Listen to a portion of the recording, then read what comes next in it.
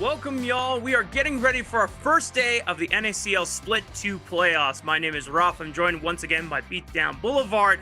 And if you've missed out on the regular season action, well, don't worry, because we are about to dive in to now cutthroat series back-to-back, where as soon as you get knocked down into that double elimination playoff bracket, then everything else is on the line. Beatdown. And remember, it is all for a chance to one day try and knock out Disguise and take that spot in the LTA. Yeah, not just one day soon, because that promotion tournament is going to be taking place next month. And of course, Mark, you forgot the most important part. We're in best of threes. Fearless is back. Let's go! We're done. Let's go, baby. We don't have to watch Azir 6 times in one game, or I don't know, Trundle. That's it. It's one and done. I mean, we will still see those champions show up in the draft phase, but once if it's picked. Otherwise, it will most likely be banned. But just to remind everyone, if you want to keep up with the conversation, make sure to use the hashtag NACL on all of our social platforms at NACL or at WatchNACL for Twitter in specifically. Now, before we move on, I know we have a brief recap video queued up for y'all, so let's take a look at that to see, just in case you are still showing up after missing out on the regular season or just need to know what happened. This was our last day of games over in week 4, which was just last Friday. Seems like forever ago as we now head into playoffs, but for the most part, the banger of the day was the second game between Blue Otter and CCG, as that determined who was pretty much going to be our 8th seed going into playoffs. Yeah, a lot of exciting stuff happened that day. Of course, Blue Otter made that comeback from 2-6 to qualify for playoffs. We're going to see them later today in our first match. And Supernova received their second loss after such a dominant split. Conviction actually going to give them their another loss on that day, really just increasing those conviction stonks. I think that was my biggest takeaway from that day. It's going to make Conviction even higher of a threat as we get further and further into the playoff bracket stage. And it was a nice call that you had there. Now, when overall looking at the end of the season, it was very fast. 3 weeks, only 9 best of ones. Not a lot of room for teams and players to really have a chance to make as many mistakes as they normally would in a full season, but this is the time where, the teams that did make it were able to put their best foot forward, and those are the teams that are going to flourish as we get into the bracket stage.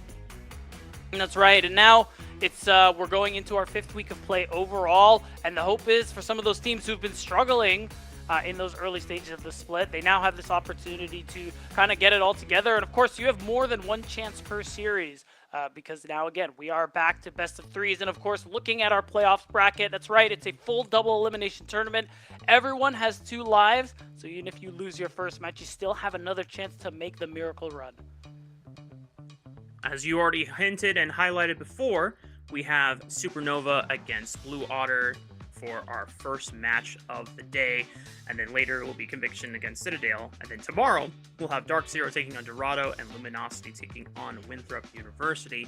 Out the gate, I'm already looking at matches like Dark Zero and Dorado, where even though Dark Zero was in our soup of top teams all kind of near the top of the table or tied for around first seed, some of these teams are going to be capable of being able to punch upwards. I think Luminosity and Winthrop will be another series that will be interesting to watch, just because we know that Winthrop University have found many leads for themselves in the past beatdown, and unfortunately when it just comes to that mid-game stage when the Otacon is on the line, or the 3rd dragon or the 4th dragon, their ability to at least close out some of those games has not always yielded their favor, but maybe now's the time in the bracket stage. But just to remind everyone, today's matches are the first 2 matches that you see at the top of your bracket stage. Supernova taking on Blue Otter and Conviction taking on Citadel.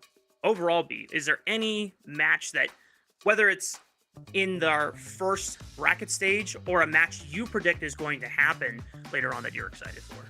I mean, I don't have one that I'm particularly excited for over the other. I feel a little bad for Blue Otter because I think they've had a very difficult split, having the most amount of roster changes as anyone else, having a roster change going into the split, and then having changes after those first couple of weeks of play. And you highlighted it. It's such a short regular split, only 9 best of ones, not a lot of time to get acclimated with these new acquisitions. So it feels like now they barely make it into playoffs, into top 8. They don't have to think about promo relegation tournament for next year. Now you have to play Supernova. Like, come on, man. Like, when do they get a break? Well, their break would probably be in the lower bracket if they are not able to overcome Supernova. But as we are potentially getting ahead of ourselves, we're going to jump into our rosters for both sides of our first match of the day. Starting with blue side should be good old Supernova. Now, no roster changes for either team, at least for today. At least for today, yeah. As you said, Beatdown, for Blue Otter, they've had a few roster changes overall this split. But for Supernova, they've kept it consistent and constant, just like that North Star in the night sky. Starting with Hoarder in the top lane, Dardoch in the jungle, Ablazal in the mid lane, and then Scary Jerry and Breezy in the bot lane. And when I look at this roster Beatdown, I think I'm looking at what is potentially the best top side in the entire league. I'm gonna have to agree with you on that one. I think, especially when you look at the Soul Laners, I think Ablaze Olive and Hoarder are just performing better than anyone else right now so far throughout that regular split. I know they got a lot of shouts from us when it came to All-Pro votes for good reason, and I think overall the Supernova roster is just performing exemplary. And with that in mind, this is definitely a team I think most people come to mind when it comes to who's going to make it to that LTA North promotion tournament. I think the very easy answers are going to be Supernova and Luminosity Gaming. And even then, you still have a couple other teams that are in the mix that could potentially make that run. Breezy, also another important part of this roster that has really gotten a chance to show that he could be one of our best supports performing in the league. And I know that me and Cubby in particular have had this conversation multiple times in the past where we figured that Breezy was always in this spot where he could be one of the best next supports in line, and he just happened to always be playing at the same time other supports that were making their come up. Chime back in the day, Lucy of course, and even Ayla were all just one spot ahead of him. But now this is a chance. If Supernova alongside Breezy can make that run, they could be one of those teams that makes it to the promotion tournament. Now on the other side, Blue Otter, their roster. As we've talked about before, this roster has gone through a lot of changes over the split. Obviously, they had a different jungler and AD carry when all things started. But with Kryra and Array, it has been enough for Blue Otter to at least make their way into the playoff bracket alongside Quacker, Samkin, and Rovex, who have been with the team since even earlier this season when we first started back in spring. That's right, and this is a roster where, you look at some of these individual pieces, and there's a lot of potential there. I think a lot of us, when we first saw Kryra debut on CCG, I thought he had a lot of potential. I think Samkin has been pretty good since joining the league with this team and has been one of the few bright spots on this roster this split so far, despite all of the struggles. I mean, and if you just look at Array, he's a player we've always had a lot of respect for. Even Quacker and Rovex have had some really high highs in this league. Just these 5 together, here and now, have not been meshing very well, and that's where a lot of the struggles have been coming from this roster. And maybe best of 3s can be that angle. Maybe Fearless is going to be some kind of difference maker for them, because this is a team that has always been very flexible, willing to play more unique champions, and maybe they can use that flexibility to try and get one up on Supernova or whoever they face after if they lose here. Definitely had some surprising moments from this blue roster, or Blue Otter roster, after the changes of having Array and Kryra come in. Even taking a look at Rovex, who in prior games this overall season, I still remember that he has had some quite immaculate flank angles on Rel in the past. Not been able to replicate that same magic in every single game we've seen for Blue Otter over the course of 2025, but who knows? Maybe now is the time to change. Now's the time to step up and make that upset happen. And if there's any indication that Supernova are not immortal, not only they've dropped games to Conviction Esports in the past, but also there have been times where Supernova did not have the greatest starts in those early games, and it did take quite monumental lift-ups from both Dardoch and Ablazov to make sure that they did not falter in the end, talking specifically about that Winthrop game. And special shout-out, guys. Today's Kryra's birthday, so happy birthday to Kryra, the jungler over on Blue Otter. Best of luck to him as he takes on the Goliath opponent while being the David in this situation with the rest of Blue Otter. But, you know, birthday buff, maybe it might lend itself today. We'll see how that reflects on Summoner's Rift for today. But beatdown, we talked a lot about how we expect these two teams to evolve out. I'm hearing that Supernova is taking blue side as expected for if you have the opportunity to do so. Talking to the rest of the broadcast team and getting our predictions in, I would be very surprised if anyone felt adventurous and felt like Blue Otter was going to take it today. But let's go ahead and get those up. Yep. Wow. Now, Blue Otter, you have the opportunity to do the funniest thing ever. Funniest thing, so the funniest thing ever, so and true. make an insane upset to kick off our playoff bracket stage. Obviously, this is where our hearts lie. This is where our thoughts lie. This is where our minds lie. Yeah. Maybe Desterux or Hawk their hearts lie with Blue Otter, but you know, just based on what we've seen so far out of the first 4 weeks. And before we get into Summoner's Rift, we don't want to remind everyone that this broadcast is made possible by Protif.gg. This is led by the former NACL Pro and LCA Pro Armeo, who has helped us create this awesome website where if you want some one-on-one coaching with former or current pros, either from NACL or even LTA here in the Americas, you can go check out that website or use the QR code and get some tips and tricks, and we'll constantly be shouting them out as we get further and further into the broadcast. But ladies and gentlemen, it is now time to get into pick and ban for our first game of our first series of the day between Supernova and Blue Otter. And as you already called out, Beatdown, more than likely we will still be seeing the bans of Azir and Trundle, Pantheon as well. We are on the live patch.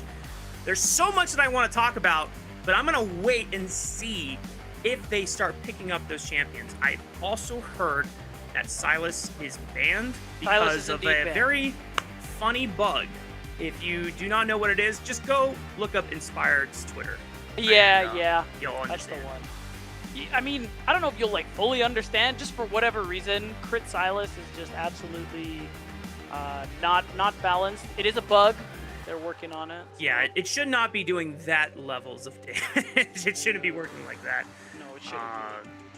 But yeah, I will say, once that bug is fixed, I am hoping to see some Silas Jungle flex in the future. But we kick off things with a Yunara first pick slam for Scary Jerry. Now, some of the things that are still open, Trundle is available. Trundle did get nerfed on this patch. Does not necessarily scale as well because they took down some of his attack speed value in his W. But I still think that it can be valuable in certain scenarios because his early dueling power is still strong, and you can still make it so that if you lock in Trundle, then the enemy team is less likely to pick Fang. Yeah, plus you synergize really well with champions like Orianna, like Rumble that we've seen set up in the past. And I mean, Ori's going to be paired with Wukong this time around, so that opportunity is taken, but still something to think about later on if the Rumble is left up. Hey, Ori Wukong, very standard. The Vi ban really is telling about this Yunara just because you want to avoid some of those point and click options, so you're seeing Blue Otter try and compensate that with just some really easy all-in. With the Trundle and the Wukong lock-in beatdown, it does not seem we're going to see not jungle open in game I one. know. that is one of the things I was a little excited about, but overall, if Trundle is still in the game, you can't necessarily go for that quite yet. Maybe we'll see it later on in this Fearless Best of 3, but the Gwen locked in is going to give at least Quarter the confidence that he can take that blind pick into whatever Quacker will match him with. And getting further, Blue Otter feel compelled to get their support lock in before we go into the second round of bans here. Yeah, and I'm interested too in what Quacker is going to try and respond with. You saw the hover of the Shen, something he definitely is willing to and has played in the past. I think it's tough, a little tough playing it into something like the Gwen that's a known tank buster. And I think Gwen as a champion has been quietly becoming a powerhouse again in the NACL, just given the fact that, she often gets picked in these situations where there are tanks, and just the fact that there aren't many champions in top lane in the meta right now that can actually duel with her, so she becomes a big side lane threat. And I'm curious to see if Supernova want to ban away something like maybe the Olaf.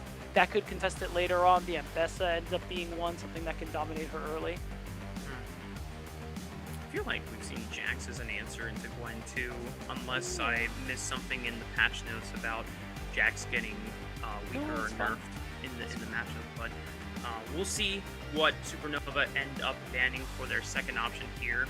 Lulu, a nice option that could be paired with the Yunara, expecting that Trundle will be enough frontline for the team, and just trying to eliminate Scary Jerry's ability to be a very, very strong hyper carry. Now, if they still go in the Enchanter route, there are still a couple more that could be locked in that are still... Renata is probably my favorite. It's good into Rakan. You already have a good amount of anti-dive. I'm smelling it, Mark. I don't know. Blue Water does have a lot of dive right now. That's what I'm saying. And Rakan want to go forward and set up some big knockups, so it'd be a nice way. And Supernova are definitely one of our teams that is very comfortable of not necessarily having strong primary engage, because they're usually winning their lanes a lot, and they're usually first to objectives, so they don't have to make the engage play. They can just receive the engage, and they've done a decent job at doing that. Corki locked in for Array, so this is leaving Quacker's top laner to the very last possible scenario. That Renata, as you shouted out, could be a nice way for Breezy to receive and make that counter engage even stronger for Supernova.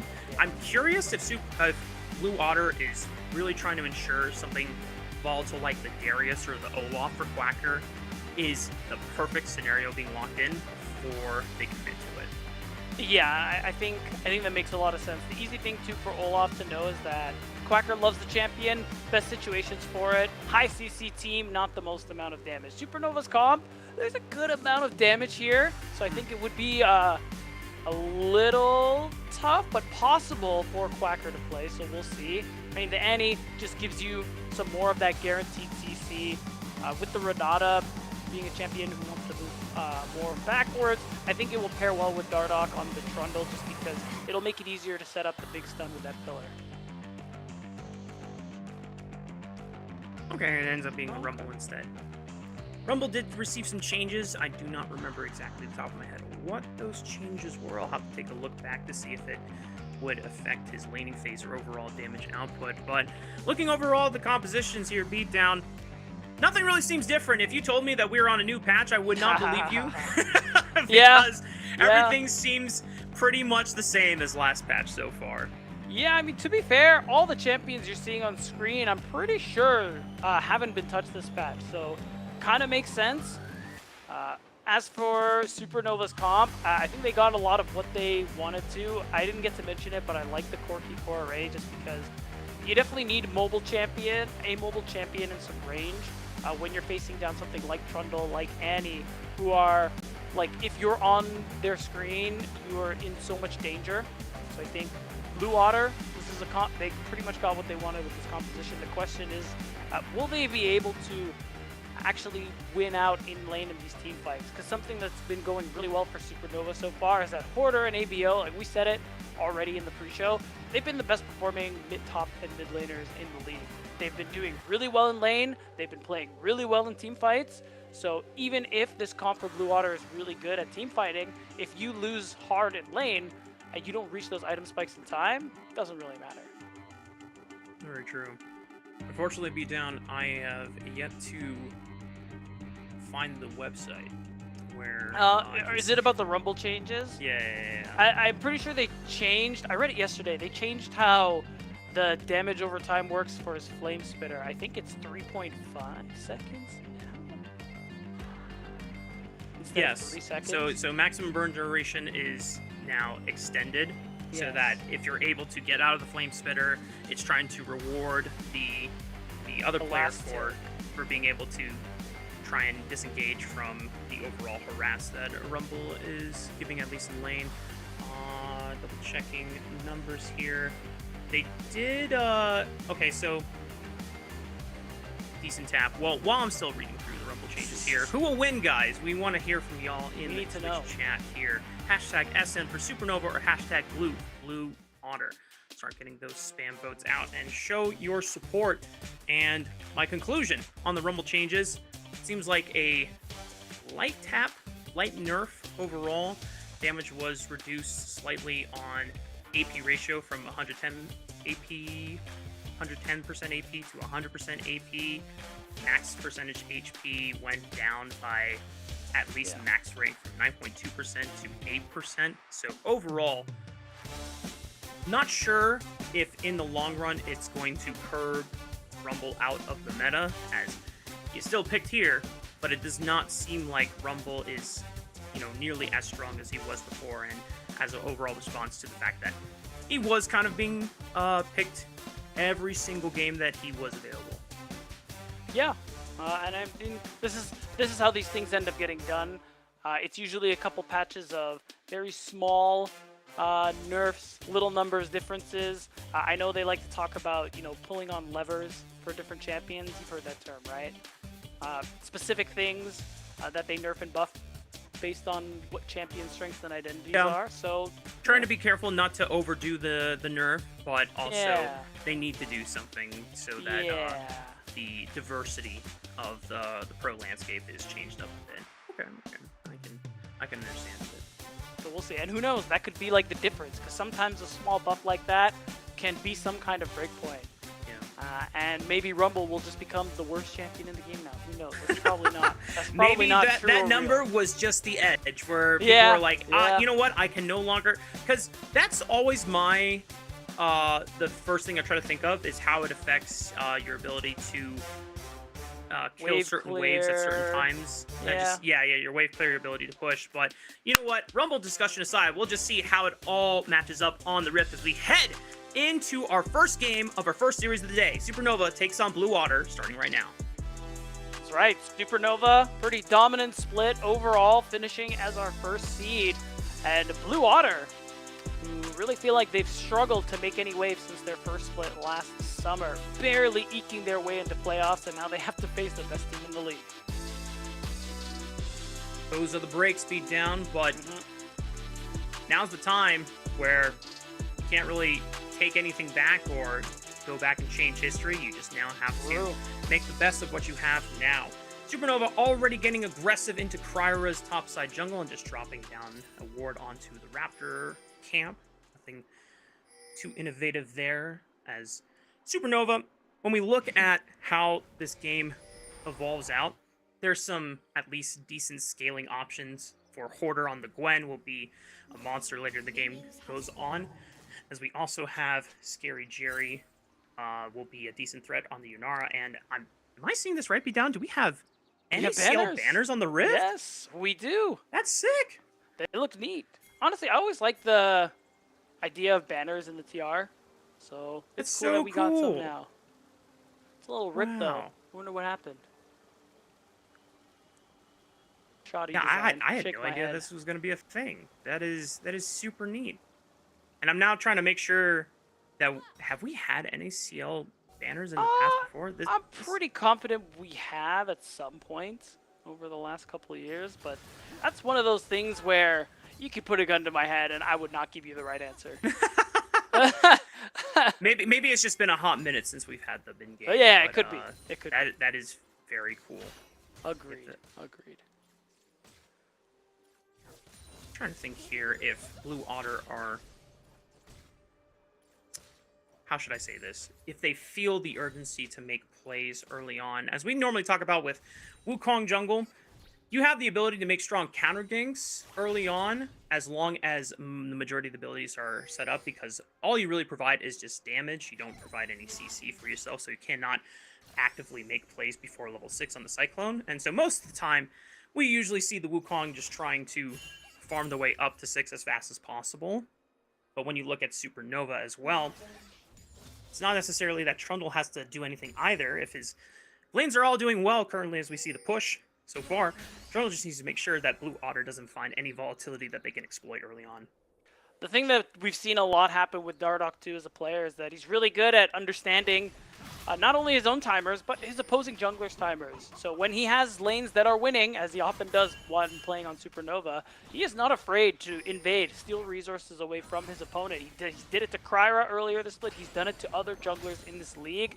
And I think that's something Blue Otter are going to need to be aware of, especially if you look at the lane state across all 3 lanes. You have lanes that are pushing either strongly or even slightly in favor of Supernova, and that's an opportunity Dardoch will exploit if Kryra gives it to him. It seems like there is a window so far, as we are very early on into the game, and some of the things that we've already talked about between these two teams, Supernova being our overall first seed in the league. We had high expectations for this roster coming into the beginning of the split, when Supernova pretty much changed their whole roster from top to bottom, from what was essentially the Ole Miss roster to now basically a roster with a bunch of veteran players. 3 of these have all had Tier 1 experience in LTA or LCS in the past. Breezy has been on the come up for quite some time and considered one of the better, if not the best support in Tier 2 space. And Hoarder, the newest face to the league, as this is his rookie season, and yet beat down. There are times when I feel like Hoarder is the most outstanding player in a given game for Supernova across the regular season so far. So this roster has really, really delivered on not just expectations, but also has impressed at how well they have come together so far. Yeah, and I mean, that and many other reasons are why they are definitely a favorite to the very least make top 2. Anything other than being in that LTA North Promotion tournament, I think would be a disappointment for this roster. Not just because if you consider the caliber of players top to bottom, but just the fact that they've had such a dominant split. They look like they're better than almost everybody else. Now that we're in best of 3s and out of best of 1, you gotta imagine they're gonna be able to show it. Dragon is now spawned. We have a Hextech Dragon, so no Hextech Soul for this game.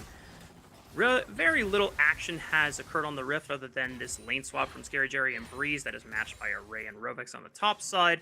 So we already know that Supernova, their ability to play for grubs will be the focus. Now, Kryra approaching that level 5 mark now. Should not be hitting level 6 anytime soon, so top lane, at least for both bot lanes, should be relatively safe. It feels like we were just kind of waiting until grubs for a first 5 beatdown, I'm not going to lie. It seems like it, but I'm not even sure we're going to... I mean, we could.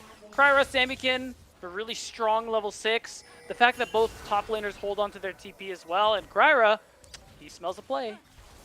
He thought about it, and Rovex and Array were trying to make things interesting, at least trying to go for aggressive trades and see if the opportunity for a gank would be more likely, but like we said before, no level 6. Oh, Samikin, the pillar, he's gonna have to flash that. Okay, well, you know what? A Blaze Olive does not land the Tibbers stun as the ultimate comes out after Samikin flashes, so, but that is an Orianna now down a flash. Oh, wow, that's top 5 things that just did not need to happen. I mean, you spot Dardoch on the ward, he gets the freest gank of all time, and that's something exploitable now. These next 5 minutes, you could very easily revisit that mid lane, get a kill onto Samikin, and make a high-pressure lane that much more difficult for him to deal with.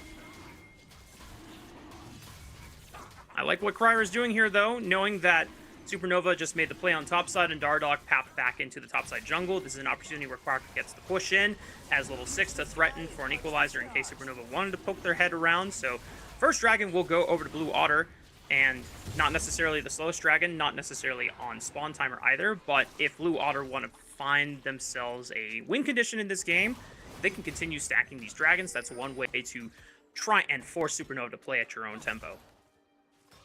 Yeah, and it makes sense too with this lane swap. You highlighted it. Supernova is going to prioritize trying to get those grubs, and with how this the advantage they have in that bot lane, it's gonna be a good chance that they get it. So that's why you're seeing that focus on the dragon, and now towards Quacker, who's having an easier time in his individual matchup. And again, like, I'm curious now that Kryra hit level 6 a little later than Dardoch. Will there be an opportunity for him and Samikin to get a big combo off to be able to secure at least one of those grubs? What really matters here is you don't want to let all three of them go down. Yeah. Wombo combo has a lot of potential here for Blue Otter, and despite how some of the early laning has gone, it is still a decent position for Blue Otter. Samikin without Flash is going to be further compromised in this setup, but we'll see as Dardoch approaches the grubs. Yeah, grubs are going to get started. Again, you can see Samikin and Kryra, the Shockwave and the Cyclone.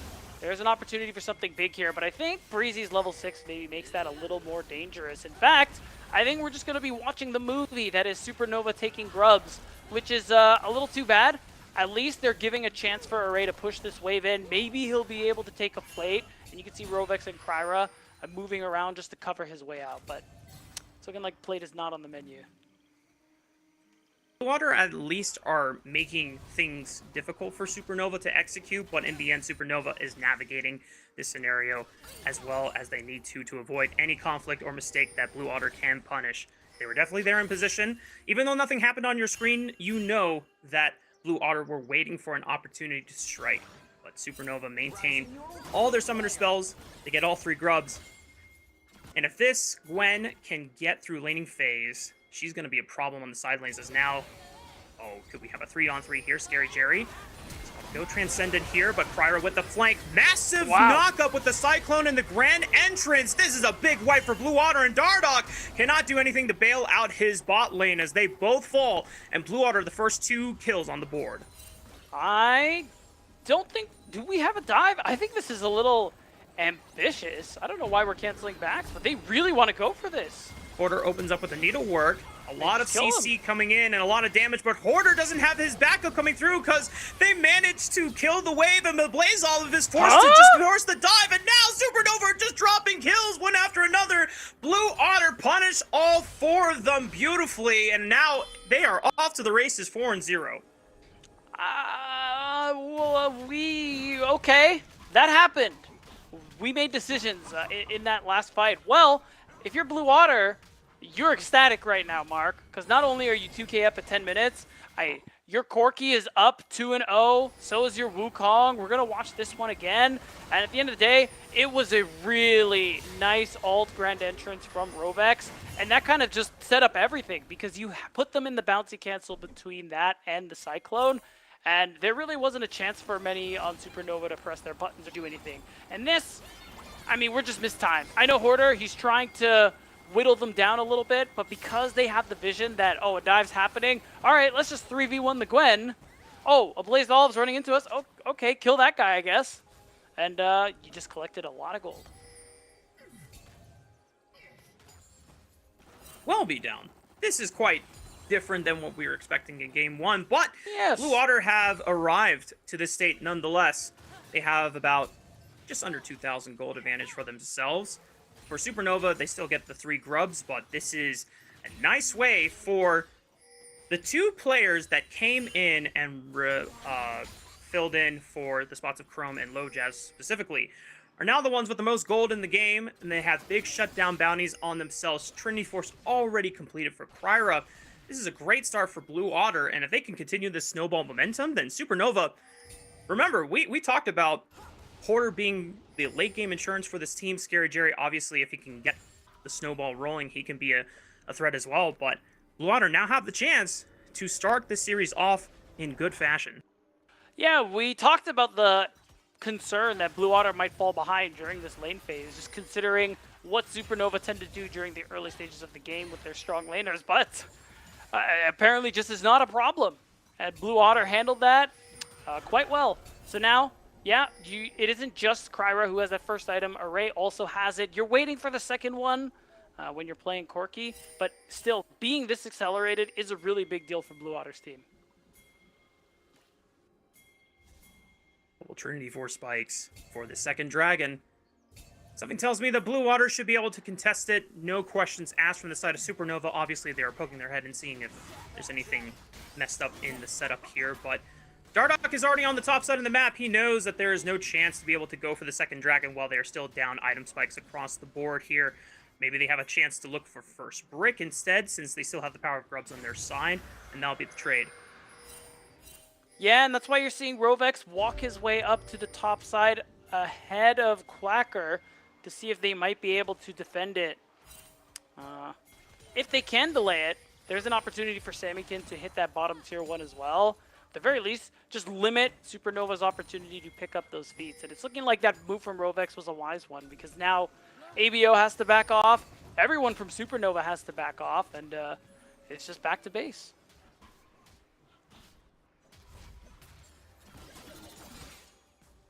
These have been awfully quiet ever since the big incident on the top side of the map where Blue Water walked away with 4 kills to their name.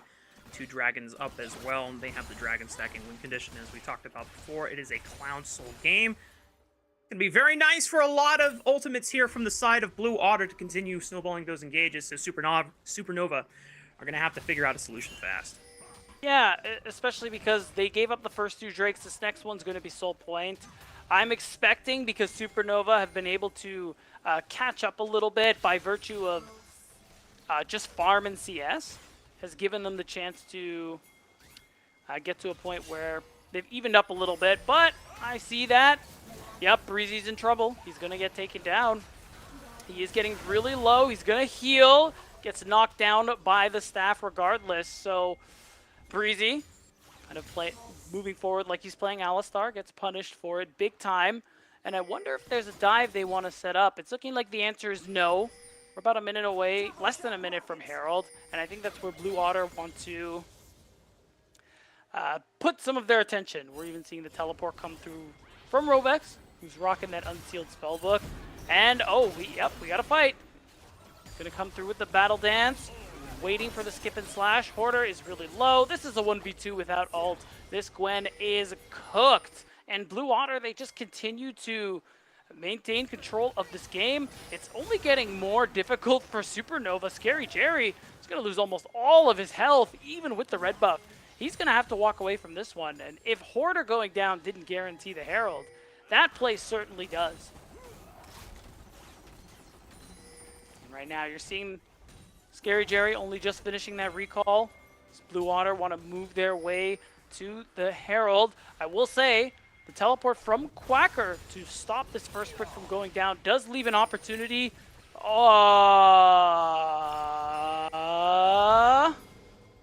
Okay, Quacker's equalizer goes wide, not able to save the turret.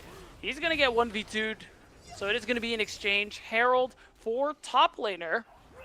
And of course, Dardoch's going to do what he does, continue to take resources away from his opponent. So it's going to be easy blue buff taken, more than likely.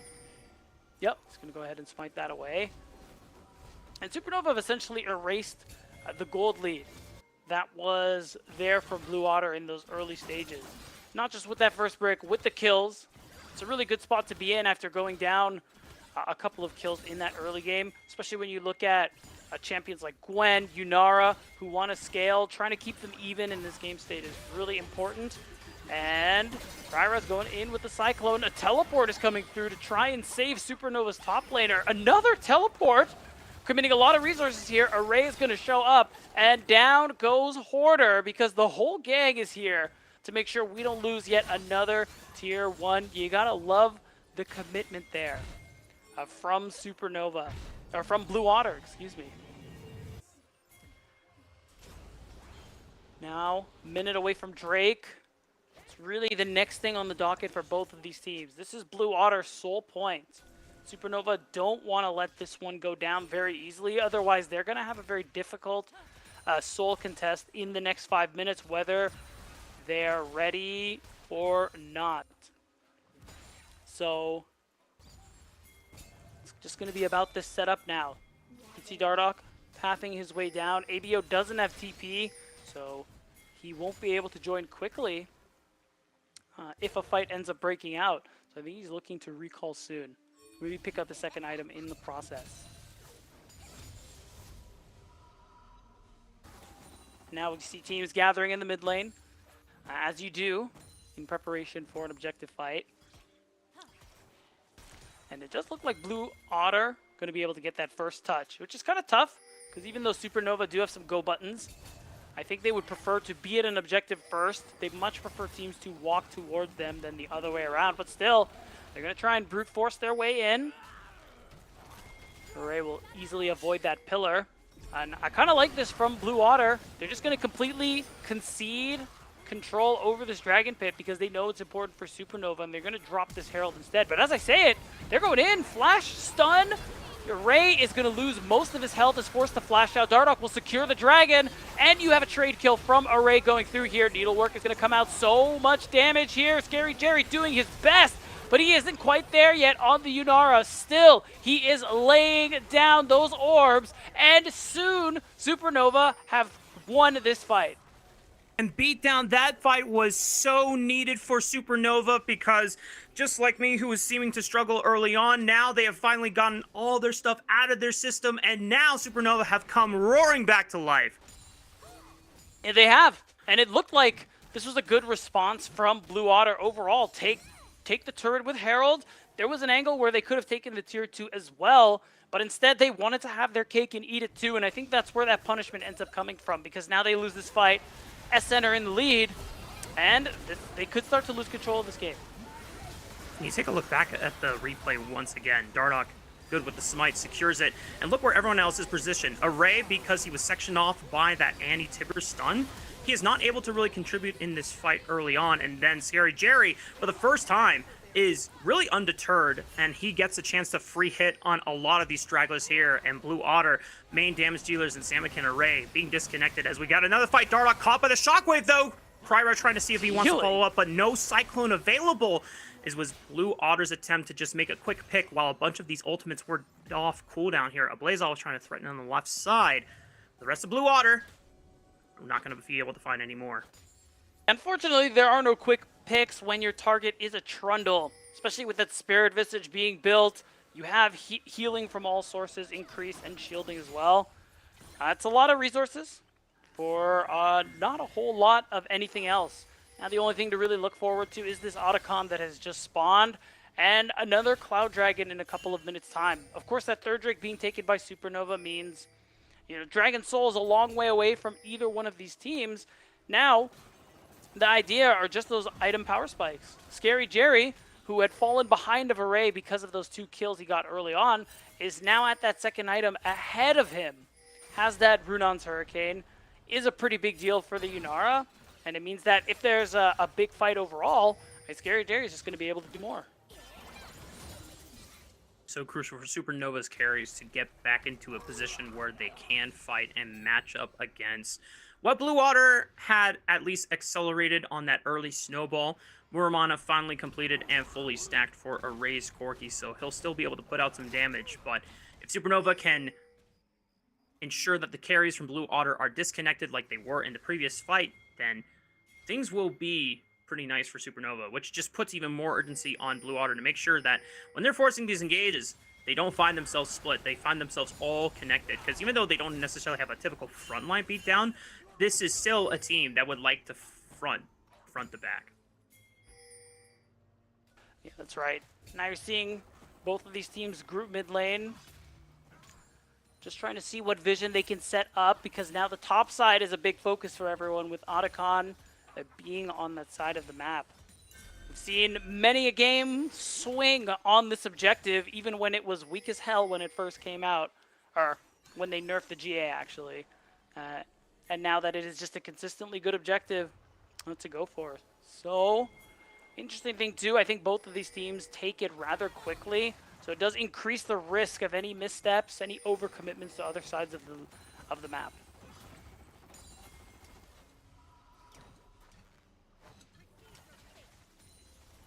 Guys have settled down now, beat down.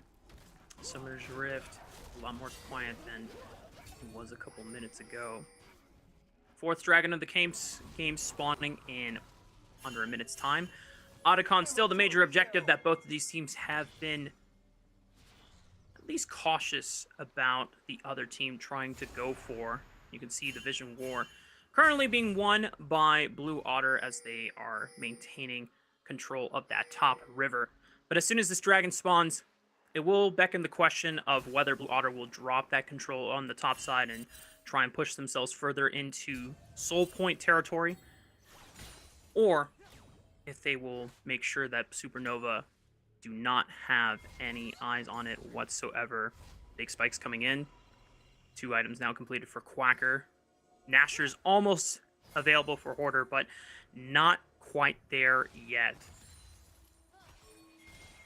Yeah, now speaking of that Soul Point, Blue Otter, once again, have the first touch of the objective once it's about to spawn. This time around, I don't think they're going to give it up. It's looking like they actually just want to start it and maybe try to rush it. Hoarder is on the other side of the map while Quacker is here. So the longer he's in that top lane, the more Blue Otter feel comfortable maybe trying to force something. Hoarder's now TPing, so Blue Otter are going to have TP advantage after this fight no matter what happens here. Hoarder steps up, forces Rovex to back away with the Battle Dance, but no one could get into the pit. Can Supernova at least fight for mid-priority? Otherwise, this teleport from Hoarder will feel like a waste. And Blue Otter just winning out on everything. They get the dragon. They now have TP advantage on their top side. So if Blue Otter want to continue forcing Supernova to play at their tempo here, they can really find a way to do so, depending on where Hoarder is sent and if he's away from the Otacon on the other side of the map. Yeah, it's really about those lane assignments. I'm sure Supernova know now for those couple minutes, Hoarder needs to be on that top side. The question is whether or not Blue Otter can find an opportunity to make a play on him. And I think that's why... Oh, Dardoch, he has flash. He can pop the subjugate in time, though. He's trying to heal up, but he knows that he was dead, and there is no point in flashing. Blue Otter, no jungle available on the side of Supernova means that this Otacon is free. yeah, it's going to go down. You say that... Oh, maybe it's not free. No, surely it is free. Like, there's no jungle. I think they're just taking their time with this one. Quacker is TPing. They Hoarder do want has this a flanking. objective. Array is sitting with his back against him. Hoarder is set up like a John Wilkes Booth angle, tries to look for the assassination. Array is forced to flash. Otacon is still secured by Kryra, but the fight afterwards, can it be victorious for Supernova? Doesn't look like it so far. A Blaze Olive already dropped. Scary Jerry's trying to step up and see if he can find a hero moment here, but Kryra now forcing him back. Array ensuring that he can space out the rest of Supernova threats, and just like that, Blue Otter cautiously and patiently win out the fight against Supernova. Yeah, they got 2 for nothing. First Dardoch, now ABO, and they're going to secure that Otacon for themselves. And for all our doubts, Mark, for all our criticisms of Blue Otter, they find themselves in a lead yet again. And now they have this powerful permanent buff in the Otacon, a few minutes away from a potential Dragon Soul. We all know how powerful Cloud Soul is too. They're kind of doing this. 2,000 gold ahead, 3 dragons to the name, Otacon on their side. These are all indicators and factors that could very well lead into a Blue Otter Game 1 win against Supernova, which would mean beatdown. Yeah. This would be very different than what we had imagined for our expectations of our first series of the day. Remember, all of us on the broadcast talent said Supernova was going to take the series overall, and while it is still only the first game, it is no longer best of 1s. We are now in best of 3 territory. It's a great way for Blue Otter to at least start the series and put Supernova on the back foot. Yes. So we'll see. It isn't over yet, but it is a really promising start here for Blue Otter, even going into this late game. Now, it's just about closing it out. Oh, nicely done. Quacker able to sidestep thanks to the use of the Proto Belt on that Tibber stun. Dodges a stun and what could have been maybe a decent chunk from a Blaze Olive to force priority for this top side. I'm still surprised that Supernova never got a chance to knock out that first turret. Seems like it was super low from long ago. A Blaze Olive now cut off by the Equalizer, but Dardoch and Breezy and Scary Jerry are here to turn the tides. Blue Otter now forced to run. Breezy was looking for that flash handshake, does not find it. Meanwhile, on the bot side, Hoarder is chasing down Samakin. The shockwave will keep him in place, and now Hoarder might be in trouble here. Yeah. Has to wind up that extra snip damage. Samakin flashing away from the last proc. Nicely done for the mid laner of Blue Otter. And the top laner of Supernova does fall here. Blue Otter now have a man advantage. If they want to force the Baron, they've already forced out Supernova on the top side of the map. Kryra with the Cyclone. Uh-oh, Breezy's caught out. Quacker burns him to a crisp. Scary Jerry's next. He falls to Array, and just like that, Supernova are collapsing, and Array doesn't even die. He gets the Battle Dance shield from Rovex to save him from Tibber's wrath. Dardoch falls next, and Blue Otter just pulled off an ace against Supernova at 27 minutes. It's a 5-0, and we're TPing straight for the Baron. Blue Otter are doing what we didn't think was possible. They barely eked out their win against CCG. They were behind basically the entire game. And the fact that now, a week later, they are sticking it to Supernova is the kind of growth you love to see. I don't know what they ate for breakfast or what kind of beds they were sleeping on. Maybe it was Egyptian cotton sheets, but man, Blue Otter came to play today, Beatdown. They sure did, and they've got the Baron Nashor because of it, and they have ballooned this gold lead up to 7,000. Now we're reaching 3 items for some of these key members. Quacker, Kryra, Array, all very powerful. As you can see the damage that they're doing in these fights. And it's going to make these fights even more difficult from now on for Supernova. And because there really doesn't seem to be much of a response, since everyone's just respawning, that's also the Cloud Soul. Supernova cannot walk in and contest. They are way too far behind in gold, and will, unfortunately for themselves, just have to concede the fact that Blue Otter now get a free soul and just try to look for gold elsewhere. We take a look back at the replay for the last few fights. Good flash from Zamakin, gets him out. Yeah, nicely done to flash the snip snip. This is the one I'm really interested in here. Again, Breezy gets caught out, gets walked down by Quacker. Really nothing for him to do whether or not he had flash. But this part is a little ambitious. It really does, while I'm praising Blue Otter for how they played this game, there have been a lot of desyncs for Supernova this game. So many of them. Just not really linking up with your carries, not linking up with your teammates, and instead of using the numbers advantages you have, it's like when you're playing Valorant and you have a numbers advantage, but you keep going in one at a time, giving them the 1v1, and it's just not optimal. Yeah, yep. Many of us have definitely been in that moment, and even in League of Legends, I think that is also a universal concept where sometimes you overcommit thinking, oh, well, my teammate went in, and now... Yeah, true. But this is competitive. This should be 5-on-5s. You know we these should have things. comms.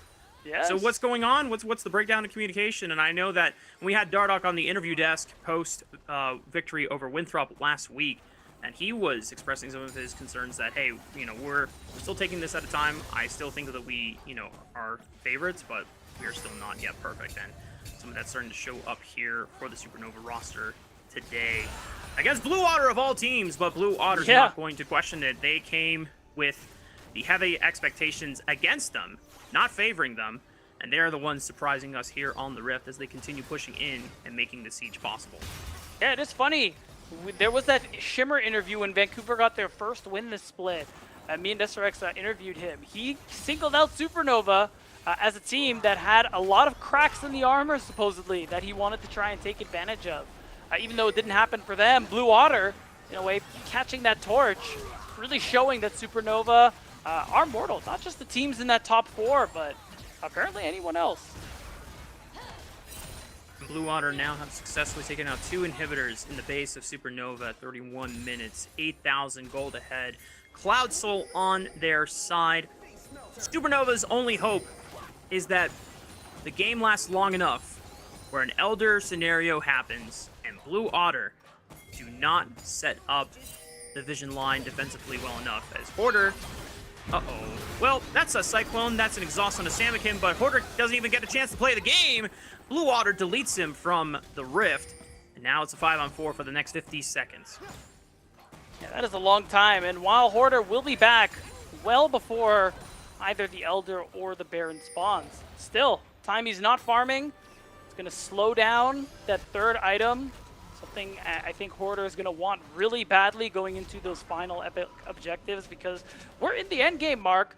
Blue Otter, all it's going to take is one ace, one 3 kills to 1 death type of trade situation. And with these super minions, they will have what it takes to close this game out. So Supernova, they find themselves in dire straits right now. Such a polarizing scenario, considering that it was Blue Otter with a lot. Oh, Rovex? Oh! Is he fast enough? Man, that Cloud Soul was doing work. True. And that little saying, Cloud Rift. No. Stop. Be gone. Still, I respect the angle. It's on a low enough cooldown that it'll be back before anything spawns. So it does create enough space that they can just clear up vision, keep the side of the map dark for Supernova, and make it easier for Blue Water to take away that last tier 2 turret. Supernova, knowing that they have been in scenarios before where they were behind, have been able to claw their way back. Blue Water need to make sure that they are not underestimating their opponents here as they put the finishing touches on what should be a done and sealed game. 10,000 gold ahead now. Elder spawning in the next 1 minute and 25 seconds. Nice handshake there, trying to stun up Fire on turret. Siege Array has already lost about a third of his HP. Quacker with the equalizer will push Supernova off the turret, and that guarantees that the inhibitor tower does fall in favor of Blue Otter. And now it is the inhibitor left exposed as Array continues to chunk the health bars of Supernova with these rockets. Flash Timber Stun onto one with Kryra. The hostile takeover styles up the fight. Big shockwave though from Samikin turns it around, and even with Supernova's best engaged this game, it is still not enough. The Blue Otters are about to do the unthinkable and be able to at least lead the series against Supernova. Beatdown, we've got a series on our hands. This could be a 2-0, and I would still call it a series on our hands, Mark, because I can't believe the game I just watched. Our 8th seed team just won game 1 against our 1st seed in Supernova. The team that's been on the struggle bus from week 1 to week 4 beat them pretty handedly, I must say. There really felt like there were few angles for Supernova to actually play the game. They couldn't get to any objectives first and really take advantage of the fact that their comp needs people to walk towards them. And as soon as they lost that fight around the Otacon, it just felt like they were waiting to lose. Yep. I still go back to the very first fight on the top side of the map where Supernova were trying to look for an angle where they could punish and get Scary Jerry accelerated. But as we said before, Wukong thrives in scenarios when he can counter gank, when he can get the jump on the other team after they've already expended their cooldowns. That was the perfect setup for Kryra and the rest of Blue Otter to get accelerated. And the fact that I don't think Array went down once that game, if I'm not mistaken. Deathless on the Corki. So many scenarios where it seemed like he was about to be handed his first death, and he was killing it. He and Kryra definitely stepping up big time to be the changes that Blue Otter needed when their season was not already going, the smoothest way possible. But now Blue Otter lead the series 1-0 against our first seed in Supernova. We're going to take a short break. When we come back, it's going to be game 2 between Supernova and Blue Otter.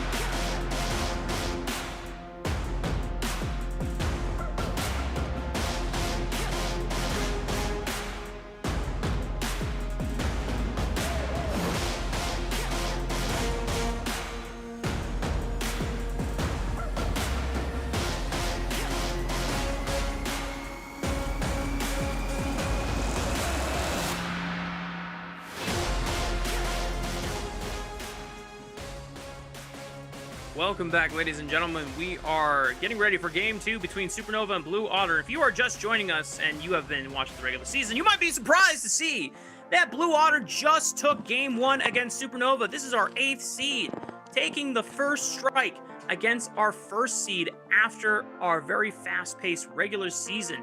But, as Beatdown mentioned before, when they were on the interview with Shimmer from Vancouver Impact, there are some chinks in the armor of Supernova, and they're not as immortal as everyone might think they are, and already we're starting to see some of that armor exposed here in our first match of the playoff stage.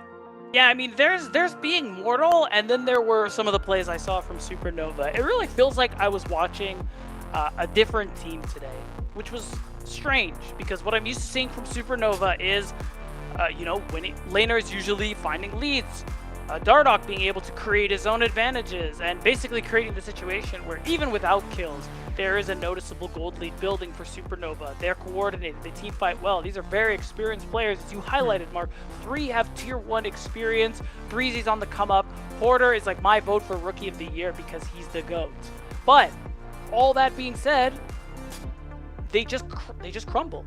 The plays they're making, while conceptually make sense, they're not executing on them, which is something we expect from players of this caliber. It is strange to see engages missed and desynchronized on things like Annie, where you expect on paper to be like, okay, this should be a very straightforward champion. I click on you. You just click on someone, and yet it was not coming together. We didn't get a chance to really express much concerns about the draft that Supernova had set up, but honestly, I don't really care about the drafts at this point. It was just straight up execution errors from the side of Supernova, and quite possibly a little bit of disrespect and complacency against their opponents in Blue Otter. I think just them forcing the fight on that top side proved to be the start of that demise against Supernova, and Blue Otter are just saying, well, like we said before, they're the ones with their backs against the wall. They're the ones where the expectations are favoring their opponents and not them. So they got to be the underdogs in this scenario. And Beatdown, we have seen multiple times in the past where the underdog gets that buff at the right time. We have seen it. I'm really curious if this is really what we're seeing here today, because it has happened before as well, where there is that bit of a surprise. The team we expect to get 2-0'd wins the first game. Can they close the series out is now what I'm looking to for the side of Blue Otter. If they 2-0, you said it, Mark, they have the chance to do something really funny, and we all voted for them unanimously, so they'll be throwing on the clown emojis on our faces. But wouldn't it be such a good feeling to be wrong about this series? I would not be mad. I would feel great.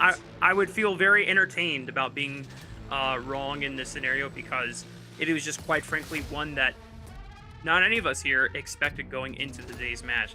I actually want to ask you, Beatdown, because I was not casting with you guys last summer, but that is the summer that Blue Otter made the very unexpected run. But did that start during the regular season, or did that start during the playoff stage? It was regular season. So what happened was Blue Otter, they were 1-5, not mathematically eliminated from playoffs, but our 2 LCS affiliate teams were of their remaining 3 or 4 matches. So we're just thinking, guys, they're cooked. Like, what are we talking about? We all just did not believe in them. Then they beat TL Foundry. It's like, oh, that's crazy. But surely they won't beat FlyQuest.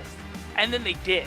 And we're just watching, casting, like, what's happening? What's going on? And basically off the back of those wins, they were able to win their way into playoffs, so it was crazy. You know what's funny is you said their score was 1-5. I'm assuming in series. Series, that's right. Well, guess what, Beatdown? We didn't have 1-5 series, but that does sound like we were about 3 or 4 weeks into the season before Blue Otter started turning up. We're in week 5.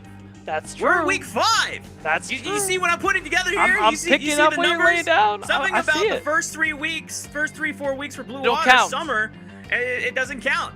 It's now going forward. Now, it's up to Blue Water to deliver.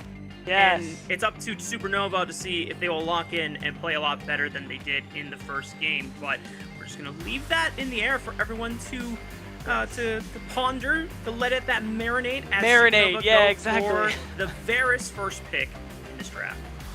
That's right. Of course, Quacker having a little more fun with us with some of those hovers. And honestly, the situation is right. He will play these champions. Darius, Shen, Olaf. So even though Supernova pick blue side, it does create a bit of an opportunity here for Quacker to end off this draft on one of his signature picks.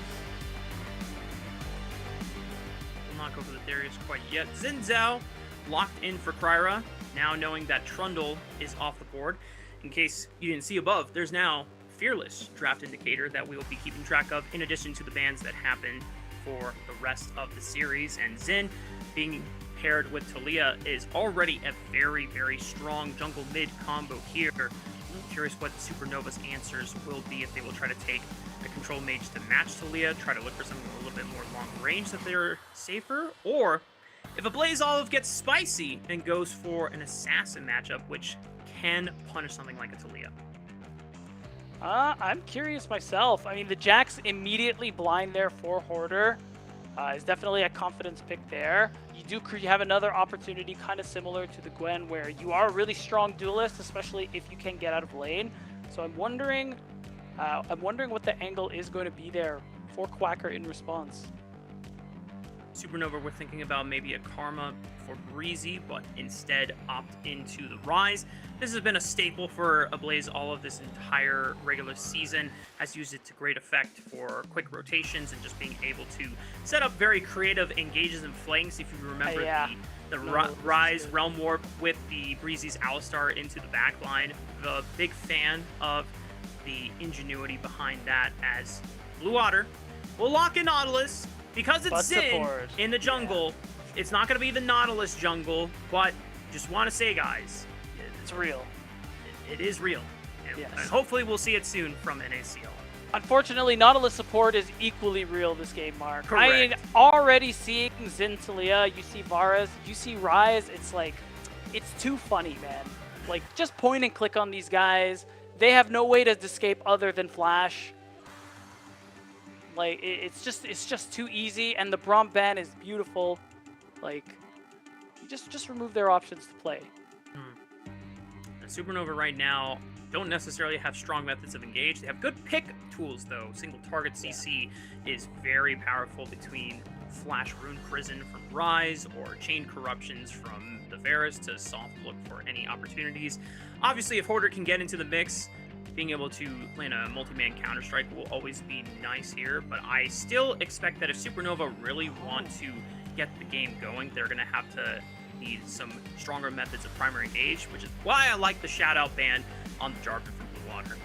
Yeah, I agree, because right now you don't have the most consistent engage, and I think with champs like Wukong, Xin out of the picture, Vi also being banned, J4 is the next best thing. You just want to take that one out of the picture. Now, what's Dardoch going to be locking in for himself?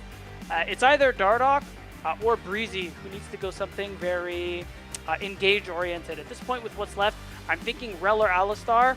Alistar will be very tanky. You can soak up a lot of damage, but Rel is also nice because that Magma Storm gets you a lot of big potential for wombo combos. But I think either would work out pretty well. Ezreal going to be a bit harder to lock down, especially with the lack of single target or point and click crowd control. As you called out, Rel would be the next best tank option afterwards. Leona is also a solid one, and you don't have to always heavy commit with the Leona. You can look with the Solar Flare, and if it's great, then you commit on over. Oh, Dardoch's Mundo! Okay. Wait, that's pretty real. That's pretty good. Goodness. We've seen it before. We've seen it throughout this season, 2025. Dardoch looks at this and says, you know what? The damage on this team is not that great in terms of being able to take down an HP stacking behemoth like the Mundo himself. Yeah, so I think that Ezreal just basically gives him the green light for that, because if this game goes late, Dardoch will be a problem. And unless Quacker can pick something that can also output a good amount of damage, I don't really know if there's really a way around that with this comp. I'm trying to think of what else is available as far as top lane champions go. I don't think this is that great of a game for Olaf.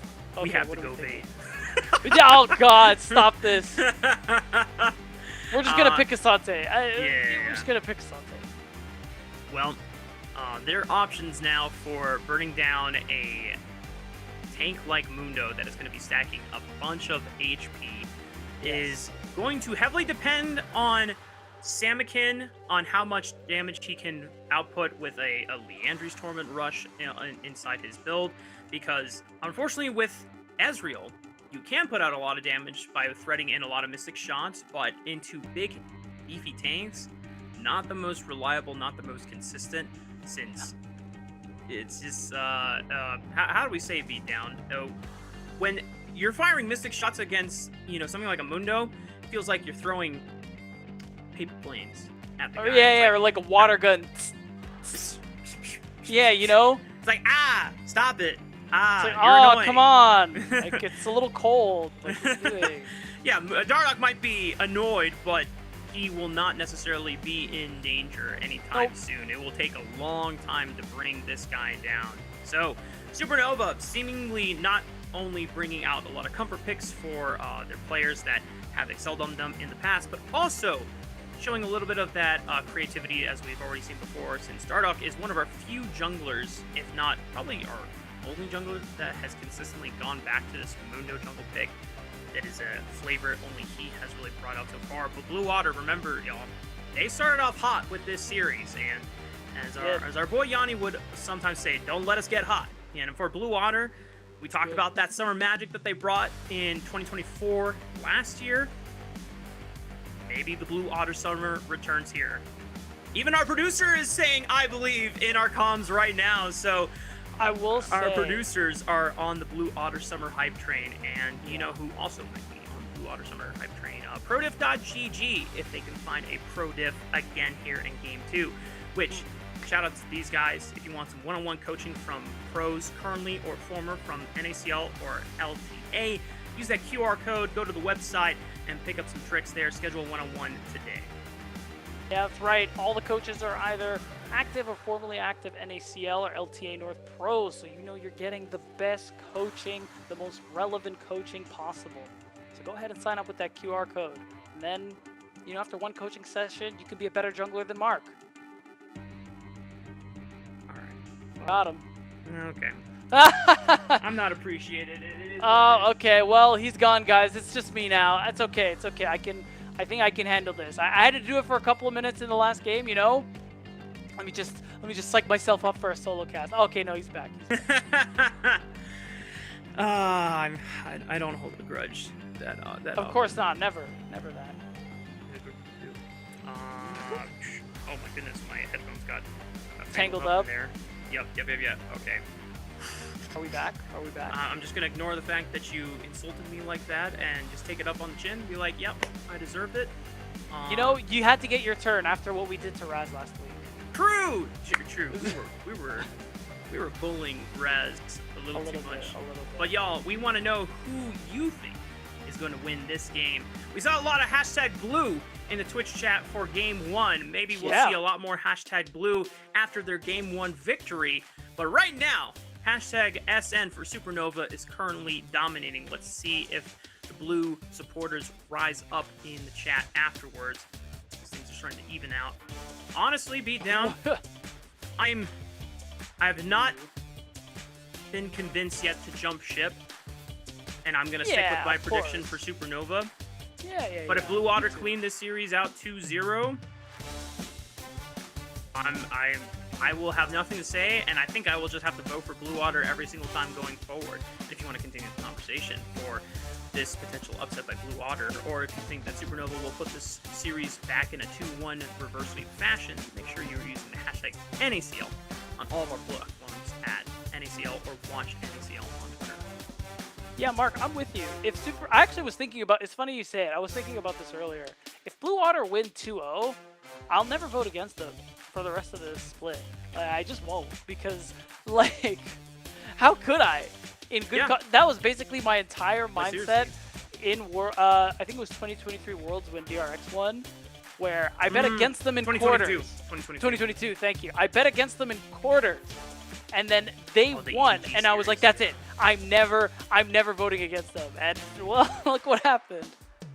They made the miracle run. I mean, to be fair, if you as DRX can bounce back from a game 2 where Death the inhibitor. was about to That's end right. the game and then the inhibitor spawned, That's what I mean. Like, if you have the mentality to come back from that, you could win a world championship. I thought the series was over, man.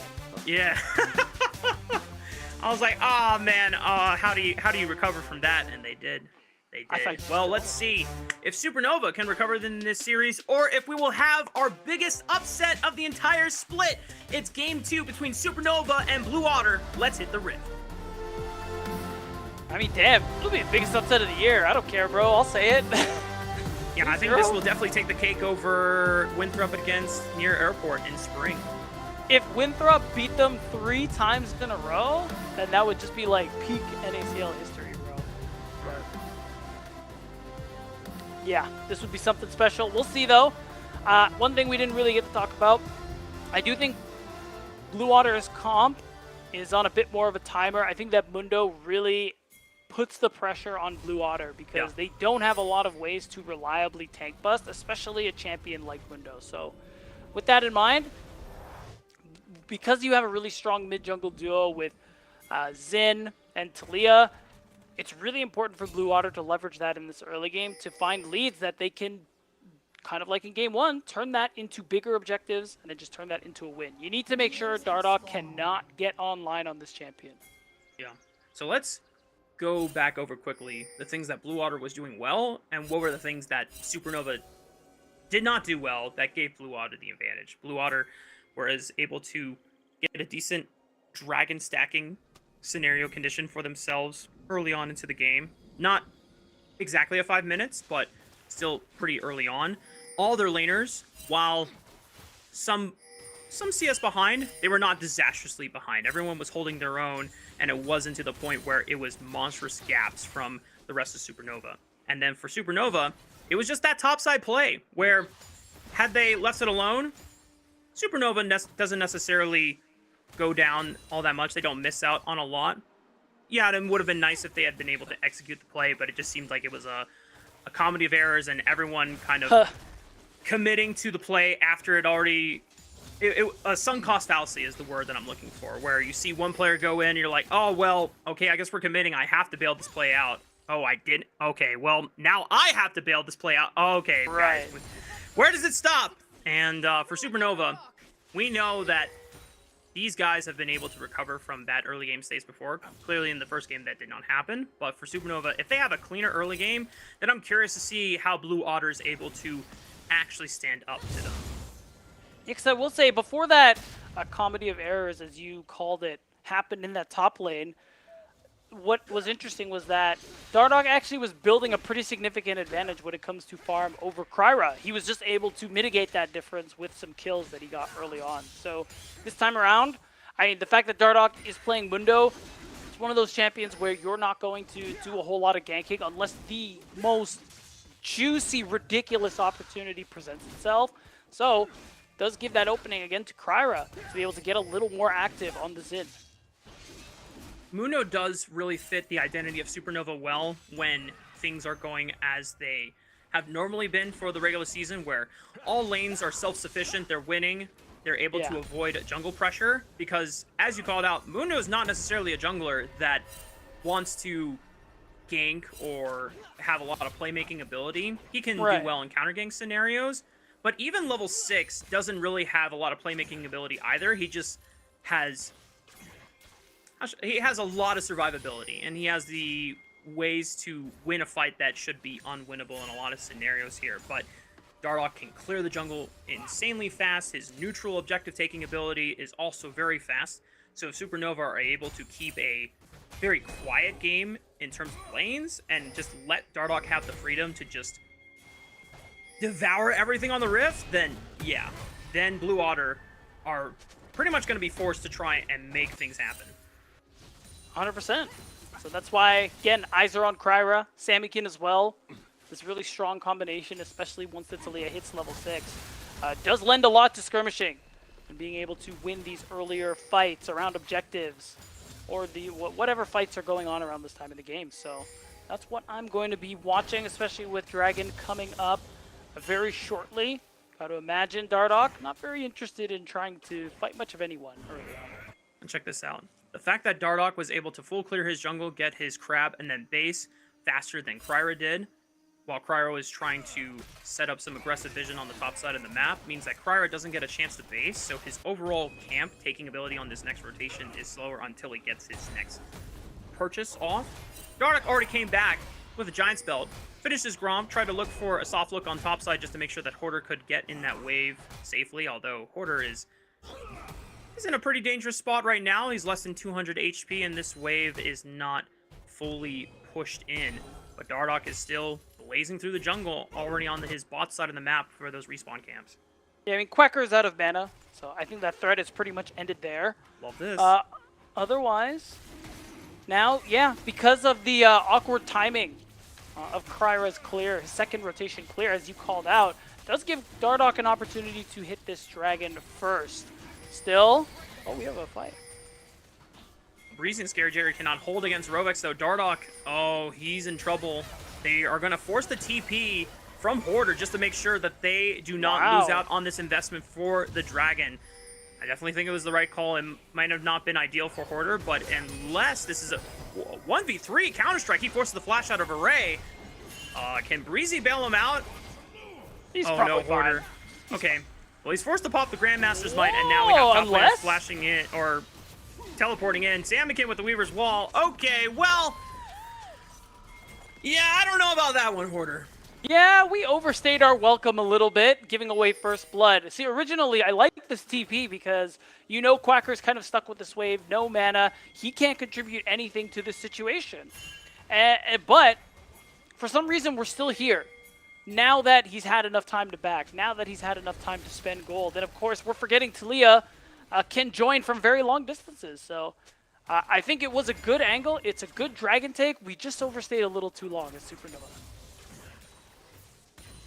Yeah, everything was nice until jumping into the 1v3 for the Counter-Strike, and Hoarder maybe just thought that he was going to have a safe route to get out, which technically he did, but it came at the cost of Breezy's life to bail him out, and Blue Otter were able to punish once again. And these are the scenarios where, for Supernova, it wasn't as disastrous as the first game, where it was 4 kills around this minute, or around after the Grub fight, but for Blue Otter, these are the windows where they are not going to give you any mercy. If they find an angle to punish you, they're going to take it. They know that the expectations are with Supernova in this series, and Blue Otter have nothing to lose trying to look for anything that they can get against Supernova. Yeah, that's right. Now, the bright side for Supernova, they still got that dragon, and as a comp that wants to scale and play more for the later stages, that always feels really good, because now you can concede those Drakes, go the next couple of Drakes going forward, because Blue Water have so many until they actually get a Dragon Soul. And it means you can take things in exchange. Camps, resources, turrets, whatever the case may be. And that's something we know Dardoch and Supernova love to do, and something that's going to be particularly beneficial for them this game. And Grubs have spawned. We'll see if Blue Otter can move on over. Samikin, because he used the Weaver's Wall for that collapse for first blood, will not have it for this upcoming Grubs fight. Dardoch is already trying to blaze it down. Kryra instead is going to try to catch a Blaze Olive on his way, rotating over to the top side. As you see in the minimap, Blaze Olive is not able to step up over, but there's no kill that is taken advantage of, as Kryra is not able to get the jump on to ABO. A Control Ward is dropped into the Grubs pit, but Dardoch has already completed 2 Grubs, and he gets the 3rd one very easily, and so Supernova continued the objective control train. So that ends up being really good for them, because now they have that ability to take down turrets really quickly. If Blue Water give them an opportunity, it's going to be that much more punishing when they inevitably go for some kind of turret exchange later on. And of course, it's really nice for Hoarder, who's going to be a really strong duelist later on, really strong side laner. You leave him alone, he's going to be able to do so much more because all the Grubs have been earned. Split pushing win condition is going to be so strong for Supernova this game. And even though we have Hoarder on Jax as one split push scenario, a Blaze Olive will also be very strong in the side lanes, as he has done a consistently pretty damn good job of doing so on any time that he does get his hands on Rise in the past. Breezy, though, anticipating that someone was there with the Q stun onto Cryer, but now he's forced to flash away from the Death Charge.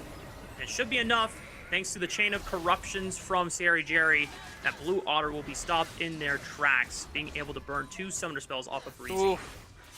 Look at the other side. Because of this play, Dardoch is going to capitalize by taking some of these camps away from Kryra. The fact that Kryra actually canceled his back or had it canceled, that means that he's actually going to lose probably his whole bottom side if Dardoch really wants to spend the time.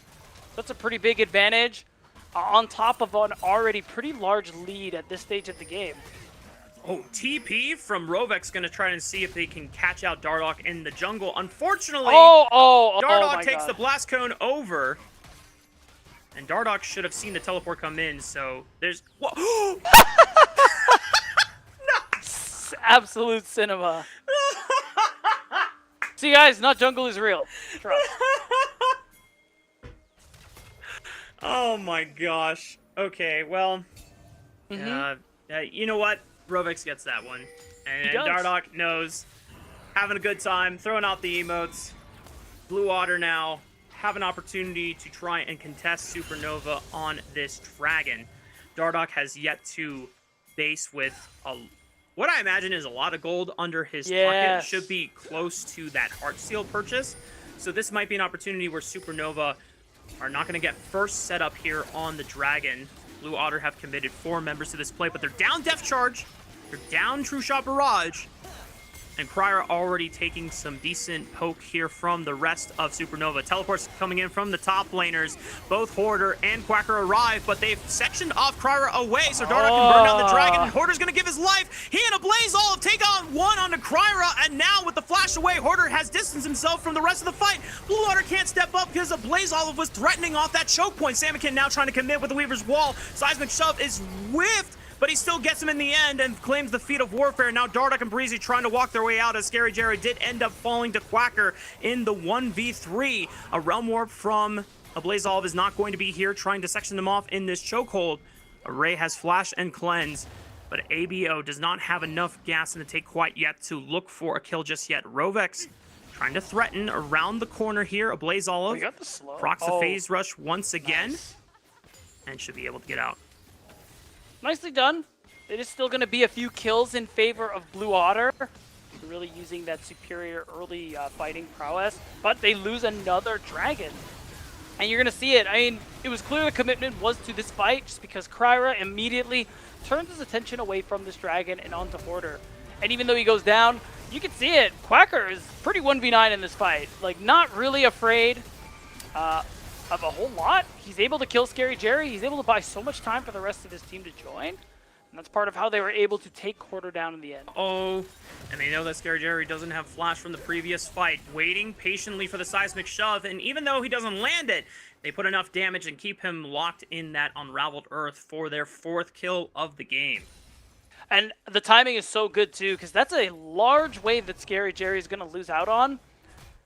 And it does deny him that golden experience. And on the other side, Hoarder, able to, again, make full use of those grubs from earlier, is able to knock down so many plates and get a big lead. The question now, is he going to pay for it? Hoarder doesn't have Flash from before, and his Leaf Strike is now on cooldown, hopping over to that ward. Can he find another way to get out? I guess he doesn't. Wait a minute. Hoarder's out. All right. Okay. He's out. He gets to walk away. Doesn't get to take that turret. He doesn't have TP either, so let's give a chance for Quacker to get some plates. Sammykin's able to do the same in this bottom side as well. So Blue Otter, while the gold lead is minimal, when you consider some of the CS differences, especially in jungle, I think having this lead is a pretty big deal. It's the only way that Kryra is able to keep up with the gold that Dardoch has accumulated for himself, just because he has been able to benefit in a couple of these early kill scenarios. Now for Blue Otter, the gold lead overall is slightly ahead, but it almost feels negligent because the power spikes that are coming online for Blue Otter are now being matched by Supernova, and like you said, Beatdown, the clock is favoring Supernova the later the game goes on. Yeah, I will say, first item doesn't really matter. Oh, hold on. Well, Hoarder will potentially give his life just for first brick on the top side. There's no wards, yeah. Oh, Well, but he it's the has that previous one ward that from he used earlier. to leap strike from earlier, right? And the Weaver's Yeah. Wall actually almost pushed him to safety, but the seismic shove will land true. And Array is gifted a kill for himself in this second game of the series here. Nicely done. It will give first brick, though. That does give the Feats of War over to Supernova.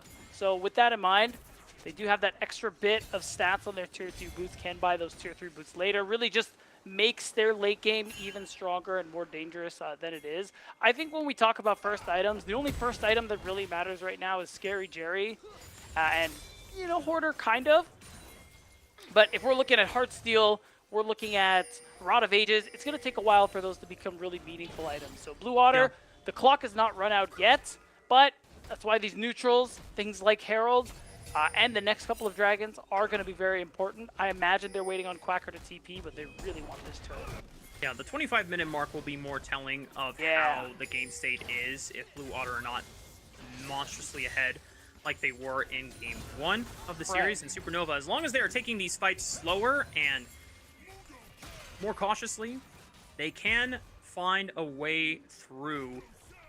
Now, 5 minutes from now, the Otacon will spawn, and Supernova will not necessarily be at their strongest quite yet. They'll be halfway there, but might be an opportunity for Blue Water, depending on how fast 2 item spikes come in during that time, to try and find what I imagine will be their last window to find a big snowball in this game to hold it as leverage over Supernova.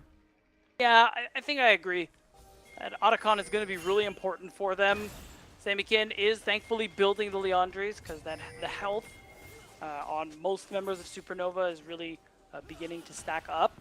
And I like the angle there from Blue Water to force SN away from the Herald just so they can set up around this dragon, because Mountain Dragon, Mountain Soul, not something they can afford to let go. And every individual Mountain Drake will do really well for Robux and Quacker. Snag on the Breezy. He has Flash. Crash down away. It's enough for him to escape. But he is now half HP. Unsealed Spellbook is available, but a teleport is coming in. So Breezy still feels confident enough to take the fight even at 50% HP. Hoarder jumps onto Array. Does not proc the counter-strike just yet. Now it's a teleport answer from Quacker. Weaver's Wall from Samikin does pin multiple members here. Dardoch is caught. Ooh! Dardoch pops the ultimate, but it's not enough. He goes down. Blue Otter have eliminated the jungler off the rift, and the dragon is free for the taking. Oh, ABO is in a little bit of danger as well, but Phase Rush is going to save him. But yeah, no smite, no problem. Blue Otter are going to very easily collect this third dragon. Desperately needed as well, because I think Mundo, nothing scarier than the late game Mundo besides the late game Mundo with a Mountain Soul. So denying that resource is going to be really important. And I think with how ahead Quacker has been versus Hoarder this game, those individual Mountain Drakes are really going to start to add up with those percentage resistances. Blue Otter have just delayed the overall effective game Doomsday scenario by another 5 minutes. Obviously, they still want to close out the game relatively fast, but had Supernova made it to Mountain Soul Point, then everything would have come online at the right time for Supernova. That would have been around the 23-minute mark. That's where Rod of Ages would be close to completion. Heartsteel will probably have a little bit more procs, and he would have a second item for himself. So Blue Otter trying to continue finding a way to pry open this snowball so that it becomes too much for Supernova to really come back from. Right. They're still going to need a much more significant lead than what they're rocking with right now. They're just only 1,200 ahead. But winning out these skirmishes is a good way for them to be able to continue stacking this gold. It's just about ensuring that they can keep these fights going while they're still strong. And now, with Rift Herald being the only thing to really watch for, you got to imagine this is going to be another point of contention, another point of conflict. And I just want to see Blue Water take advantage of that. Blue Water stepping up. Breezy is caught out, but he mances back with a Q stun, and goodbye. Breezy's just done. Samikin has been on point with these Weaver's Walls this game. We talked about it before that the urgency and the onus was on Blue Otter to force the engages here, but every time Blue Otter is found to pick, Samikin is right there to capitalize and follow up. Yeah, and again, we were talking about it in pre-show. Samikin, as a player, despite Blue Otter's struggles, has been a bright spot, especially in some of the wins that they've been able to get. So he just continues to show that here in this game on the Talia, where again, he's just not missing any of these flicks. It was a big commitment for Blue Otter. Of course, ABO is able to get a big take with that turret and shove a big wave into the tier 2. So it does limit what Blue Otter have gained a little bit. Once again, Blue Water, even though these picks have been great and they've been successful, or at least successive in back-to-back sequences, still not enough that Blue Water find themselves insanely comfortable, or at least a overwhelming advantage over Supernova. Now, the Otacon has spawned on the Rift, and Supernova are starting to hit some second item power spikes, most significant one being Seraph's completed for ABO, who was able to get it as he made that trade on the bottom side of the map, pushing in that side lane, while Breezy did get caught out by Blue Otter there. If Supernova can extend the game for a couple more minutes before Otacon is even considered, should be enough time for the rest of the Supernova roster to get in their second items as well. Yeah, I mean, again, the CS is really showing, and the split pushing as well for ABO. Despite Samikin having 3 kills and 3 assists, I imagine in terms of gold they're even, or ABO might actually be a little ahead. And now that he's almost fully stacked that Rod of Ages, the Rise is here to play. A little ahead of schedule as well, given what we were kind of expecting and alluding to early on. So Supernova have done a really good job this game, recognizing that we just need to wait the clock out. We don't have to fight everything that looks even potentially promising. If they give us an opening to trade elsewhere, we'll do so. And that's what we expect from players, this experience. Recognizing that we don't always have to fight. We can trade. And because that works out better for our COP anyway, it will help us come out on top. For Blue Honor, their time is starting to dwindle down now. The Rift Herald is summoned up, but this tower is not low enough for it to die off the crash. Flash over the wall TP from cancel? Breezy with the Magnus Storm, trying to set up this fight, but a massive depth charge in response forces Blaze off and Scary Jerry to step back. Flash from Horror to the backline. Array is forced to use all of his summer spells, but Dardic is now flashing on top of the Ezreal, and he knows that he can just bop this Ezreal in the head, but he cannot get through Quacker. He steps up and defends his AD carry from falling. Oh, wow, he but got Quacker's the only other front line left on Blue Otter's side because everyone else died, but Quacker, can he one Oh my God! He takes out Scary Jerry, and it's enough to ensure that Supernova can't get anything major off the map. I think that was so huge from Quacker, because even though it's a lopsided trade in favor of Supernova, I mean, the fact is, Dardoch was one of the later people to die. Because Kryra's coming up soon, it does give an opportunity for Blue Water to play for this next dragon. Because again, Soul Point, so dangerous if you let that go over to Supernova. So even though it's what you'd consider a lost fight, it was still pretty clutch for Quacker to be able to play that out that way. Pretty much prevents the Doomsday scenario from being right now. But watch again, it's Breezy over the wall. Yeah, and you can see it too. The TP doesn't get canceled anymore by the turret going down, and it is really Hoarder just being able to control so much space here and able to contribute to so many kills. And then you created basically these 2 pockets of fights where Kryra, unfortunately, had bit off more than he could chew. Quacker, on the other hand, he's got a big mouth. There's a moment on window there. Oh, we might have another fight. Oh, it's a lot scrap of summoner time. spells are gone from the first fight, and now Supernova feel way more adventurous on being able to take this one. Seismic shove on the Hoarder, though. He's caught. This counter strike is not going to give him enough room. That's a big shutdown going over to Kryra's pockets, and now it's a 5-on-4 for Blue Water. Samikin with another Weaver's Wall. Separates Scary Jerry from Breezy. He gets flicked by the Seismic shove. That's another one down in favor of Blue Water, and now it's a 5-on-3. Dardoch, no flash available, is going to struggle trying to get into this pit to see if he wants to look for a Smite Steal, but you have to be cautious. If you give up your life, surely that's Otacon afterwards. ABO and Scary Jerry trying to tease with Poke. Dardoch gets snagged. Oh, ABO is able to trade on the Rovex, but now they lose Dardoch in the trade. ABO is now looking for more onto Quacker. All Out is available. Can he get up into the wall? All Out sections him away from Scary Jerry. Now he's separated by Cryo, but ABO eliminates Quacker. Now looking for the Realm War to reposition, but now he's compromised Scary Jerry unless he can get back. Teleport is coming in from Breezy. The fight is extended long enough for the support to come back up on play. And Blue Otter now no longer have enough members to hold the advantage over them and use it as leverage. Breezy trying to look for an angle, but doesn't have flash. And Otacon is still available for either team to take. Wow, that really hurts for Blue Otter. Supernova being able to extend that one really removes what could have been a big snowball potential for Blue Otter. So now they buy time. Dardoch's back on the Rift, and it means that things are kind of slowing back down, and we have pretty much ticked down to 0 on this Doomsday Clock mark. I think even that last fight going as well as it did was because Dardoch's ult just came off cooldown as he died, but going forward, these fights are going to get significantly more difficult because now Roa's fully stacked for ABO. He's almost at level 16. Dardoch is getting a lot of stacks on that Heartsteel and is approaching his third item as well.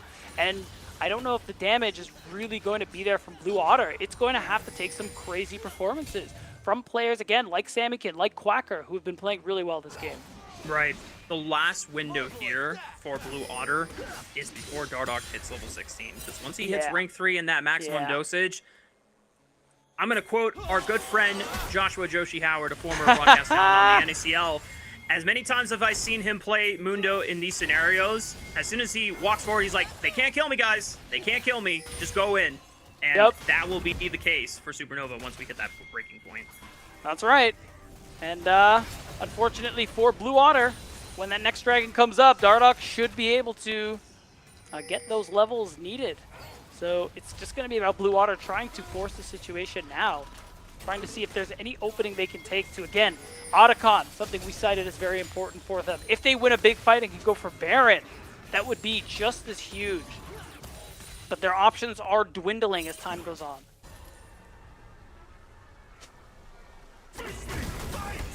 Still not quite over yet for Blue Otter, despite the gold lead being, unfortunately, never an advantage for them that much this entire game. And Supernova have done a much better job of stabilizing and ensuring that they did not completely collapse against Blue Otter like they did in Game 1. They're on even footing. Dardoch is going to get his passive proc, able to avoid the first stun there. Q3 lands on the Breezy, but he's too tanky for Blue Otter to successfully get a pick off of him. Otacon still available for the taking. Dragon spawning in the next 2 minutes. Baron is also up on the table. So there's a lot of power objectives that these teams have to be cautious about. And you're seeing Blue Otter are having a difficult time of trying to figure out which one to prioritize and trying to find a window where they can punish Supernova. It's been a lot of fishing for Blue Otter because they need to see what they can catch right now. It isn't going to be as simple as straight up 5v5 anymore. It's safe to say we are past that point. And now it's just going to be about trying to find picks, trying to isolate people who have overstepped, kind of like how they did in Game 1 of this series. But will Supernova give them another one of those opportunities? It's even harder too because Breezy, he's on a very tanky champion this time around. Dardoch is already at the point where he's extremely difficult to kill. So it's going to be really hard for Blue Otter to actually be able to find that pick, but it's what they need. And this is before he picks up something like a Spirit Visage. And he's still not level 16 yet. Yeah. We're approaching critical levels there. Yeah. Dardoch able to at least smite away some extra chicken nuggets for himself here. Porter, 2 items versus the 3-item Quacker Cassante. It did go for a supportive item in the Zeeks for 3rd, just trying to give himself that faster purchase, which I don't disagree with. I think it's a good call, just trying to give Blue Otter a spike of power where they can leverage it over the other team and just pound for pound trying to get as many stats as possible, because as we talked about before, clock has pretty much run out of time, and we are down to the final hours for Blue Otter to really find a massive window. Otherwise, it will just come down to if they can execute a team fight better against Supernova. Yeah, now they're going to get that chance very soon. Maybe they caught out Breezy. Oh! This is exactly what they needed, but The team is nearby. Press on the way. Chain of Corruptions onto Kryra. He's snacked for a bit, and ABO has an angle. Does he just want to flash over the wall? He is going for it, looking for Samikin. He's knocked up. Oh, ABO gets bursted out. Hoarder now trying to follow up on the play, but Supernova, they can't get into the backline anymore. Hoarder finally takes out Samikin. Breezy over the wall with the Magnet Storm and the crash down already, but he's forced to flash back out. Supernova have went way too deep for this fight, and now Blue Otter, even though they lose out in their mid laner, have the man advantage for the next couple or a few seconds here. That was a huge play. It looked like Supernova were going to be able to take that one, but Blue Otter being able to come out on top is huge because they now get their third Mountain Drake. So they are really stacking up these resistances, and you're starting to see it in these fights. And there is an angle if they want to try and start out this Otacon. It would be a little close, but because they have Array, maybe they're going to feel confident enough to do it. But maybe because Baron is also a concern, they're not actually going to risk that one. But still, another fight narrowly won by Blue Otter. Another objective earned because of it. And Blue Otter have now picked up 3 back-to-back Mountain Dragons. They're on Mountain Soul Point, and even if they don't get Mountain Soul Point, this is a lot of resistances that they've now picked up for themselves. Quacker is getting to unkillable levels. I want to know what his stats are, man. I do too. Supernova, however, looking for the Hail Mary, trying to burn down this Baron before anyone gets into place. Oh, they 2,000 HP. Darduck secures it. Kryra can't get there in time, but now Supernova just have to make the exit. Realm Warp avail. Oh! ABO got interrupted by the Weaver's Wall, so the Realm Warp does not go through. But Scary Jerry's trying to threaten on the side, flashing away from the seismic shove, but Kryra now punishing onto the Flash to say to carry. Varus goes down, and now Supernova trying to turn around with only 4 against 4. Blue Otter still down on low HP bars, and they don't even need Scary Jerry because ABO is turning up the heat, and Dardock has flashed forward onto Samikin, knowing that he doesn't have flash from the prior fight. Dardock now running down this Talia for the rest of his life. The maximum dosage of level 16 has arrived. Dardock doesn't give a damn. They can't kill him, and Robix is going to be the next one to fall. Unfortunately for Dardock, he gets through the other side of his base, but Supernova has seemingly finally reached the promised land. And honestly, after a string of good fights from Blue Otter, they finally fall. And it's tough because they are going to lose the Otacon as a result. A permanent buff in favor of Supernova. And really, they also lost the Baron in the process too. I will say a lot of time was spent with that Baron buff on this fight afterwards. So it will limit the amount of value Supernova can get from it. But now Supernova in this comp that we talked about, Doomsday Clock, scales better. Now they're up almost 3,000 gold, and they're well past this point where it's possible to fight them early on.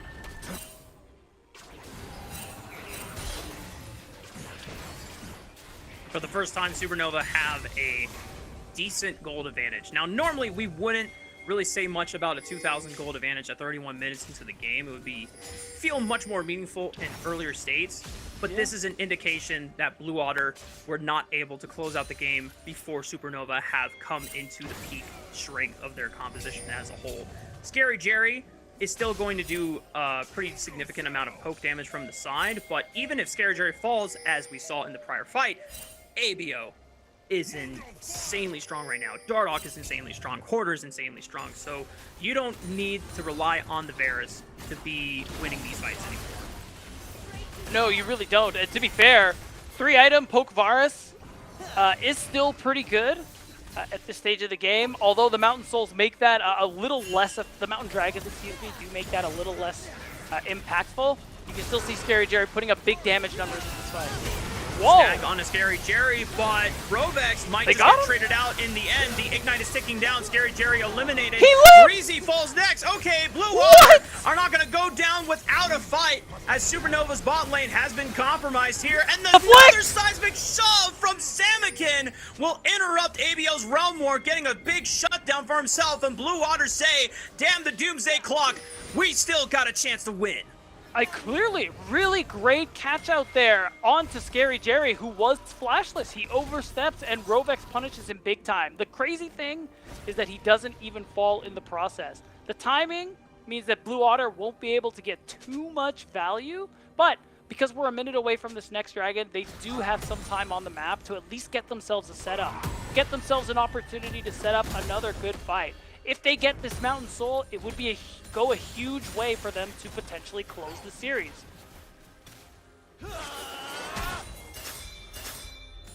you believe, Beatdown? Do you believe in the Blue Water Summer Magic? I'd be lying if I said I wasn't starting to believe. I'm going to keep it 100, Mark, because Game 1 was a really good game from Blue Otter, and the fact that in the face of incredible scaling on the side of Supernova, Blue Otter are still finding these angles, finding these fights. And it is impressive. They've kept themselves competitive with Supernova and have still found windows where members are getting caught out here. Quarter snagged by the dredge line. Nothing really to write home about for Blue Otter yet.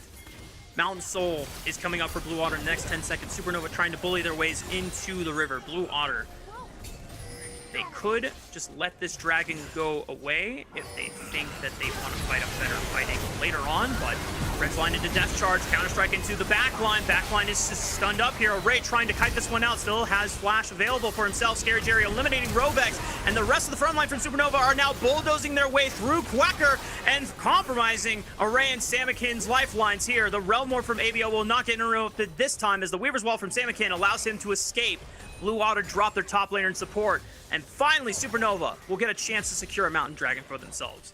They will, and even that one individual Mountain Dragon is going to be so good for Dardoch, who's already past that level 16 mark. So Supernova, they deny the soul from Blue Otter, they get themselves a meaningful buff with it, and they hold on to control of this game here. And despite these good fights going the way of Blue Otter, every individual fight that they win is, I don't want to call it necessarily like a luck or a blessing, but each individual fight, they will always be disadvantaged from now on, Mark. That's the thing, that is what they're up against this game. So even one small error, one small team fight loss, they lose so much more than they had. Blue Otter, for their credit, have done a pretty remarkable job of punishing Supernova as many times as they have this game.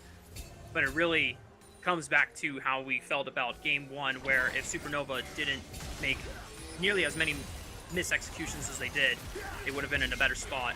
And still, mis-executions this game sometimes from Supernova is not enough to punish. As Breezy, caught out, flashes over the wall, gets out alive.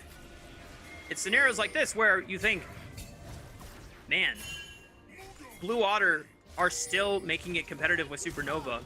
And unfortunately for them, the way that the draft has evolved out, it's a much better scaling composition, and Supernova did not get shut down early on. They were able to pretty much get to this breakpoint without much deterrence.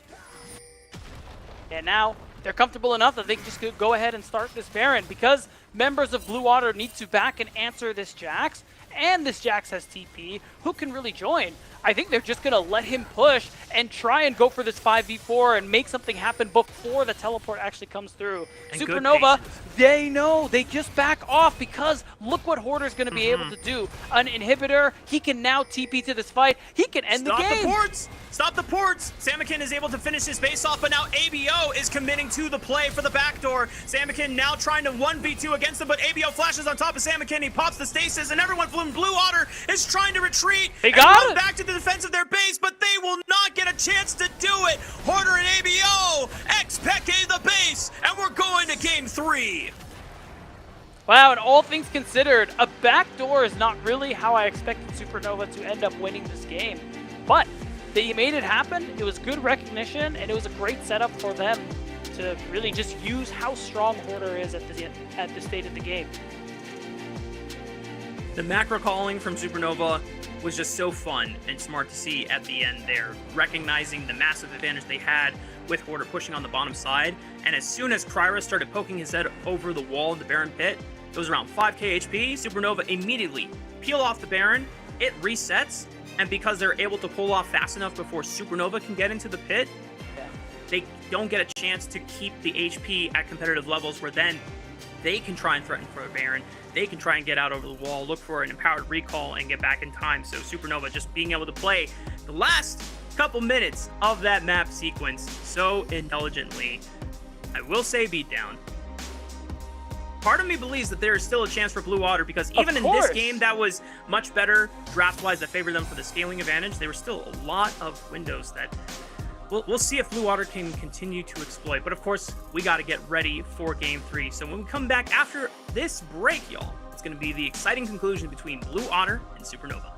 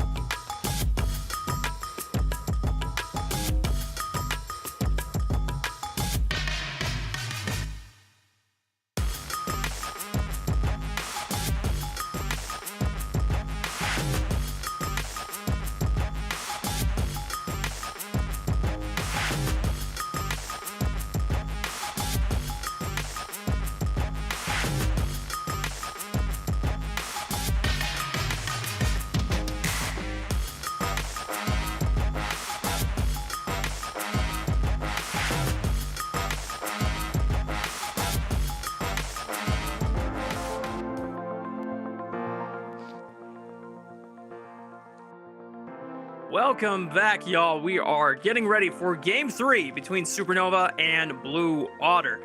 And that Game 2 was a bit of a roller coaster where Blue Otter are still finding pockets, some chinks in the armor, as you talked about before, Beatdown, where they are able to get these picks onto Supernova, but in the end, the tenacity, the resiliency of Supernova was too strong to overcome, and they have now evened up the series to bring us to our last game of the series. That's right, and even though they were outscaled in basically every respect, some credit to Blue for being able to win out on some of these engages and find pockets, as you said, to be able to win out team fights. There was a while where I said, hey man, despite it all, I was starting to believe that it could happen, and you said it before we went to break, this series is by no means over in Supernova's favor. It really is possible for what we've seen from Blue Otter this series. Now there's a reasonable chance they can win. And the question now becomes, what does Blue Otter try and draft for themselves going into this third game? Because for Supernova, they got blasted early with a composition that would have liked to have accelerated the game a little bit for themselves. Not saying that late game was completely out of the question, but their overall damage profile was kind of limited to burst, and they fumbled early game, and Blue Otter took advantage and steamrolled them after. In Game 2, Supernova had a better scaling composition, and they extended the game as long as possible. And to their credit, Blue Otter is not necessarily the best at closing out games fast, so it plays into their favor. So now I imagine for Blue Otter, do they say to themselves, look guys, we could not close out the game fast enough, and we were still finding moments where we're picking off Scary Jerry, we're picking off Breezy, we're picking off Porter here. Do we just trust in ourselves to say we can match scaling for scaling, and we can still have a chance to go at these guys? Do we really need to pigeonhole ourselves to put a lot of early game agency like they did in this game too? I mean, historically, if you look at Blue Otter, they're a team that, likes to skirmish and fight often. So I would think they prefer overall to go for comps where, you do have some early game agency. You are able to fight and actually have impact before the 20-25 minute mark, kind of like Supernova's comp in that last game. So we'll see if they want to do a bit of a change. What I'm really interested in going into this last draft is what's Samikin going to be playing now. I think he's had a good series so far, but him in particular versus other mids in the league do get targeted a good bit. I think he's the only one who constantly gets the Aurora banned away from him just because of how well he's played it out. So I'm interested in what else he's going to be looking for in this series. And because we're in Fearless again, there are 20 champions that are no longer available for the taking here. Samikin once again getting his signature Zoe banned away, the Vi also being taken away just for ease of execution for this team on the side of Blue Otter. Maokai and Azir, staples that have been continuously banned out. Way banned. And for what it's worth, as you mentioned, the Aurora has always been banned away from Samikin, but Supernova find themselves on blue side here, so they could just set themselves up to take it for themselves. I think they are, and maybe I think they're trying to set up a first pick Aurora and just remove an option there from Samikin in response. Another one of his, signature champions out of the picture. So again, question is, what's he going to be rocking in the mid lane against the Blaze Olive? He's been having a good series so far, so in this Game 3 situation, getting him on something that he's comfortable on, it will be really important. And because Blue Otter could not forfeit a Pantheon first pick either, and could not think of another champion to at least go for okay, you get this champion, we get this champion gambit, they just make this sacrifice. And for Supernova, even though we've typically only seen Aurora into the Rumble for top lane matchups, still think that this champion could be played and be flexed around, giving possibility. I will say one thing about Silas not being available to play.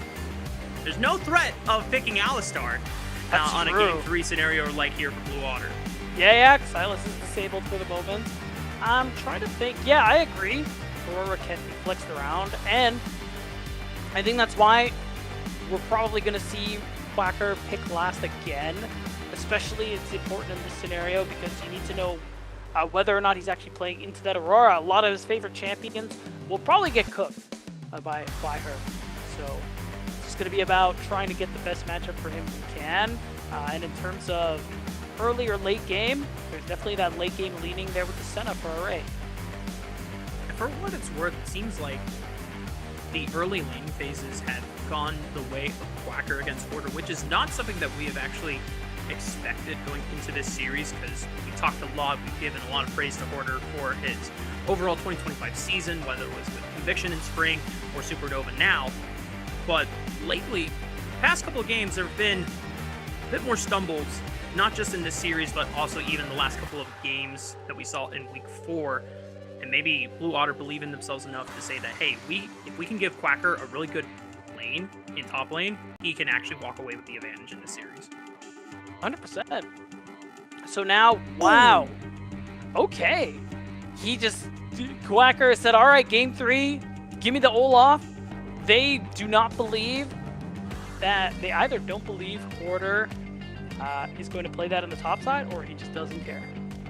I'm curious if Kryra is a fan of Monkey from WE, because over in the LPL, okay, Monkey has been consistently going to Olaf in Game 3 scenarios, and because it is picked so early in the draft, something tells me that this could be flexed around. Now, obviously, we know that Quacker is a big Olaf player, and more than likely it will end up going to him, so you can still ban out some top lane champions that might give Olaf a bit of a trouble in the lane phase, but I just want to keep that in mind. No, fair. That's totally fair. Could happen. So we'll have to see, because I think it would be... I mean, you're already seeing Jhin Aurora. That's not really a lot of consistent damage. As long as you live through, the combo, the burst. I could see an Olaf really starting to run away with the team fight. So unless you pick something else that's going to do a lot of damage from range, or maybe you pick what? Nope, Azira's banned. So yeah, I really see an option there. Like the Jarvan ban from Blue Otter. Once again, when all the other skirmishers are out of the table, Jarvan's kind of the next best option on the table. And Cataclysm does a wonder into Olaf because he has no terrain scalability outside of Flash. Blue Otter gonna try and keep the cards hidden for this Olaf where it goes, so they lock in their mid laner choice with the Mel for Samikin. True, wasn't enabled until this patch, and it's something Samikin has played a lot of, so it does give you, that kind of answers that question, where it's another champion he's comfortable with in this Game 3 scenario, where you do have a lot of range, you do have a lot of poke. So I'm kind of already seeing this from Blue Otter's comp overall, that they're also playing for range alongside Supernova. I like the Gnar pickup here. Gnar was given a small buff on this patch, the boomerang toss being reduced in cooldown early on so that you can have consistent or more consistent harass in lane. Might be a nice way to match up into the Olaf if that ends up being the top lane pick for Quacker. But if it is Olaf top, then I'm curious how Kryra is going to tie everything together. Oh! As it's a Nocturne Slam for Daughter Dog. Wow, okay. So that one's interesting. So we do know now, with the Gnar for sure, that it's going to be Aurora mid. Not the usual combo that we see with the Nocturne, but there's a bit of a vision there where, similar to Nico, you try and set yourself up as best you can to, make your own circle alongside the paranoia that's coming through. So a lot of wombo combo in these team fights. For Supernova! It's Kryra Zac! Oh my god! This is actually kind of based. Beatdown, I have waited eons for this day. Ever since we saw Kryra first pop up in some tier 3 combines. I remember from the HP combine in fall of 2023 and looking over the junglers in the pool, and I was talking to Kelsey like, oh, who are you excited about? It's like, I think you should look out Kryra. And I watched this game, and the first game he played was Zac, and this guy was playing Zac on a level I have not seen from any tier 1 jungler in quite some time. Beatdown. So yeah, oh my gosh, I'm so excited, and what a cool moment to bring it out in, where this could be the biggest upset of the entire NACL 2025 season if Blue Otter pull this off. Yeah, and if we're just looking at these drafts wholesale, I do like what Blue Otter are working with. Not only you have Quacker's Olaf in a comp where there isn't the most amount of damage, so you can actually sustain your way through these team fights.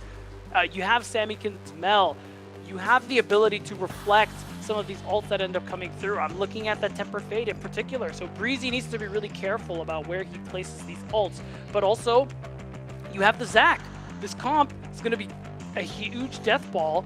Like, who gets more value out of something like that than a Zac, where you're using the ult let's bounce to knock people around, you're using the Q to knock people together, you're basically creating so much space for your team and being such a nuisance. And it feels like there's not enough damage for Supernova when we get later on into the game to actually take down some of these members. We asked the question at the beginning of this draft, was Blue Otter going to try and take the gambit of saying, Supernova have not been able to have clean early games against us, and even when we go late and they have the better late game composition, they're still fumbling and giving us free picks? Do we just go for a better scaling composition? And Blue Otter have slammed the yes in all of those boxes. They are checking every single one of those conditions because early game, I'm not gonna lie, beat down. Senna, not that much power. Zac, not that much power. Olaf is kind of like this in-between where your level 1 can be really scary, but then afterwards, as Whippo has done a great job of showing us in the past couple of years, Olaf really benefits off of a lot of money and a lot of gold and being able to get to the third, fourth items of the game. And if Supernova now have the responsibility of burden, I feel like Beatdown to try and close this game out earlier than later.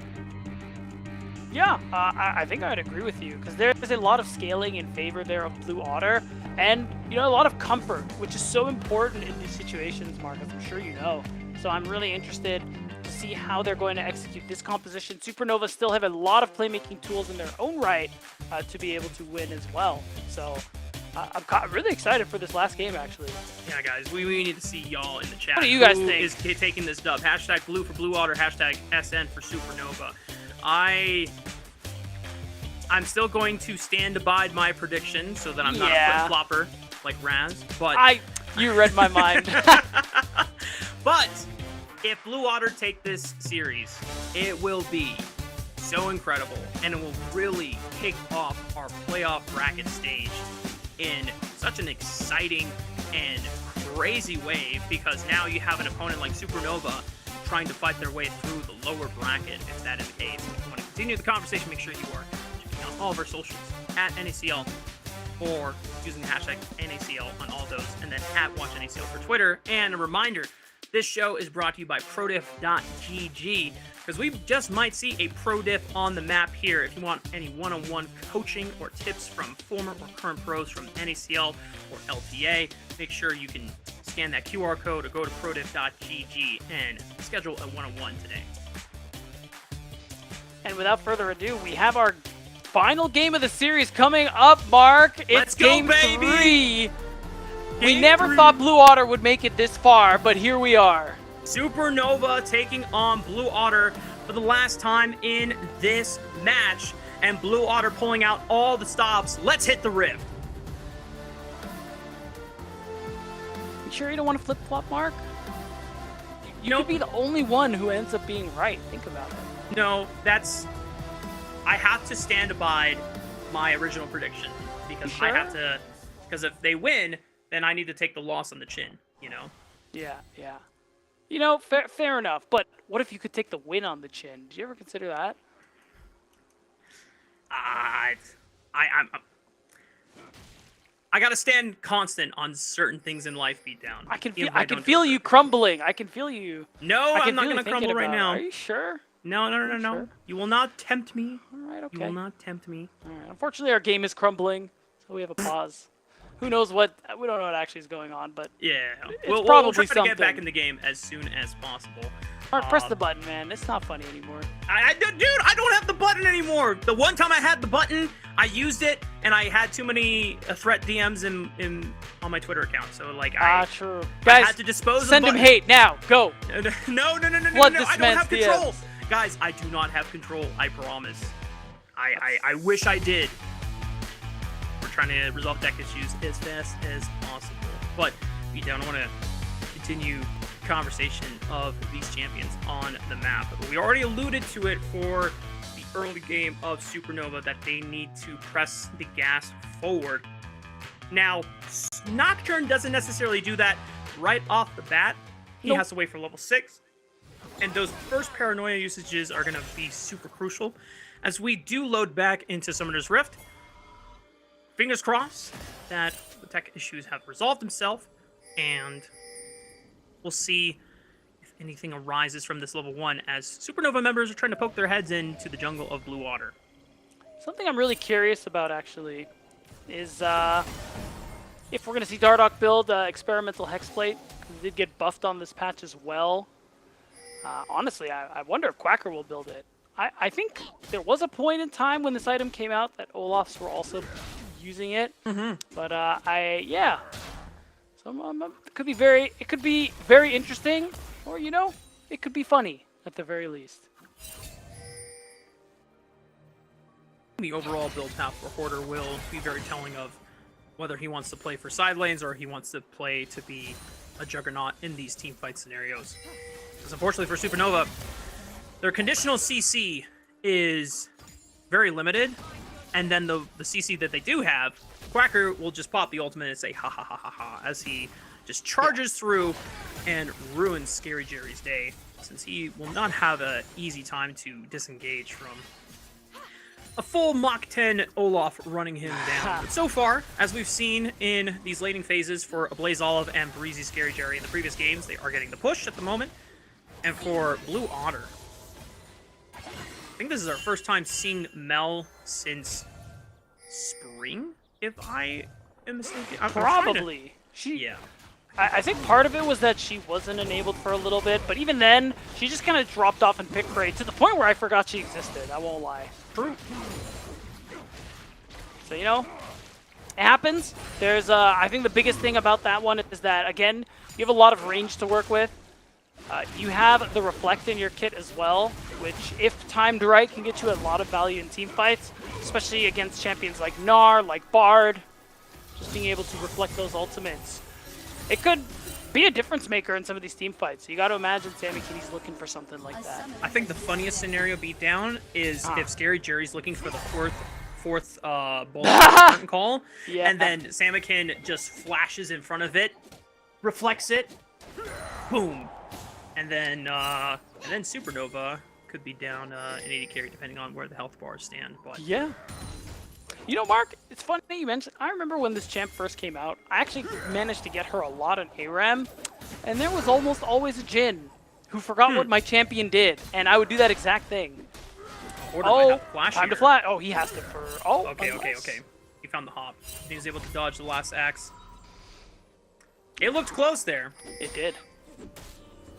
I respect the vision, and that he's keeping Hoarder in lane as well. Just to waste a little bit of his time, force that TP, and this is important, just because you want to... Quacker doesn't have TP this game. He opted for Ghost Flash. Does mean he's going to need to do his best to get good recall situations to prevent himself from losing too much. This is a nice lane swap that Supernova opted into, and because Hoarder stopped the base, just to make sure that he could keep the wave there frozen, this is now very much so benefiting Scary Jerry and Breezy. Whereas Array and Rovex will have to walk up into a lane where the wave is not in the safest position for themselves. There's no Barry on Array, no heal on Rovex for the next minute, but they still have flashes. And Dardoch, I guess thankfully for Blue Otter's sake, is not going to be hitting level 6 anytime soon. He just dinged level 5, so he needs about another 4 to 5 camps before he can get to that level 6 mark here. Grubs is not spawning for another 3 minutes. The first dragon is up for the taking. If Blue Otter, with Kryra pathing towards the bottom side of the map, because Quacker has been consistently able to get priority in this lane against Hoarder, I think that might be a nice window to look for dragon priority there. My goodness. Oh, nice. He has to flash, no? He's just... Wow! Quacker! I mean, you called it, and I was waiting for the flash to come out, but Quacker flashes preemptively, clipping Hoarder in the aftermath, and that's first blood. That's the Olaf special, baby. This is what you're up against when you're dealing with Quackers. Olaf, you best come correct. And unfortunately for Hoarder, he did not. we had teased it at the beginning of this draft beatdown where Blue Otter, opting in for the red side, wanted to give Quacker the best setup possible in the top lane, because in the prior 2 games, Quacker was finding leads against Hoarder despite what the expectations we had for the series going into it. But now, the self-fulfilling prophecy, Quacker getting a solo kill on Hoarder in Game 3 of this series. I'm gonna be honest. As soon as Quacker dodged the wallop, I'm like, oh, he's got him. Yeah. So Hoarder, unfortunately, a little greedy there with his life flashes and dies. Means he's a little more vulnerable in these coming minutes. And it's really what I'm looking for, because now Quacker comes back with this plated steel caps. He's level 6. Doesn't mean that. Oh. Okay, well, at least Rovex flashed away from danger, despite still getting snagged by the Cosmic Binding. Definitely looked a little goofy. It's okay. He lives. That's what matters.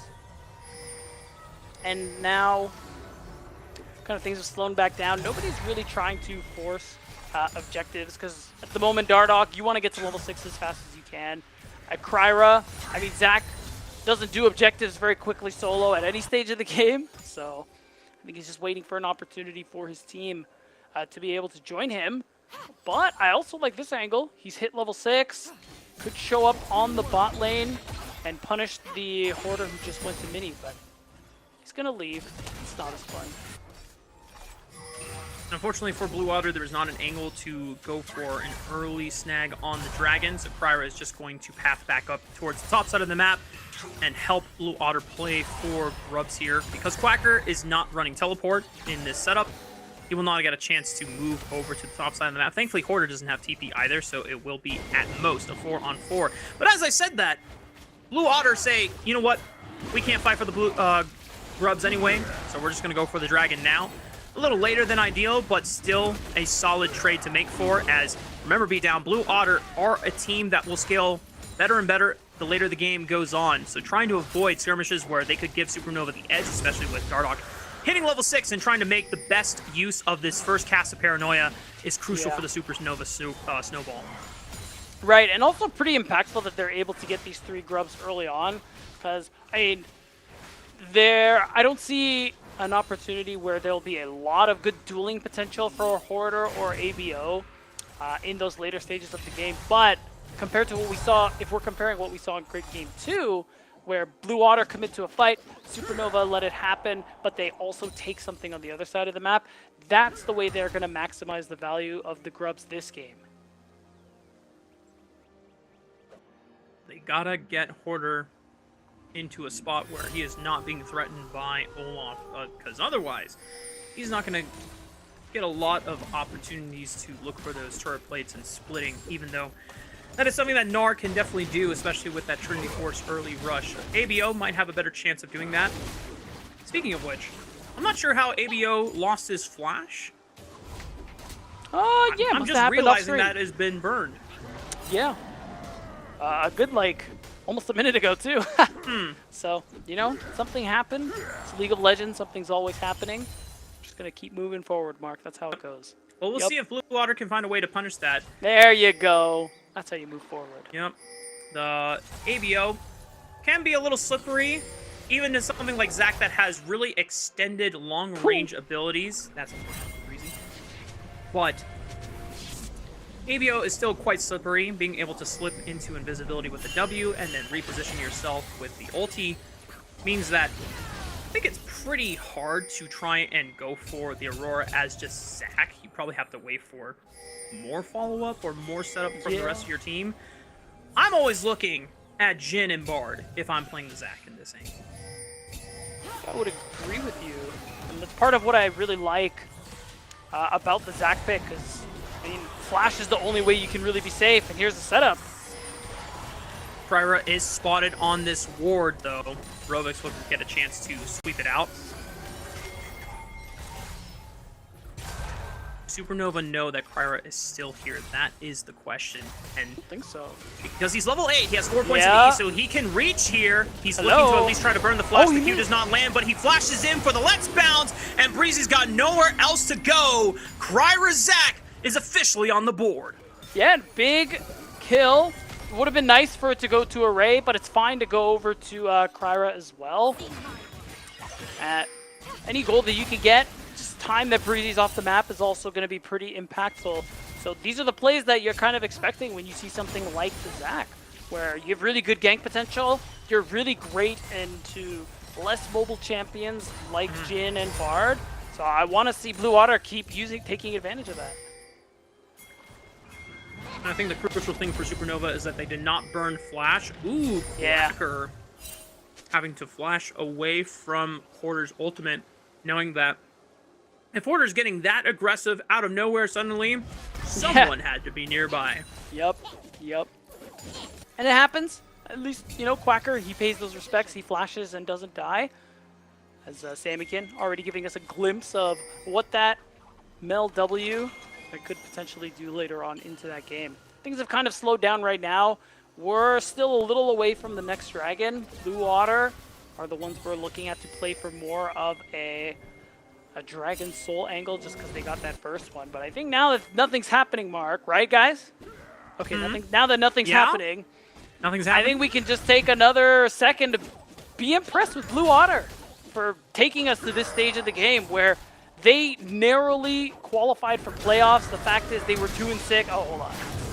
Nice bait from Hoarder. The Ragnarok was popped, but the Paranoia... Oh! They can't kill him! Holy moly! And Array even throwing down a Dawning Shadow from across the map just to ensure that his Olaf did not go down in the 1v2. Yeah, I mean, I don't even know if the Dawning Shadow mattered. I think he was going to live that no matter what, so... I agree. Nicely done from Quacker, and this is what you're up against. If you don't have enough damage, people beat you to death. And it's a flash out of Porter. Rovex with the setup on the Breezy. This time he'll flash away from the Elastic Slingshot. And already we're starting to see some one-item spikes come in. Yumu's Ghost Blade completed for Scary Jerry. The Hex Plate completed for Dardoch. So the fact that he was able to complete that item before casting his first Paranoia means that he's going to get that additional ultimate haste, making sure that the Paranoia will come up a little bit sooner. But an early Sunfire for Zac means that this guy does some damn good damage. Do not sleep on the fact that he's just a tank. He's got a lot of percentage max HP in his build. His base damage on his E and overall abilities is quite significant. And the fact that he can sustain through means that this guy is just going to burn you to death, and Kryra will take this opportunity to look for the second dragon of the game. I'm so sorry I ever implied that Zac does not do dragon objectives quickly, because that was really fast, actually. Oh. Good flash from Samikin away from Breezy's ultimate there. Temper Fate might have definitely sent him up to get completely burned off here. Array has caught out Dardoch with Kryra. The Nocturne is forced to flash over the wall. And Blue Otter, once again, beat down. Even though they're down technically in gold, this is a composition that's going to get better with time on their side. And it's Supernova that are potentially facing the Doomsday Clock this time around. Yeah, it isn't just that they're better with time, too. It's the fact that Blue Otter have been able to get these early dragons as well. So they weren't able to touch the grubs. I think Herald is a bit of a wish more than a reality right now. But if they're able to get this third dragon, I think they would just be in a really good game state overall, considering they're the comp that wants to scale. Scary Jerry might be in trouble here. The Paranoia trying to give Scary Jerry the advantage of Fog of War as Scary Jerry runs away without having to burn the flash or the barrier. And now the Curtain Call looking for 2 more bullets in the chamber. The last one almost taking out Kryra, but he heals up enough just off of the passive of Rovex's Alistar. Yeah, nice catch. Nice attempt there from Blue Water, but you gotta give props to Scary Jerry for Ice in the Veins, not using a single summoner spell there. Should give Supernova an easy look at the Herald in a situation where it was already favorable for them. Right now, oh, Quacker, you're scaring me. Every time he steps up like that, I think he's gonna run in. Although with this positioning, Mark, I think Blue Water, they have something to say about this Rift Herald. They have a ward. Kryra's full health again thanks to jungle privilege. Rovex is looking. Unfortunately, Kryra says, I have Krugs to farm, and this Rift Herald, I will just pretend does not exist. And maybe it's just for the better. I do agree that Blue Water might have had a chance because a lot of ultimates were down on the side of Supernova, and therefore a lot of their powers expended. But maybe this pick onto Breezy could be better for Samikin or Rovex, as the Solar Snare at least roots him for not enough time in favor of Blue Otter, and Breezy does manage to walk away. Yeah, Breezy almost losing his life there, overextending, but not going to amount to much. Overall, now there's an opportunity for Supernova. They have the Rift Herald in tow. Should be able to use that and get themselves enough space to try and secure this next dragon, because I think it will be very important for them to halt the Drake stack in that Blue Otter have been working with so far this game. Beat down. There's a question that we need to ask ourselves for Supernova. Who's building Grievous Wounds this game? That's going to be a problem later on. Probably Scary Jerry. It probably has to be Scary Jerry, which does kind of feel bad because you're going into a tank and then a Bruiser Juggernaut that becomes pretty tanky with more armor stacked up. So you almost would want to be able to say, hey guys, can I build Lord Doms instead of Mortal Reminder so I can get that extra 5% armor penetration? Yeah. It might be one of those scenarios where it's like valid, but then again, if he doesn't build the Mortal Reminder, then who is building, you know, Oblivion Orb? Does ABO sacrifice some of his economy for that tax? You could apply it very largely with that Between Worlds. I think it's going to be one of those two. It is a good question though, because Quacker and Kryra, even Array, so much healing actually on the side of Blue Otter. It's a lot that Supernova are going to have to deal with, and the longer these fights go, the more value that healing is going to give as well. Well, that Grievous Wounds is not coming in anytime soon from Scary Jerry's side, because he is opting in for, I believe it's a rapid fire. Yeah. Well, I think he wants range in this, so you know, I can kind of see the vision. I guess that's fair, but we'll see if it pays off in the end. I'm skeptical, but I'm usually just skeptical of rapid fires in general. Fair. We've had this conversation before where it's like it feels more like a feel-good item rather than an actual best-in-slot item, and you'd rather just have more damage or better utility. But for Blue Otter, second items not coming in super relatively soon. Maybe for Kryra, as that Spirit Visage is going to be such a strong point. Quacker, or I should say Hoarder, the first one on his team to pick up some Grievous Wounds with that Executioner's Calling. That's going to be really nice into Quacker, who has rushed a Ravenous Hydra and now just blitz through these waves and have what seems like permanent sustain in these side lane scenarios. So now we're setting up for this Drake. Again, Herald's being spawned like we were talking about. And now Supernova are inevitably going to get the first touch on the Drake.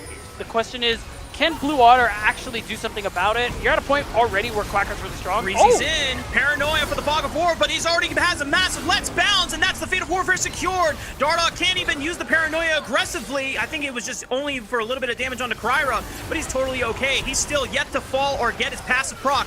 Quacker forced to flash away from Between Worlds as Kryra goes back in for another Elastic Slingshot on the Dardoch this time, but it blaze all of his spacing well. Hoarder about to go Mega, can threaten with that Mega Gnar ultimate. Wow! Sanakin picks him up with the Golden Eclipse from the safety of range. Blue Otter have eliminated both the jungler and the support as Breezy comes back onto the Rift.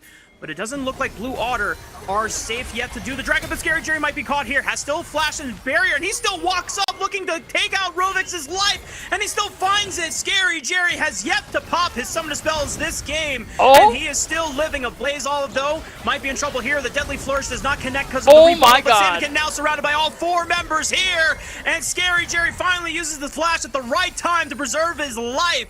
You said it before, he's got ice in his veins. Yeah, that's right. Only bright side for Blue Otter is that they do collect the soul point, but they gave up so much gold to get it. And, I mean, we're really not there as these champions, as the Senna, as the Mel. So going for this fight, it costs you so much because now, as you're pointing out, Supernova, they can also go for the Otacon.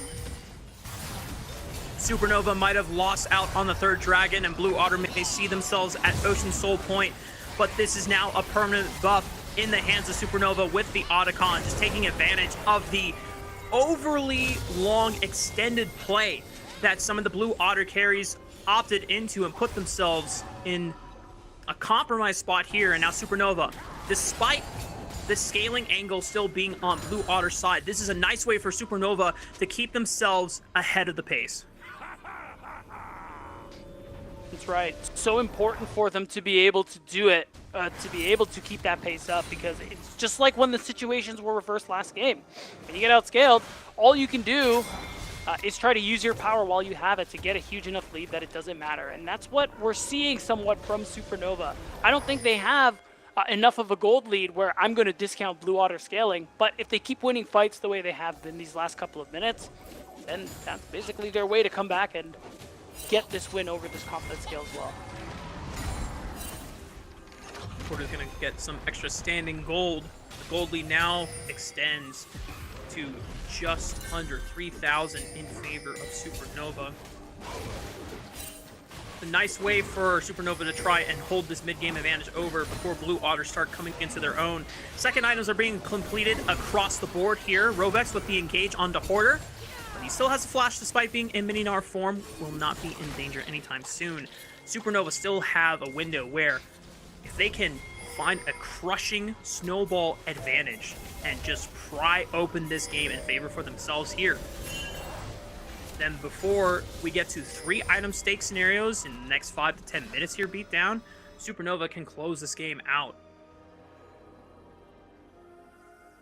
Let's see. I think these next couple of minutes will be very telling, especially with Ocean Soul coming through here. We already talked about the sustain and the need for Grievous Wounds on the side of Supernova, but I think it will be a lot harder to get through, to cut through, if Blue Water are also going to get that Ocean Soul on top of it, because again, there's long fights. That kind of sustain just increases in value, and if Supernova aren't able to confirm these kills once Ocean Soul goes down, then I mean, you commit all your cooldowns for nothing. Oh, he can use the Q with the Wow. Control Dark still might be in trouble, but a great Temper Fate from Breezy, but Kryra still does enough damage by himself that he doesn't need the team to finish the job, and Blue Otter successfully take Dardoch off the map. I will say, that commitment to mid lane, it did cost them a lot of control of these side lanes. 2 big waves crash into both the side lane tier 2s, but still, being able to get that kill and successful play onto Dardoch, forcing the flash, the ult and everything will be valuable, because some of that won't be available, particularly the flash, around that dragon. So it's just about whether or not Blue Water can get their side lanes in a good situation going into this next dragon, because if not, it can be more of what Supernova did in that last game, where, all right, maybe you can take this objective, but we're going to collect so much gold in the process. I wouldn't do so when Ocean Soul is on the line, but you're still creating these opportunities. Yeah, in game 2, when Supernova was doing that, there was always a point of, okay, they got to pick on us, that's fine. But you know what? We are still prolonging the game, and the longer the game goes, it favors us in the long run. That's not the same scenario for Supernova. It is quite the opposite now in favor of Blue Otter to extend the game like that. And with Ocean Soul coming up in 50 seconds, I want to prompt the idea that Blue Otter don't necessarily have to all in for this dragon, because Supernova have yet to claim a dragon for themselves, and Blue Otter still want more time to farm. So this might be an opportunity for Blue Otter. Unless they find something advantageous here, they can just give the dragon over.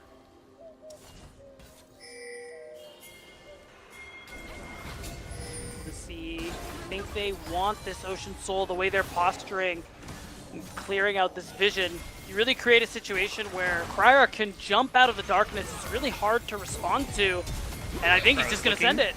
Okay, he forces a flash out of Breezy, but Rovex now follows up with a flash of his own, and he takes the magical journey over the wall just to make sure that Breezy has nowhere else to go. Quacker follows up, and the Ragnarok is not being used yet. Temper Fate will stall some time before Breezy finally falls, and the rest of Blue Water now continuing the chase onto Dardoch, who has no flash. Great flash solo stand by Samakin! Going big on the mount! They eliminate ABO and Dardoch off the map!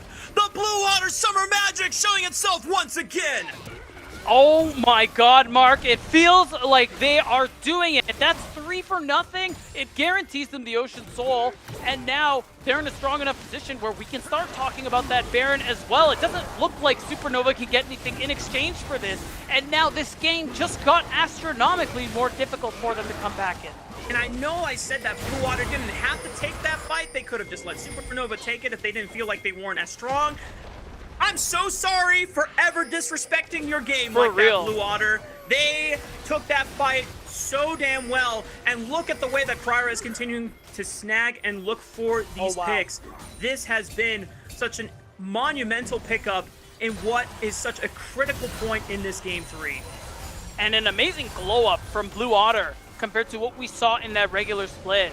Just an overall improvement top to bottom, and what we kind of hope to see, especially when you include some of these players to the roster like Kryra, like Array, who we've known to be good for quite a long time if you've been watching this tier 2 space. So the fact that they've finally been able to come together with that extra bit of time between the split ending and playoffs is a really great thing to see. And despite all this, Supernova are still technically ahead in gold, but the way these fights are being played out, and with Ocean Soul on their side, I would say that the gold numbers are lying to us when we look at how these fights are being played out. And it just does not seem like Supernova has any real ways of being able to deal with Kryra on this sack, the way that Quacker is finding great flank angles and separating members of Supernova. The amount of disengage that they have is not really consistent or reliable here when you think about the tools that they have at their disposal. No, not really. A Bard is really all you're looking at in terms of disengaging check-ins. Otherwise, Supernova's comp definitely wants to be going in, but Blue Otter, they've been engaging on them non-stop, and it doesn't look like that's going to end because now ABO's in a little bit of trouble. Between Worlds is popped, he dashes over to the other side of the wall. The weirding gives him enough space that he is able to make his exit away from danger. Supernova, they saw Kryra spotted on the bottom side of the map, but Dardoch was still taking a base and now walking back, so there's no chance for Supernova to look for a quick Baron start here. Rovex is summed up here by the Tempered Fate. Not sure if Supernova really wanted to look for that, as he did not find the target onto Array. I thought that was odd, and I mean, that's a big ultimate out of the picture, so Blue Otter are very happy to use that advantage to take away some space in and around this Baron pit. You can see it. ABO is split pushing, much like we saw Hoarder did last game, but can they afford to have him continue going? He's not playing the Jax. He can't do it as quickly, and this Baron is going down. Kryra is just forcing the engage, this time onto Breezy. Paranoia is used to try and create that fog of war advantage, but there's no advantage to be really found because everyone from Blue Otter just surrounds Breezy. A decent amount of damage from Samikin with that Solar Snare into the Radiant Volley combo onto Hoarder as he's chunked. Still not anywhere close to Mega Gnar form. Dardoch trying to get himself into the pit. ABO is teleporting back into this fight so that they can have all 4 members available. Rovex with a nice knockup on the Dardoch, as now he tries to tether in for the Fear Quacker, trying to step up. Between Worlds already taking a decent chunk out of Samikin. ABO doing what he can to keep the backline away. Kryra stunned up against the wall by Hoarder's Mega Gnar, but he's still healing and he's still surviving! The Grievous Wounds is not doing enough as Quacker's able to put this Gnar to rest! Scary Jerry now compromising the backline. Array and Rovex put an end to his ABO, is forced to run away. Dardoch has a flash available. I don't know if it's going to get him anywhere closer to safety, as he will now flash over the wall, but Kryra can follow with that max range elastic slingshot, finds the Q, but the Tempered Fate from Breezy will save Dardoch for now, but the Baron is up for the taking. This time for sure, and you know it because ABO is just back to pushing that bottom lane with no TP, because now Supernova, they're going to secure this Baron. I don't think there's going to be that much of a trade for it. And they are, again, don't look at the gold lead. They are in the lead this game. Oh my goodness, beatdown. It's happening. Kryra on the Zac. Samikin on the Mel. Quacker on the Olaf. All 3 of these guys have been able to step up huge, and even though Array and Rovex have also been able to do a pretty remarkable job throughout the series as well, you just look at how much the game has been warped thanks to Fearless coming back into the fray for Blue Otter, and Supernova are just running out of options to be able to deal with it. And remember, this is the Blue Otter that were 2-6 before the last day of regular split, who had to win their series against CTG to be able to even be here today. The fact that they were able to barely win that series to the point where they are approaching defeating our first seed team is a wonderful thing to see. And even then, if they do so, Blue Otter are a team forced to be reckoned with. just to add on top of that, that 2-6 score could have easily been a 1-7 because one of those wins was a forfeit God, you're from convictions. So this was literally a team that had realistically only performed and won one game, one best of one in the entire regular season, and is now moments away from knocking our first seed to the lower bracket to kick off the playoff stage for NACL Split 2 as the second tier turret in the mid lane falls. Kryra yet to pop his passive once this game finds the gains a Q2-man stun onto the back line. Rovek's following up, Scary Jerry's deleted, ABO falls, and Blue Water, they're gonna do it, beat down Supernova. One of our best teams in the league is about to crumble in the face of Blue Water. How about this David versus Goliath story? The Blue Waters take down a Titan as Supernova's base is crumbling. Supernova down to 3 members. Cryer still sending it. The birthday buff is real. He's been showing a masterclass on the Zag. Blue Water! They have done the unthinkable! The greatest upset in 2025 has arrived, and it's Blue Water knocking Supernova down to the lower bracket. I can't believe what I'm witnessing, Mark. They did it. Supernova lost the first series of playoffs, and it is to Blue Otter. I'm without words. My words fail me, because who could have reasonably predicted this going into the day? Don't get me wrong. Not us. We deserve the clown emojis, and we will get them, I'm sure. But who could have seen this result coming? Like, what an amazing maybe Shimmer conclusion. maybe Shimmer. Dude, he's legit. The guy is the prophet, man. Shimmer, what a Shimmer crazy knew. call out. He knew that it was possible. But man, for Blue Otter to step up big in our first week of playoffs, I think it's hard for me to ever count them out again. Yeah, I'll never vote against them again. Never. I'll never vote against them again. Never. We saw the Blue Otter miracle run through regular season last year, as you talked about it before, coming around in that week 4, week 5 mark. Lo and behold, summer 2025, a year later, first 2-3 weeks, they're struggling.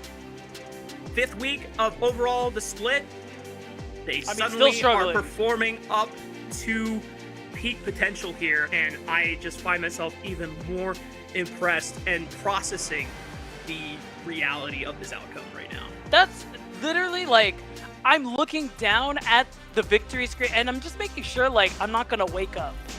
And I'm pitching my skin right now. Yeah, you know what I mean? Like, just making sure this isn't a dream. Like, this is real, guys, right? We're up because what an amazing turnaround. Like, I've been saying throughout the whole split that this team, I think, struggled the most with the format and how the regular season was very short because they went through several roster changes and they needed some time to be able to actually mesh and come together as a team. But the fact that the difference only needed to be like 1 week. If we had a 5-week regular season, I guess this team would have really stepped up. But what matters is they're here, they beat Supernova, and they're the first team to advance in the upper bracket. Blue Otter summer has begun, beatdown, and we'll see how far that summer can extend in our bracket stage. MVPs, vote in the chat, y'all. Kryra, Samakin, Quacker, I think all great shout-outs here. It's hard to pick just one. There's great moments even from Array and Rovex who are not necessarily optional options for our contention this time around, but man, it's really hard to say one over the other. I think Quacker eventually, just the slow overcoming and the signs of, hey, Quacker's actually doing a lot better than Hoarder in lane, finally came to full fruition here, and with that first solo kill and the amount of resources that Blue Otter opted into ensuring that Quacker had a good laning phase. Samakin on the Mel being able to bust that out as it's been banned for the longest time. You called out Beatdown. He finally gets to play in and show that that is another champion that maybe teams are going to have to consider banning in the future. And Kryrazak, on his birthday, he gets to bust out his most notable pick. And it is such a game-warping champion in these scenarios, especially when you haven't played against it in such a long time, that when they saved it for last pick, it really put Supernova in a pinch because they had no ways of being able to stop the Zac from getting in. No, literally 0 ways. It's genuinely, it was a really good pick, deserved. Can we bring up the predictions again just to remind people of our incorrectness, because we just didn't see this coming. I will take the clown wig with full pride because I know. We know we were wrong. And Blue Otter will definitely get the last laugh on us. They can clown us on whatever. That it is fully well deserved. It is honestly a remarkable job in a remarkable way. And I know that the Blue Otter boys are just so pumped and so excited to be able to pull this off. This is going to pose a big question now to what happens in Supernova in the lower bracket. And also, it's going to be quite unfortunate to whoever has to play against Supernova, because if Supernova now drop to the lower stage, we've seen it in the past where teams who are expected favorites then get dropped early and then they come back madder. You know, that's the time when they try and lock in and get things really worked out here. But I think we are just waiting to get our interview set up for whoever our lucky guest is from the side of Blue Otter. I mean, there's so many people I would love to talk to on that team. That was a hell of a series to watch unfold. Yeah, and I mean, more on the bracket that you were highlighting too. I think it's unfortunately, in a funny way, unfortunate that, you know, you're gonna maybe lose your first round of playoffs and you're like, dang, well, I have a second life, guys. I can't wait to see who my opponent is. Supernova. It's like, oh, okay, all right. Wait, where I thought we would play against Blue Otter. What happened? Obviously, because this is the first match. All the teams were probably watching, or at least very aware. True. And I believe our interview is locked in and ready to be loaded in. Ladies and gentlemen, gamers all over the world, please welcome to the interview desk the birthday man himself, the Zac Master. It's Kryra. First of all, happy birthday, and a hell of a birthday present to cap off yourself for a massive series win. Probably our biggest upset of the 2025 season. Tell me, Kryra, was the Zac planned before draft going into Game 3, or did it just show itself and you advocated for it? No, it just showed itself. Like, we didn't even think about that. I think I never screamed with it, and that was just it. Like they picked like good draft for my champ. So I said, well, give me R5, I might have Zac and goal, and then I had R5, and it was Zac and goal indeed.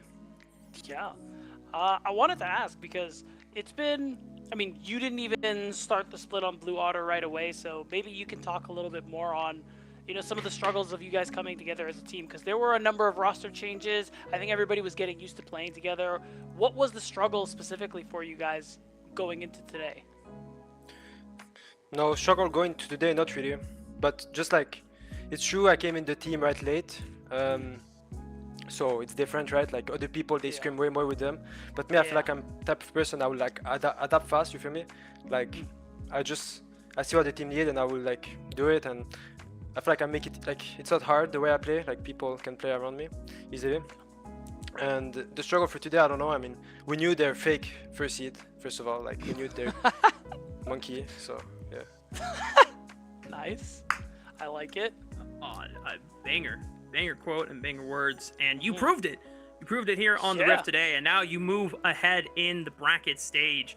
With this revitalization coming out from Blue Otter, do you feel like as a team you've now figured out a concrete identity you can comfortably go back to in these fearless draft scenarios, or are there still some things that you would personally feel more comfortable if you could polish them up before your next series? I don't think we figured it out, like I said. Like, I mean, we're still trying to figure everything out. Like, we're like today, you know, like we beat them because they're like legit dogs, but like we didn't play well, you know, like we're giving some turrets, we're losing tempo sometimes, stuff like that.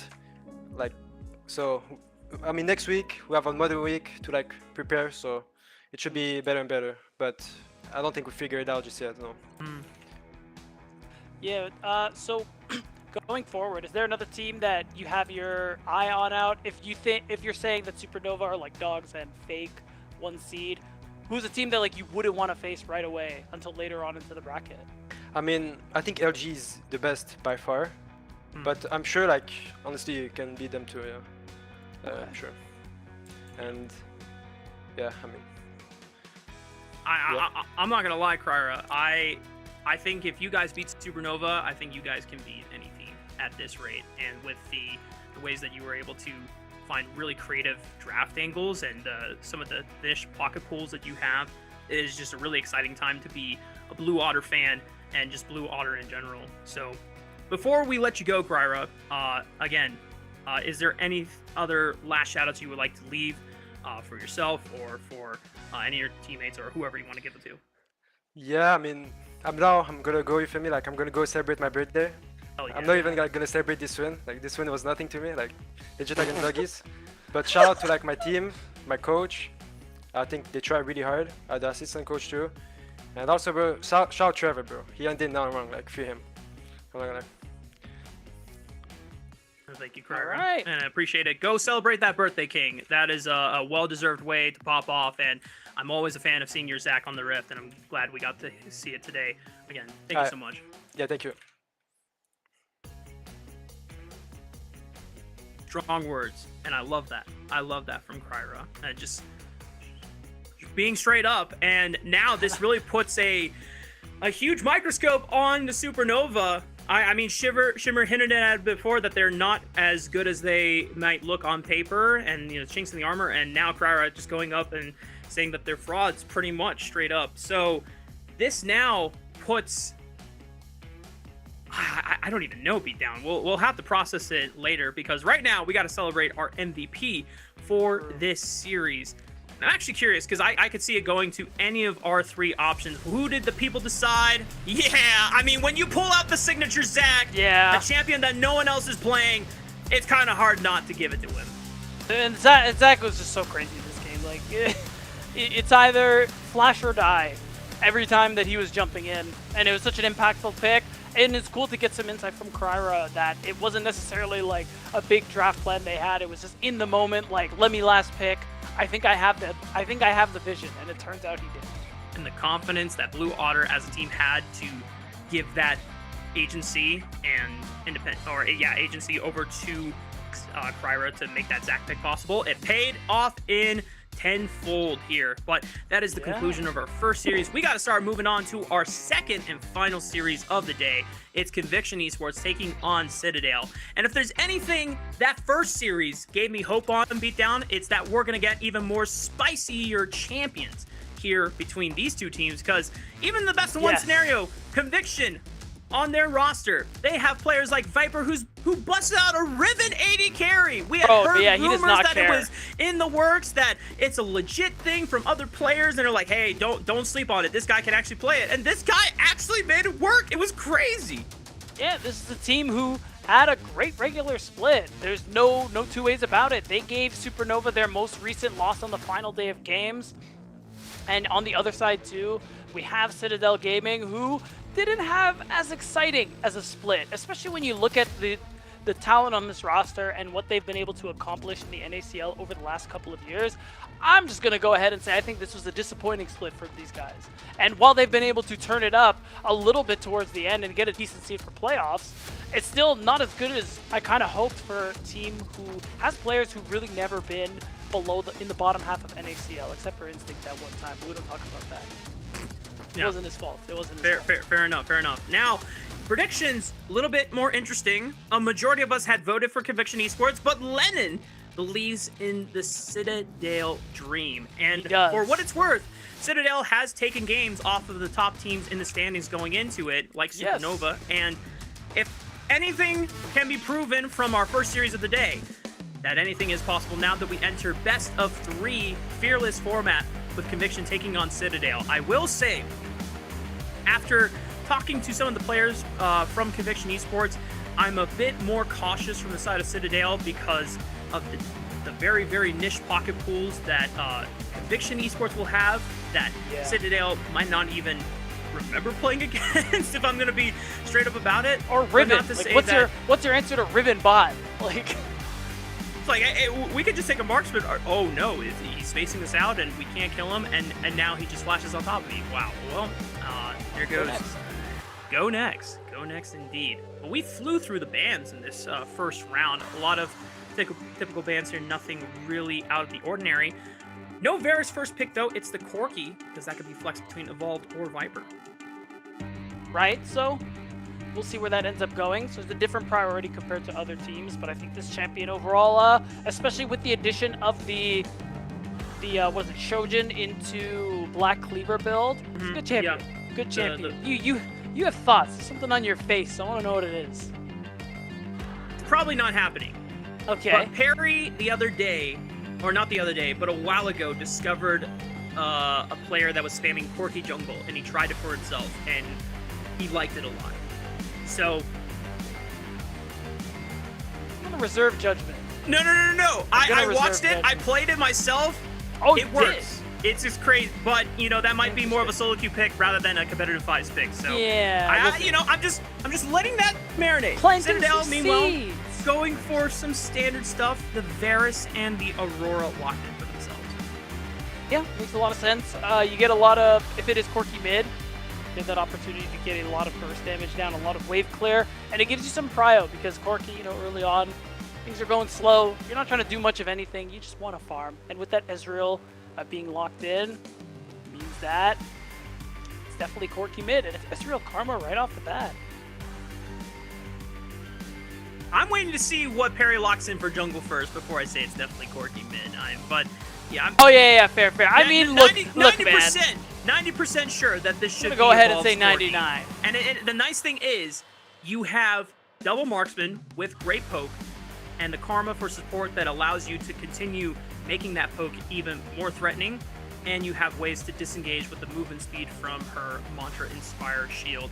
I will say Conviction Esports would like to have at least one front line so that if the hard dive scenario comes out from Citadel with the Vi and the Aurora pick, they have ways to disengage or try and break up the fight. Yeah, that's kind of why I'm not so sold on Corki jungle at this juncture, but we'll see. I mean, I think there's an angle. You already have enough damage that I think we can just see TF Blade start considering something like Scion that we know he plays a lot, or Cassante, something along those lines, just to give some heft to this composition, This is the first time they that banned Trundle... Scion. Interesting. Yeah, well, trying to make sure that Citadel don't have an ideal tank set up for themselves, which is curious because if you were threatened about a Scion, you could just slam the Trundle for yourself because you already know it's a Vi coming in for Kenvi on Citadel's side. So I almost suspect that Conviction just do not want to play Trundle this game. Doesn't seem like it, no. Gwen ban kind of makes me think Philip wants to play a tank. So even though Scion is banned, maybe they'll go for the Cassante or something along those lines. I am curious what TF Blade is thinking about. That's crazy hover. Everyone's been hovering the Shaco today. Nautilus locked in for Citadel. They have kept their cards hidden on what Philip is going to play for himself on the top side. Still could technically be a Aurora, even though the Rumble has been the most common option that Aurora is played top lane into. That flexibility is available. Conviction. What do they round out their composition with? We called it before. It would be nice to have front line. There's no Scion, but a Gragas has been a continuous option that has worked well for TF Blade in the past. And now we get to see what is Perry's jungle option here. Oh, I mean, Sedge seems perfectly fine. We don't see a whole lot of it, but I think it'll work.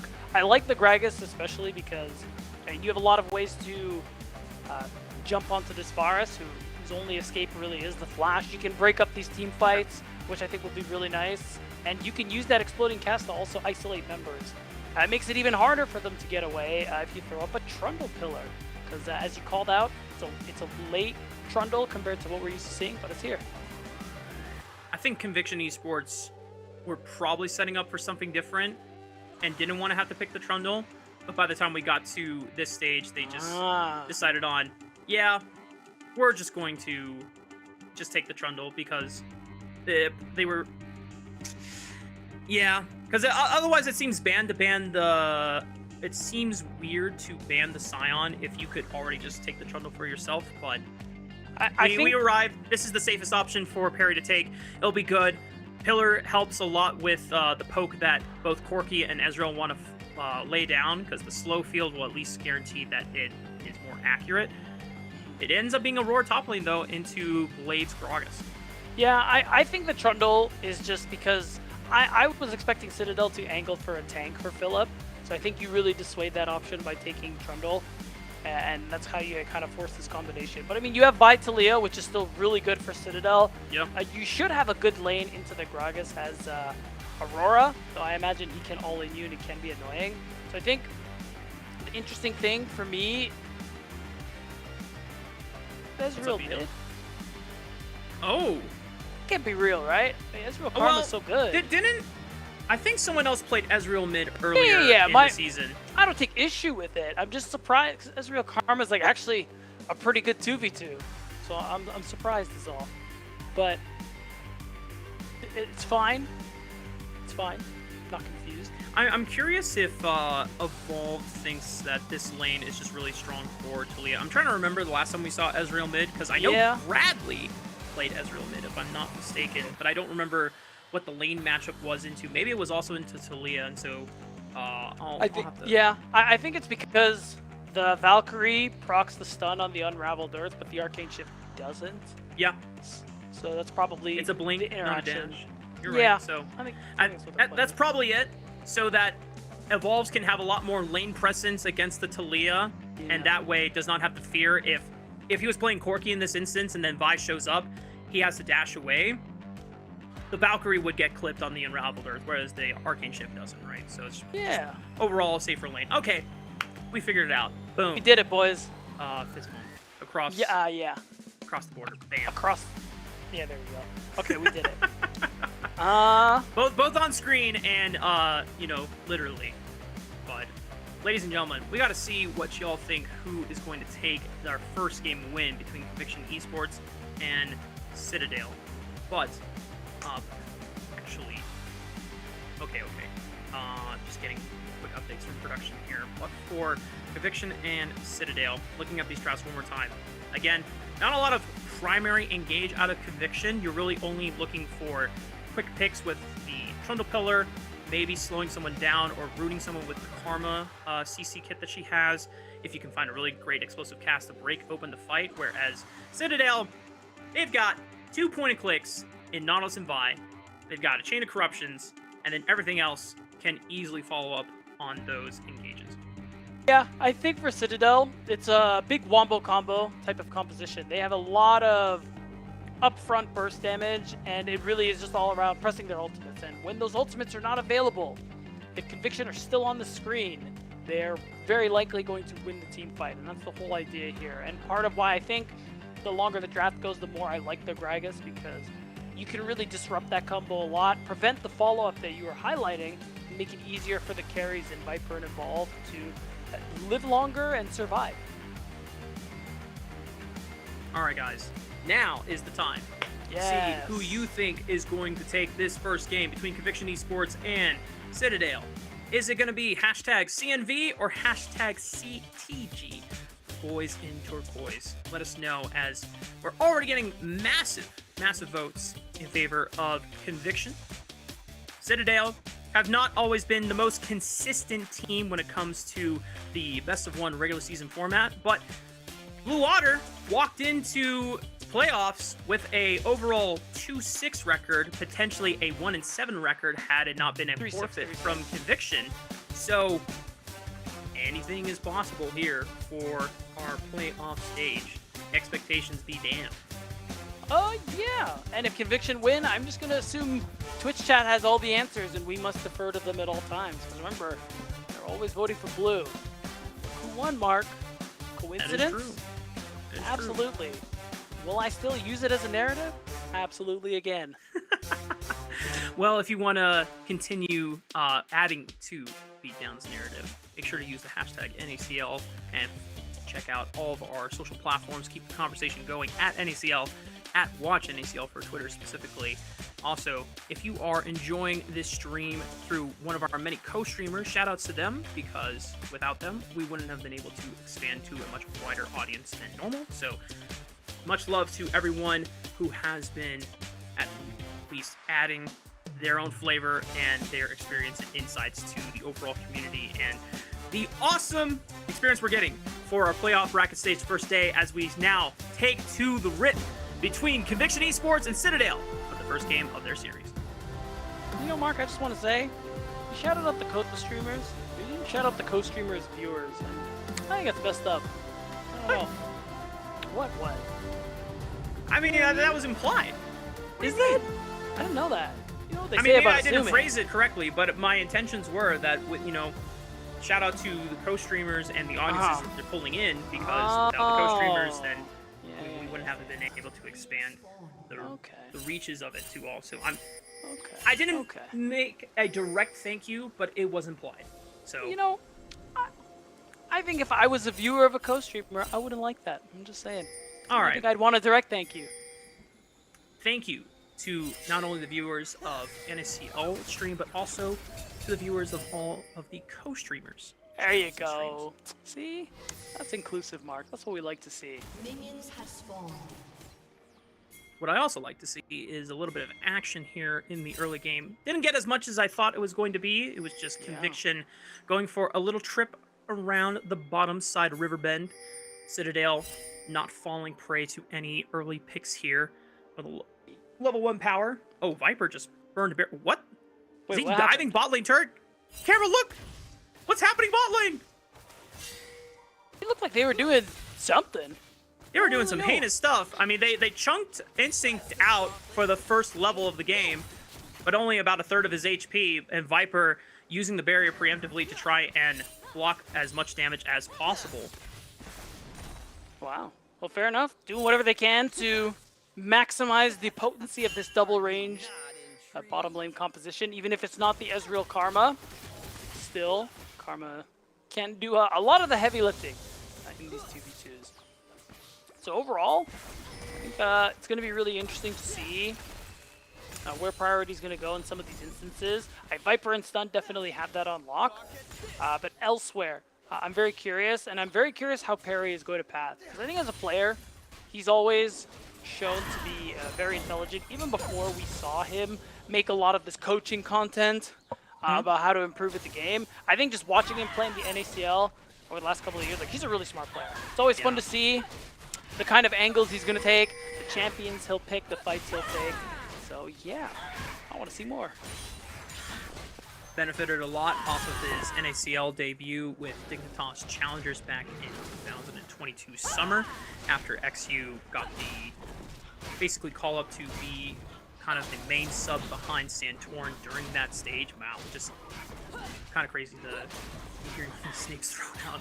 But for Perry, ever since then, he had proven to, like you said, be able to create some really creative paths and just really intelligent ways for himself to get a lot of farm for himself, and that is already continued in stride. And I think for Conviction Esports, this being one of the only teams this year to stream a majority of their games, stream their POVs, near airport being the other, it always provides a really cool insight for people who is consuming the content, and shows that just because they coach, they can also put that teaching and knowledge to good use and be able to show it on the Rift, which is sometimes we always joke in not just esports but also traditional sports. You know, sometimes the coaches can no longer do what they used to be able to do, but they have the knowledge and they can explain it. Well, this is one of those moments where Perry can coach it and he can also do it. Yeah, it'll be really funny too. Conviction end up making a deep playoffs run. Maybe even make it to that LTA promotion tournament would do wonders for the brand. I will say though, if there was a team outside of the two I think we've been highlighting that could make that run, I think Conviction is definitely in that discussion alongside Luminosity Gaming, where I don't think top two is locked. And I think Blue Water showed us that nobody's safe anywhere. Yeah, we had a huge tie between multiple teams for the first, second spots of league, and it might just come down to a pro diff at the end of the day beatdown. Speaking of which, shout out to our sponsor, prodiff.gg. If you want some one-on-one coaching with current or former pros from LTA or NACL, use the QR code or go to the website and schedule a one-on-one today. Conviction might get aggressive here in the bot lane. Valkyrie straight into the dredge line, but already a lot of damage onto Instinct's health bar. Already had used, I assume, what looks like a teleport there to get back to lane. As now CNV is in the area, seeing if Viper and Stun are going to continue to be aggressive. Great dredge line onto Viper. He's trying to take this chance, but he still has a flash. Has to wait for the ball breaker. Just dashes in and says, damn be the expectations. Viper has nowhere else to go. Might as well try and send it for a kill, and it ends up being first blood for Citadel. Really good angle there from CNV. It was almost a 2v2 kill there for Viper, but unfortunately he backed out before he could secure that kill. And Perry wasn't there to help tilt the odds in his team's favor, but he's still going to get an opportunity to hit this Drake. Problem is, CNV is nearby. Can he actually do something though? Because his bot lane is still walking back from base. Bradley has Weaver's Wall. He has first move. I don't think Barry can do this either. He's trying to keep the dragon leashed, but this just might benefit CNV as he can just walk in for the Smite Steal. And now Diamond is back up on the rift, so he can easily look for a dredge line to flash forward. Perry's in trouble. The Weaver's Wall follow-up from Bradley is beautiful, and Citadel will say thank you very much for the leash on the first dragon. Yeah, honestly, a bit of a greedy dragon take there from Perry. He gets punished for it big time. And you do give away 2 kills over to Citadel Gaming, particularly this Vi Talia. Really strong combo in that mid game. And we're going to see this one again. I mean, Viper really taking advantage of the fact that they have more combat summoner spells because Instinct went TP. But at the end of it, 3 is greater than 2, Mark. You know what's also greater than 2? The amount of Gatling gun sounds I had blaring in my head. Dude, I had to mute it instantaneously. That was crazy. Oh my goodness, that was... I heard that for 2 seconds. I was like, that nope. was a crazy spectator. Well, Citadel getting the ball rolling for themselves a little bit to the benefit of Conviction overplaying their hand, not once but twice in different scenarios there. I will say, playing against Viper and Stun is always terrifying as a bot lane because these guys play so unhinged and so on the edge. They do. You don't know if they just know something that you don't, right? And they're always willing to take the very volatile flip rather than backing out and making the safer choice. And sometimes it really does give Conviction Esports bot lane a huge advantage that no other bot lanes are able to find for themselves this split. Yeah, although this time it did backfire a little bit. We'll see what Viper is going to be able to do with that aggression once he gets more items. Because remember, this is early game Corki. We're not going to see a whole lot of much from this champion until 2-3 items. So if this is how aggressive he is now, Mark, just wait till he hits those power spikes. And he's going to do something crazy. Yeah, just you wait. Grubs has now spawned on the rift. Diamond and Instinct getting pushed in right now. Perry looking for maybe a pillar on the Diamond who does not have flash from before. Easy pickup setup, but Instinct is getting a lot of damage on the stun. Might just drop him before the end, but Instinct is forced to flash away as Viper Valkyrie into his face. Stun is too low to compete for the Grubs here, and despite the great pick on the Diamond, I think Conviction Esports have already blown a lot of their major cooldowns here, so they cannot really go for the objective afterward. Oh, it's looking like Grubs are not on the table necessarily, but I think the delaying in the back wasn't actually as ideal. Maybe Perry can look to try and take one away. You can see the whole of Conviction gathering around this spot. I think the play for them might just be to try and secure one Grub. It's going to be difficult here because Conviction want to get poked down with their double marksman, but they're not necessarily at a power spike where they can meaningfully threaten Citadel off. And despite getting their backs at least stopped, Perry just says, you know what, I'm going to take this opportunity to full clear my bottom side jungle while Kenby is dedicated to the objective here. Yep. I think that ends up being better, especially because Perry has the opportunity to go for that next Scuttle Crab. But otherwise, things are going to kind of slow back down. Viper hitting, or rather Stun hitting level 6, excuse me. I think we might have a bit of a skirmish on our hands, especially with Kenvi. He's pathing his way up top, and he has cease and desist. Stunt has no flash from before. Stunt is just pretty much dead. Stunt steps up and knows that he cannot survive, just making sure that Viper isn't compromised either. That's Feet of Warfare secured for Citadel. Feels a little bad for Diamond to take that kill, but ultimately, yep, Feats of Warfare have been picked up, which is huge. And that does give an opportunity for Perry to try and steal the Gromp, but I don't think it's going to, I don't think it necessarily closes the gap on what's been lost. Perry trying to look mid lane onto Bradley, but he still has a flash, so even if the pillar does set him up to be chased down, Bradley should be fine in the end. And even Diamond is around the area just to make sure that his mid laner is not in danger. Conviction yet to really find a compelling lead for this game. We did mention that with a double Trinity Force Marksman setup, they are going to have a strong mid-game spike, and that is what they want to play for, and Perry is just trying to act as a decent bridge. But for Citadel, their composition is much easier to execute. A lot of point and clicks, a lot of very reliable go-forward buttons, and Conviction, the onus of execution is on them to outplay it all. Right, and this comp, it's very simple for them to execute, and the whole idea is that Conviction, again, wants to survive that initial volley of spells. And if they can, they have a really good shot at winning out these fights. I will say, big thing to note, TF Blade hasn't been in a lot of these fights. I think he is a really key part of how Conviction can break up these team fights. So when he's around, I think we'll start to see some of these outcomes change a little bit. Yep. And Blade has had a relatively quiet game so far in game one, just because a lot of the action has not happened around top lane, and because we noted that the Aurora Flex could be advantageous into this matchup. He's had a CS advantage for the past few minutes against the Gragas right now, but Gragas trying to opt in for... I'm actually curious that he went for Grasp in this, because I wouldn't expect that he would be able to get that many procs off against Aurora in a melee versus range matchup, but I actually have no idea how many procs that he has. Unfortunately, you cannot see it on here on the spectator side, but for Philip, he seemingly had his way so far. He has the first spy on the Leandries, and Kenvi is in the area seeing if he can punish. Oh, he just used Body Slam! Between Worlds will slow him down, and now Kenvi can easily follow up. Blade is forced to flash early before Kenvi could get in range. Still, just many successful ganks from Kenvi so far. It's been a really good opening game for him so far, Mark. I think it's worth remembering, too, his interview that happened, I think, on the second last day of week 4 last week.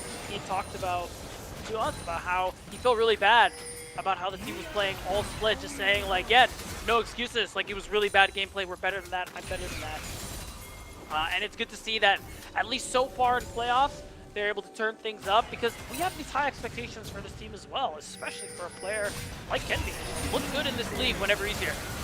Into corruptions into Dredge line, a lot of damage on the stun. True Shot Barrage coming from downtown, completely missed from Evolved, and now Kenvi is here. Flash for the cease and desist. Oh, wow. Knocks aside stun and looks for the Vault Breaker. Stun is forced to flash away from that piercing arrow, but Viper has nowhere else to go, and Instinct is gift wrap, a juicy kill. And just yet another successful gank from Kenvi. Even though Stunt makes it out with just 80 HP, the damage is done. And it's 100% KP for the jungler of Citadel, Mark. I think we like those numbers. Will soon fall. Mr. Hands being able to pull it off here in the opener against Conviction Esports. Trinity Force spikes are now online for all three main carries of Conviction. Good cast by TF Blade onto Bradley. Still has a flash, but that seismic shove is pushing him towards his side of the map. I don't know what you're expecting with that flash. Was trying to create some distance for that Weaver's Wall to come up, but not going to make it out this time. Yeah, I was going to say, it was definitely for the Weaver's Wall. Perry gets back onto the board with that play as well. So it is nice to see Conviction get a little bit of an answer back after that play. Not much is really taken in exchange either, so both teams have a pretty good angle to set up around this Rift Herald. That I think will be everybody's next focus in about 30 seconds. Citadel dropping another death for themselves, not the end of the world. They're still ahead of the pace relative to Conviction, just under 2,000 gold in advantage for themselves. The Seraphs almost fully stacked here for Bradley, and a lot of these 1 items were completed relatively early on for Citadel, but this is a massive spike window for Conviction now that all 3 of the Trinity forces are online. The Rod of Ages now stacking up for TF Blade. Conviction will have a smoother time as the game continues to play out. Not necessarily a huge scaling composition, I will say, but this is the window where now Conviction will feel a lot stronger than they were in the first few minutes. And it's all about if they can get to the setups first and get the poke down, as CNV forced to use the Q over the wall. Perry was trying to lock him down with that pillar. I will say, I think both Evolved and Viper want more mana before they really start to feel online. But Trinity Force still really nice and over. The hard engage from Citadel will trump all as Evolve tries to arcane shift into the fight. And Evolve. wow, he almost goes down, but the Between Worlds finally clips him on the exit. But Instinct falls to Viper on the back half. Blade, Viper, and Stun still alive, trying to take out this Rift Herald. There's no jungler on either side, so it could go to anyone. Blade now in the middle of Philip and Bradley trying to look for a body stun to set up Viper and Stun. The root comes in from the Karma, but a great seismic shove from Bradley. Viper sends it one last time, always forward, but does not flip up any more kills for himself. It's Philip that finds the second of the game. Bradley finishes off Stun on the right side, and the Lianji's burn will not take out Blade now. And Citadel come out on top yet again. I think this is not a stage in the game that Conviction actually want to be fighting, so I'm surprised that a team who I think generally has pretty sound decision-making from what we've seen throughout the regular split would keep trying to force these instances and keep falling behind the way they have been. And now they're in a situation too where Citadel, of course, are going to get that first look at the Dragon. That's their Infernal Soul point. There shouldn't be any contest, and Citadel continue to jump forward ahead. Like we said, Beatdown, the amount of reliable engage is on the side of Citadel, but the item spikes coming in is showing some promise for Conviction as they were able to blast the front line quickly in the exchange. Parry's the first one here to the Dragon. CNV looping around the corner, 2,000 HP. Parry secures the Dragon. Citadel now have to cut their way out as CNV is locked in place and gets silenced by Evolve. Citadel now down to 4 members looking for a re-engage off of Diamond, with Death Charge coming off cooldown soon, but not soon enough. Conviction are able to walk away confidently and now pressure the mid lane turret. Yeah, I mean, it should be theirs for the picking. I don't think there's really going to be a response. Instead, Citadel want to trade on that bottom side. You can see TF Blade is there to try and hold on and defend that turret as much as possible. It's looking like he should be able to clear out this wave. He actually might die. Oh, he's gone. Bye-bye. That was a lot of damage. That's a lot of damage. Bloodletter's curse, baby. Woo! Woo! Yeah, even with Blade opting into what I imagine is going to be either a Visage or some type of magic resist item, not enough to get out of that one. Conviction just bursting through this Rift Herald while Kendi was nowhere near in sight. Nice objective trade here for Conviction Esports. Gonna pick up the eye there and now have an opportunity to use it to continue opening up the map further. Viper should be able to clear out this wave without any threat from Citadel, but CNV is around the shadows on the other side. Could look to just dive since Viper is all by himself here. The flash, cease and desist, immediate into the seismic shove. Yep, that's the combo, and just like that, mid-tier 1 will fall as CNV's taking not a lot of damage. Thankfully, it was someone else from Citadel taking up the turret shots so that CNV could walk away safely. Yeah, and I mean, it's a nice pick-off. Evolved, or rather Viper, excuse me, not recognizing he was the play and overextends there, getting caught. I will say Herald is still really nice for Perry to have. Conviction can use that to try and secure that next Infernal Drake. It will be their second because they were able to stop that soul point from going down, which in itself is pretty massive considering how the game was going up until that point. Citadel still up 3k. You can still see some of these second item spikes come through. Bradley in particular has hit that Leandris, so he is becoming stronger and stronger. And it does mean if Conviction can't match that around this next neutral, they're going to have trouble. Like you said, Beatdown, the overall curve is favoring Citadel at this time. A Weaver's Wall from Bradley looking for Evolve. He does not have flash from the prior fight before. Arcane shift over the wall, but the Lollipop hook still snagged him before the channel of that shift went through. Citadel find themselves another easy kill. And even though there's no objectives to play for immediately, we've got 30 seconds before the next, or before Otacon spawns. Yeah, and it's also fine because more time on the gray screen is less time farming and scaling up. So that's why this pick is also really good. On to Philip. I'm glad Conviction are answering back and trying to get more plays because for a lot of this early game, it feels like Kenby was the one controlling the pace. And now, because they got the skill onto Philip, no way. I don't think they take it very fast, but maybe that's why you're seeing the Herald drop Evolve is TPing, so they're going to send it. This is so big for Conviction, the fact that they were able to pick off Philip so close to the spawn timer of Otacon. There is a ward from Citadel on top of it, so they know it's happening.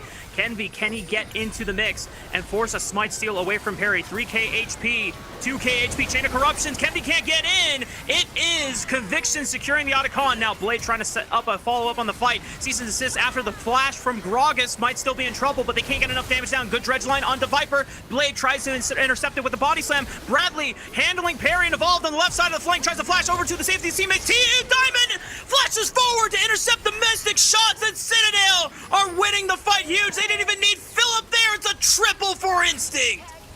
I mean, who needs the Otacon? It's not that serious, Mark. 4 versus 5, no big deal. The Herald doesn't even secure that tier 2 turret, and while Otacon is nice to have, that's another team fight loss that Conviction are just tanking right now. And the timing couldn't be worse because we're 40 seconds from this next dragon, and while they denied Soul Point before, at this rate, I don't think they'll be able to do it again. And Bradley is starting to cash in on some stacks. He has completed a Medjai Soul Sealer. Now, anytime I see this happen, beatdown, and you don't have flash, I always feel like you become target number 1. Now, Philip should be okay. He has flash in between worlds. True Shot Barrage for the chunk. Parry and Stun are going to look to chase here. Philip might have overstayed his welcome here between worlds to get to the other side, but Parry still has a pillar. And Philip is going to be forced to flash. Does he not have W quite yet? He gets rooted up by the Karma. Man, that is not good for Citadel. Conviction might not be able to get back over to the other side in time for the Dragon, but they can take a lot here on the top side. That was definitely a decision from them, recognizing, look, we're in a bad spot to take Dragon. Let's try and play elsewhere. And Philip offers himself very kindly to the Conviction who've been falling behind this game. So it is Soul Point for Citadel in exchange. At least Conviction will be able to get some gold back, but now they're on the clock mark. 5 minutes. If that Infernal Soul goes through, this Wombo combo from Citadel will essentially be unstoppable. And Conviction are already having a hard time dealing with it. So, yeah. And while Conviction is garnering some decent frontline members in Parry and Blade after they have built their first primary damage item, now going for more tank items, Citadel does not care. They can just point and click on a squishier target in either Evolved or Viper, and they have that easy backline access. It really will come down to the strength of the disengage from Blade's Gragas here, Stunt being able to find clutch shields, Moonstone thankfully available so that they're going to be that much stronger. I'm curious if Instinct will look for a Serpent's Fang on this third item just to make sure that that does not become an issue for Citadel in looking for lethal on these carries. I think that's a good shout. Probably something he'll be thinking about going forward. And now for Citadel, I mean, they're using their pressure to threaten dives if someone from Conviction oversteps again and taking whatever resources away that you could find. And keeping this pressure up is so important for them because they want to make sure they hold this lead and they hold this control so that they're going to be able to secure their Dragon Soul. It's really the big hope here. Conviction overall down 3,000 to 4,000 gold. Not completely out of the woods here, but as you already alluded to, their time is starting to run short before Citadel can pick up an Infernal Soul and reach critical mass levels of burst damage and lethal on a majority of these members from Conviction Esports. Because that is kind of the hope that if Conviction can get to a fight first, they can layer in the poke before Citadel pull the trigger and force the snap engage, and you might have at least a health bar advantage. As Evolved takes a face full of fisting from Kenvi in that bush there, as Evolved forced to jump away, already lost about fourth, a third of his HP. Good Whoa! seismic shove on the 3 members from Bradley. The death charge is right on top, and Stun is forced to use the Seeker's arm guard just for protection. Perry had to pop the subjugate and the flash. Citadel have full control of this bottom side jungle. Yeah, they sure do. And even without that kill, they're able to force out summoner spells. Really nice play from Bradley to allow them to just continue this dominance on the map here. You can see it where all these red wards are. Wherever Citadel put their focus, that side of the map just ends up being dark for Conviction and dangerous, as we learned in that last exchange. So now, Conviction, it takes basically their whole team to allow them to clear out any of this vision. It gets a modicum of insight into what's going on in their own jungle. Citadel walking over to the Baron since Dragon is not available for another 2 minutes. Bradley with the Weaver's Wall trying to look for a pick, but he's the only one on that side. Seismic Shove does not find Evolve there. Being able to space out the flick was crucial there for the mid laner of Conviction Esports and not getting picked off there. Citadel trying to see if they can maintain control of this top side river and still threaten, but as we approach closer and closer to the Dragon spawn, it might be losing a window here. Good dredge line and follow up onto the front. Perry being saved by that explosive cast, but the rest of Citadel trying to hold strong. The back line of Conviction is starting to cook though. Evolves Arcane shifting forward, trying to occupy the space, and Citadel is now on the retreat. Dredge line does not land, but Philip is dropped. Bradley could be the next one to fall as Evolved is continuing to fire Mystic shots one after another. Instinct, can he land a piercing arrow onto some of these low health bars from Conviction Esports? Not going to be the case here. Viper, Valkyrie forward. He knows that Instinct is all by himself, and he's flashing forward looking for the kill. Instinct is forced to flash, but he is separated from the rest of the members, and look at the damage! Kemby comes in, equalizes the trade, but he gives up his life just to make it happen, and Conviction Esports now have the jungle advantage, and they can look for the Baron. And they're gonna get it! I mean, Viper is alive. That should be enough for Perry and the crew to be able to get this one down, and it's so clutch because Conviction have essentially been losing this whole game, Mark, and the fact that they turn it around in this one big fight, get this Baron, is incredible. And at such a good time too, and because Kenvy's death timer was delayed to be one of the last ones there, he won't even be up to threaten for a trade onto Infernal Dragon, since Conviction Esports will be prompted to either stay on the map or just go for the fastest base and fastest deploy as soon as they get their purchases here. You already see that they're speeding back onto the Rift, but Kenvy now just spawning. Unfortunately for Citadel, they're not necessarily in position to make this trade happen, and Conviction could deny them the Infernal Soul. Yeah, I was gonna say, the fact is, Conviction backed and started walking out before the members of Citadel spawned. They're basically all here at the same time, so now Conviction have spent the gold that they've earned, and they've equalized with Citadel Gaming. 6,000 HP, you're already on the Dragon, but Perry, look how menacing he is, stepping up and controlling the space. Big seismic shove, though, onto Stun, taking a lot of damage. There's a lot of commotion on the top side. Still focused on the bottom side as Kenvy and Instinct able to hold out their own. They take out Perry, but now Kenvy is dropped too. Viper, look at these rockets pelting one after another. He is exploding Citadel off the Rift, and they deny the Infernal Soul. And they get a second Dragon for themselves. This is the turning point in this game one for Conviction Esports, because I think this comp has now completely come online. Their carries have reached their third item power spikes, and now it doesn't feel like they're going to be able to lose a single fight again. Because remember, we said this in draft, we've been saying it all game.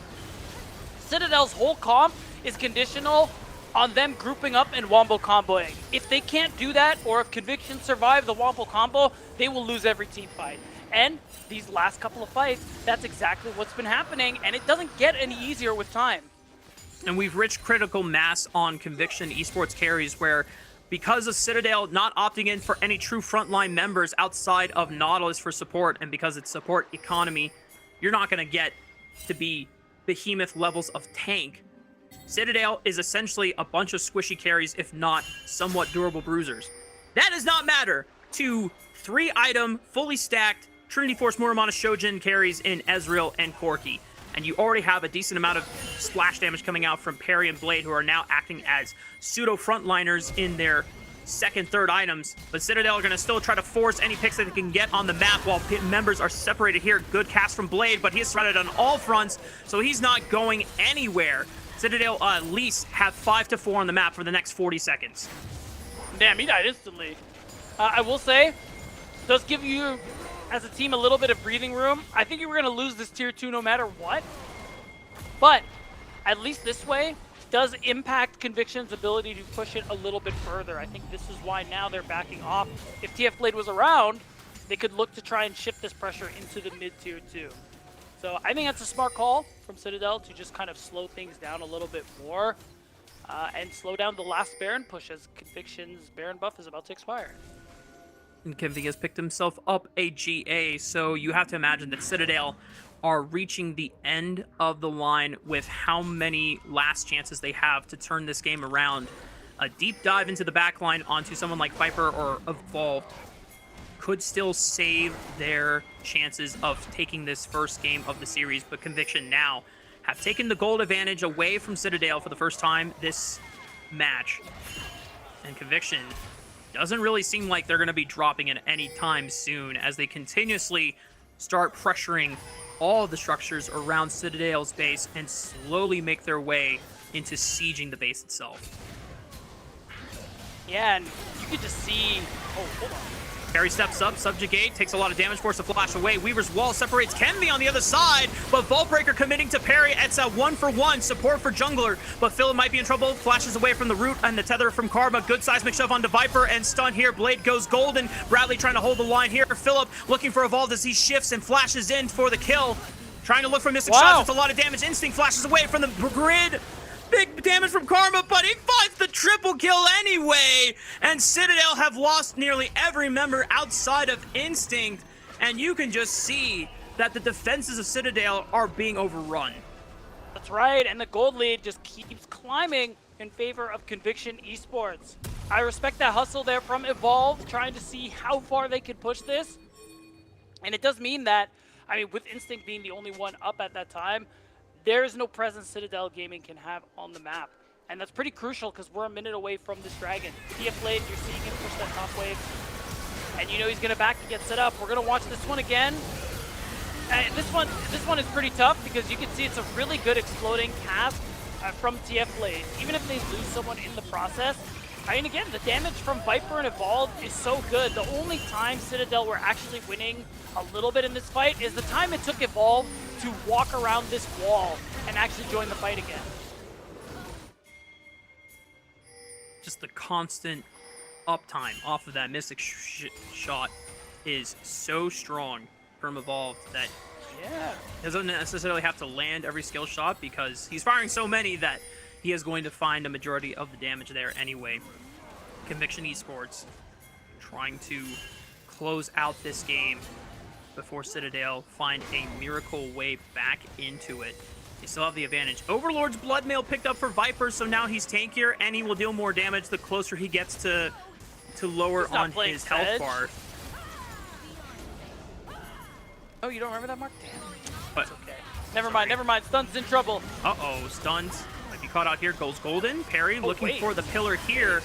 I don't think they can save Stunt, though, and TF Blade now getting rooted up by the Chain of Corruptions. Goes Golden, tries to stall for time. Cease and desist onto the back line. Can anyone follow up, though? Dredgeline right on top of Evolve, but the damage dealers from Citadel cannot get through as Philip and Bradley and Instinct are trying to do the best they can to hold the line against the frontliners. Evolved and Viper are way too low to confidently chase as Conviction Esports will not drop any more members, but Citadel at least endure. Yeah, I mean, what matters is they took Citadel, lost CNV, their jungler, so it's going to be really easy for Conviction to take the dragon right after this pause. Haha, got him. Ooh. It's not our fault. It's not our fault. Yeah. Well, this is a tense moment to have a pause in. We'll try to hopefully resolve whatever tech issues are happening on the Rift here.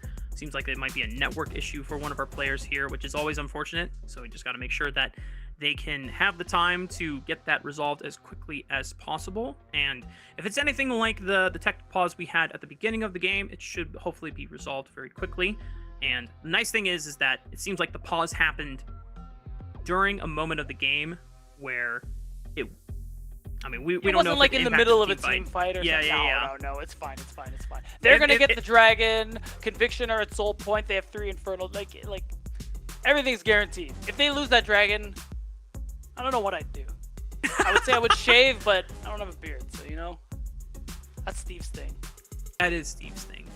He always puts his beard on the line, and there are times, it depends, where I'm like, you know what, Steve, it's time to go clean shaven. You know, you look good with the clean shaven face. But I know that sometimes the facial hair helps structure things out and gives that bolder look. But anyway, facial hair discussion aside, we're, as we said before, at a very tense moment of the game where Citadel are one dragon away continuously from claiming soul for themselves, and they have not been able to do so ever since Conviction started taking control and now have momentum on their side. Yeah. And I think we're just getting to this point where Conviction, I'm not calling the game necessarily, but this game just gets increasingly more difficult for Citadel to play. That last fight before this dragon was one of the best looks I think they've had in the last 10 minutes or so, and they still lose. Yeah, they seemingly had 2 back-to-back free picks. Stunt was caught out. Blade was forced to use his Seekers or Stasis early.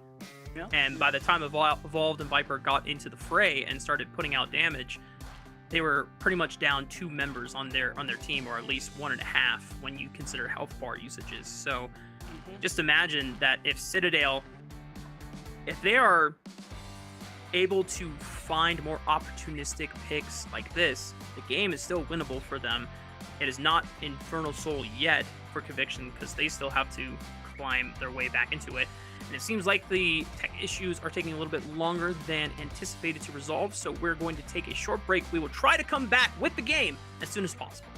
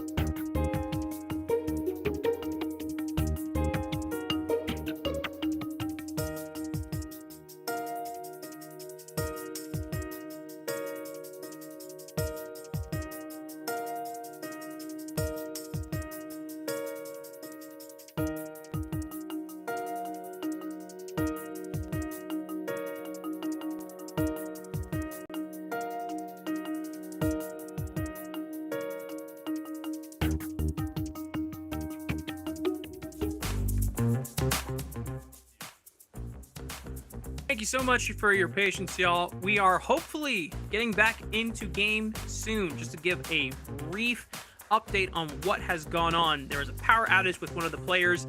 We had to wait for them to get their power back online, get their internet and router reset. We just got confirmation that not only they were logged on back in Discord, but they are also back in game. So we should hopefully be resuming our game one series between, or game one of the series between Conviction Esports and Citadel, and boom! We're back! We're there! Conviction secure the third dragon for themselves, so now both teams are at soul point on the next dragon spawn evolved, shifting away from that chain of corruptions. And back to action beatdown. Oh boy, things are still tense as ever. And they're heating up, Mark. It's a 7-dragon game, and Conviction have won their second fight in a row. And we're, just to remind people, we're seeing the beginning of this turnaround where now Conviction are in a very powerful position this game. And Citadel are going to continue to struggle. Ooh, the blast cone might have put Blade in a bad spot here. He doesn't have flash. He can't get over the wall. Citadel with a massive pick and a shutdown onto Blade's Gragas. Now give them the 5-4 advantage for the next 50 seconds. Wow, bad timing. And unfortunately, no flash means TF Blade cannot body slam over the wall. There was an angle where Conviction could have played for a Baron, but instead, they're just going to have to They're sending it right onto Parry first. Stun and Viper are sectioned off by the Weaver's wall. They can just pop Parry here. It'll be good for the Baron take. He's already taken a lot of damage in response to CNV, but Bradley continues to step up and ensure that no one else from Conviction can get up and follow Parry on the other side, but Citadel have been chunked, so they can't look for Baron just yet. Yeah, so a lot of mana, a lot of health spent in this exchange. So, at the very least, for Conviction, they aren't going to lose out on this Baron. Stunt is still going to be here and able to clear out a good amount of vision. But that's a positive look for Citadel, which we haven't seen these last 5 minutes or so. Because I think we're at this point where their comp is beginning to be outscaled. What they need to do going forward, again, is just good target selection. Ensuring that they can land their combo onto somebody and blow them up immediately, because they need that numbers advantage if they're going to be able to overcome Conviction in these longer fights.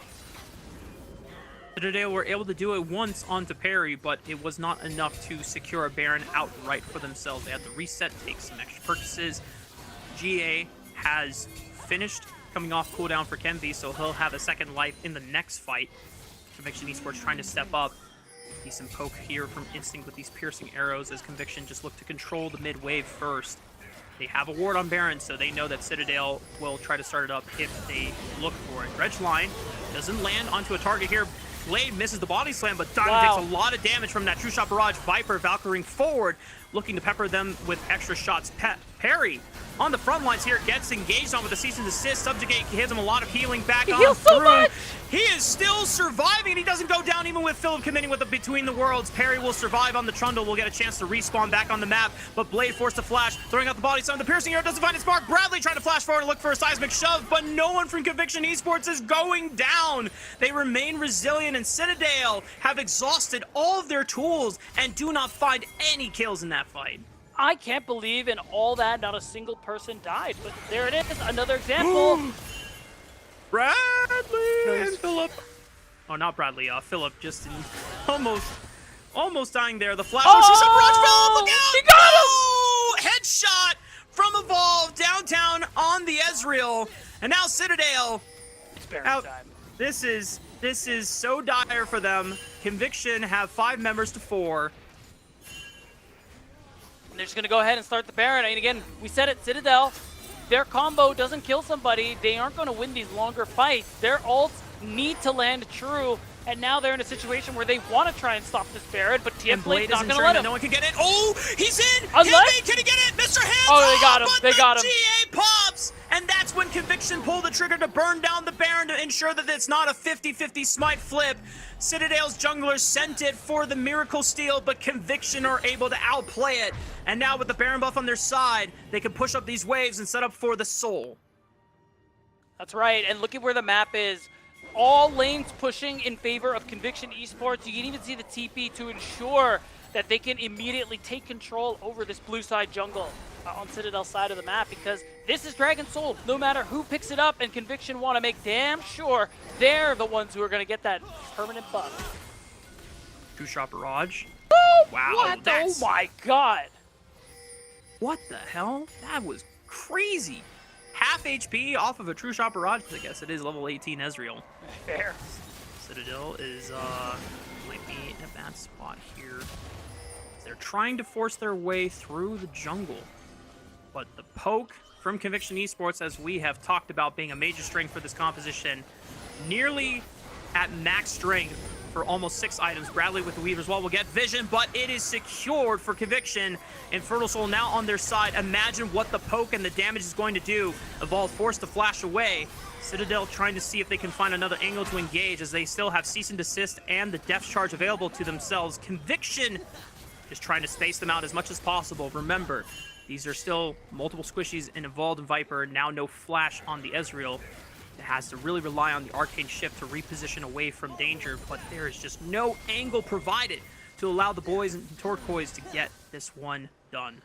Yeah, and Infernal Soul is so big for Conviction's side as well. You have 4 Infernal Drakes as well, which are giving you just, you know, stacking percentages of AP and AD. So the fact that they've been able to get that much you know, extra damage is so good for Evolved and Viper too. Not to mention the, you know, that pop that happens whenever you land a spell. It made Citadel's life just so much more difficult, Mark. We're approaching this 40-minute mark. And Conviction, they look like, with Baron and tow, that they just want to try and walk this game down. Conviction have nearly all the tools necessary to make it happen. Otacon was secured for themselves nearly 19-20 minutes ago. Infernal Soul with 4 Infernal Dragons stacked up. I just want to see what happens when Evolved lands a Mystic Shot on a carry and just how much damage it does. Or if another True Shot Barrage finds its mark. Solo Right. Bradley already taking a lot of damage. Parry on the right side. Explosive Cask will just punt away Diamond. And now Citadel's base is under fire. The first inhibitor of the game will fall in favor of Conviction Esports as they now make their way, sieging to the bottom side of the map. That tier 3 turret, not long for this world. They're going to do their... Oh! Massive seismic shove, but the dredge line was nice as well. Parry just stepping up forward. The subjugate will not allow him to tank and endure it all. Diamond doesn't go down, so it's still a 5-on-4 for Citadel. Maybe they can find a way to continue the fight afterwards. Blade getting critically low. Evolve trades it to CNV, but Citadel will still survive for now. Conviction Esports not able to break further into the base. That's also a positive trade for Conviction. Holy. Okay, that was the answer to your question, Mark. A Q Two-shot on a barrage. squishy. Oh my goodness. I think it would have killed him. Yeah, it would have completely annihilated Instinct there. Well, first positive trade we've seen from Citadel in quite a while. Still, they've lost so much on their side of the map. Their base is still very heavily exposed with mid inhibitor down, bot inhibitor open and ready to be hit. So Conviction still have a pretty big and broad amount of control over on the map, which is going to be really important because we have Baron coming up again soon. Yeah, Elder's up. But I think if Conviction get the Baron again, we probably won't see the Elder. We're approaching 40+ minute heater territory beatdown. This is where everyone's builds gets maxed out. Everyone approaches, if not completes, level 18. I think everyone from Conviction Esports outside of Stunt is already level 18, and only a couple of people, mostly the carries for Citadel, are the ones at that rank as well. Evolved trying to pepper in these Mystic Shots. Parry taking a huge chunk out of Bradley's health bar as he steps up, pops the Subjugate, and Blade with the angle misses the body slam since Instinct flashed away from it. Good seismic shove keeps him away. Explosive Cast will punt away Citadel's backline to the right side. They burn out Diamond, and the GA for CNV is going to give him a second life, but he's surrounded by all Conviction Esports members, so he's not surviving. And now it's up to Bradley, Instinct, and Philip to hold the line against 5. Decent poke from Instinct. Chunks out Viper. He still has a flash and a barrier to work with. Meanwhile, the two carries in Bradley and Instinct do not have summoner spells. But for Conviction Esports, they're sending Perry to push in the wave on the top side and trying to maximize how much of their siege they can get done before Elder Dragon spawns in 1 minute and 40 and Baron in 30 seconds. Yeah, it's a beeline straight to the Baron for Conviction Esports. They're gonna have super minions pushing in mid and bot, and Perry pushing in top guarantees that Citadel will basically not be able to walk towards the Baron without being seen somewhere. So Conviction, you can see it. They're clearing out what vision they can. I'm gonna see if anyone from Citadel oversteps, but they are gonna get this Baron insta back and send it for the Elder. Thinking if Citadel can find a long-range skill shot, but unfortunately Instinct is nowhere near to pull off a Gumayushi moment. That is the Baron secured for Conviction Esports. And now Elder spawning in less than a minute. And I imagine that Conviction, they can just threaten to push in through topside, and Citadel are pretty much have no reasonable answer to try and look for a steal on the Elder, because their base will just crumble in that amount of time. Chain of Corruptions over the wall, Weaver's wall. Oh, okay, they don't really got to find a way to follow up. Blade able to step on up and intercept the engage. He goes down, but the rest of Citadel's comp trying to do as much damage as they possibly can. Good treads line on a Viper. He's burned out. Instinct trying to find piercing arrows one after another, but Evolved is cooking with the Mystic shots on the Ezreal. Boom! Big damage burst! It's from Stun and Evolved as the arcade shoots forward. The flash forward from Stun just to end it all! They knew Instinct was the last line of defense, and Stun ends it. Citadel will fall, and their base crumbles. Conviction Esports will take the first game of the series. 45 minutes, and Conviction mount the comeback. And for Citadel, it's back to the drawing board, Mark, as now they're backs against the wall. Conviction find themselves at match point after this first win. As we said before, that was 40-plus minutes of back and forth action, where Conviction finally able to overcome the amount of wombo combo and the damage profile that, to their credit, the Turquoise boys were boasting for themselves for the first 20 minutes of the game. But my mind goes back to that one fight on the topside river where they were not able to instantly blow up Perry in that exchange. They didn't use all their buttons immediately to force that numbers advantage, and afterwards Evolved and Viper able to just win the extended fight, and from there, Conviction just scaled on up past that breaking point. Yeah, it really is that simple, where you have a comp like that for Citadel Gaming. If you don't end up finishing the game soon, against what Conviction we're working with, you end up having a really difficult time. Props to them for some of the good looks they had towards that late game, but I think it was inevitable Conviction would be able to take it. We'll see what they can get for us in that second game. Well, game one was a heater, and if I expected anything different, it's not going to be the case, because I think both of these teams are going to continue delivering on the entertainment factor. We're going to be taking a short break. When we come back, it's going to be game two between Conviction Esports and Citadel.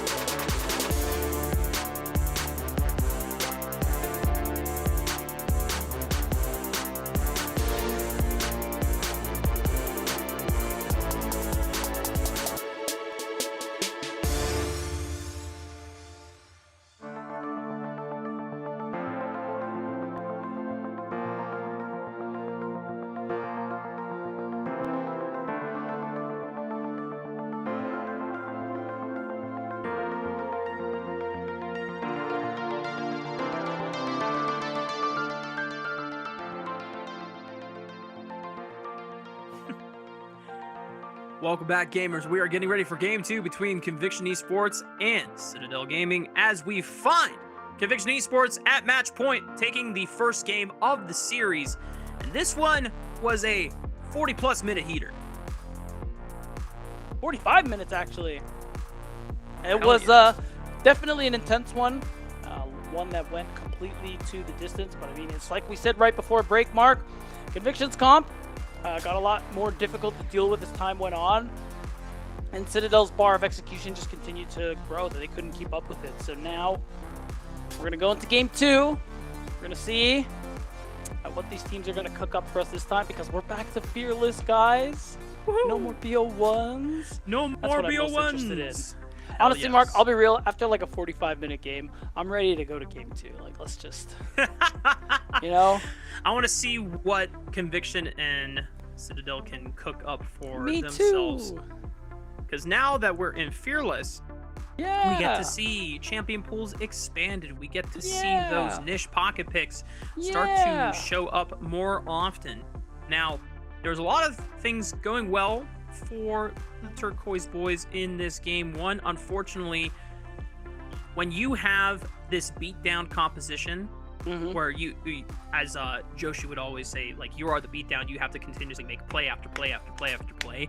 Otherwise, you run the risk of getting outscaled by the damage output and the somewhat scaling front line in Gragas and Trundle. As soon as you let your foot off the gas pedal there, you give too much breathing room to Conviction, and they finally find their window to essentially outscale you. But going into the second game, I'm curious if that means Citadel will want to take more scaling elements on their side, or at least have a better front line so that they can take these 5-on-5s a bit more fairly. At least it doesn't feel as lopsided when it comes to frontline difference. We'll have to see.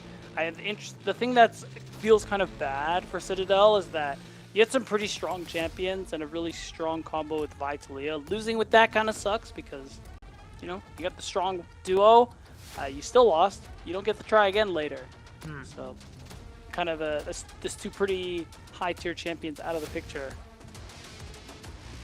Hard loss to swallow there for Citadel, since they don't have that OP combo for themselves anymore, but they take the blue side. We'll see if they can scrounge up some heavy priority picks. We have yet to see things like Azir and Pantheon ever at least be let through the draft in our first 2 best-of-3s so far.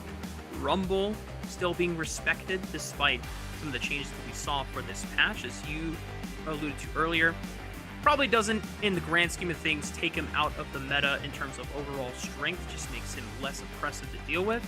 Lucian, that was an 80 carry pick that a lot of our marksmen in NACL were starting to pick up and favor over things like the Varus and the Corki, which were also higher priorities in marksman territory. But now, 3 marksmen are gone. So with Lucian also biting the ban, you're left to things like Yunara, you're left to things like Xayah if you want more self-peeling and safety. And we have really yet to see a lot of Caitlyn prioritization, even though there are some of us on the broadcast that think it's really strong in certain scenarios. Yeah, I will say, because Citadel is here, they could play it, because we've seen them do Kate Lux this split. And I'm pretty sure Instinct has had more than 1 game of Caitlyn, so you know, there's a world where that ends up coming through, especially as you say, you know, a lot of the options are getting, or have been removed already, even the Lucian ban in that first rotation adding to it. And then again, I think of Conviction Esports and the fact that you have Viper, who is a big Vayne fan. If an angle opens up for him to take that, he has had 2 games of Vayne so far this split, and he has won both of them, and he's looked pretty damn impressive. You know, thanks to all of the years of playing Vayne in the top lane, when I want to call back to no org days in spring 2021 for the first iteration of Proving Grounds and eventually the formation of NACL, that he was finding a lot of success with marksman top laners, Kalista, Vayne, etc. Wukong is the answer, though, for Conviction. Makes a lot of sense considering what's up. I'm curious if we're going to see, I was going to say Viper answer the bot lane pick. He did mention specifically, he mentioned to Stunt, who told us in the interview that he thinks his Vayne does not get enough respect. So I'm curious to see if he's actually going to lock that one in. No, it's Kaisa. I think it's a little too early to go for the Vayne. Not trying to disrespect Omran's Vayne, because I know from firsthand experience watching it, it is good. But just being able to synergize something like a Kaisa with the Wukong identity, you already have a strong dive core set up for Conviction. And now I think Citadel will want to pick either good front line or ways to break open the fight and disengage. You can't do that, Bradley. That's I was going to say, what are we? What am I looking at? Don't you tease that one in front of me. I can already hear it. He's like, guys, what do you think about Silas? And he's like, bro, it's disabled. Like, what is I can see it. It is what it is. I do like this, though, the Renata being secured, as you said, that in our earlier series, that's a nice way to synergize with Yunara as an enchanter, and it's great to answer into the heavy dive from Conviction. You can break open with the hostile takeover and really make Conviction hesitant and cautious about how they want to pick those engaging. Yeah, the Jax, I think, is pretty nice there for TF Blade. I think it's something, this is a matchup that he did really well on in Split 1, especially. I think both sides. But I think with this Jax, you immediately open up a side lane threat, because eventually it's going to get to a point where Philip will not be able to answer him, and very likely, despite who Bradley picks, he won't be able to as well. So if there's an angle where Conviction get those early grubs, it's a really easy way for them to stack a lot of gold. Conviction now trying to see what options they can pinch from their opponents.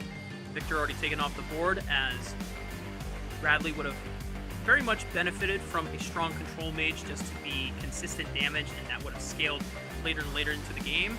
As we found from the first game as sample size and data for this series, these games look like are going to be going the distance every single time these two teams clash against each other. So might as well opt in for something that does not need to snowball super hard early on and go for a little bit of extra scaling. But this does mean with no Azir, no Victor, no Orianna, no Cassiopeia, a lot of the big control mages are gone. This means Ryze is a big threat for either of the teams here.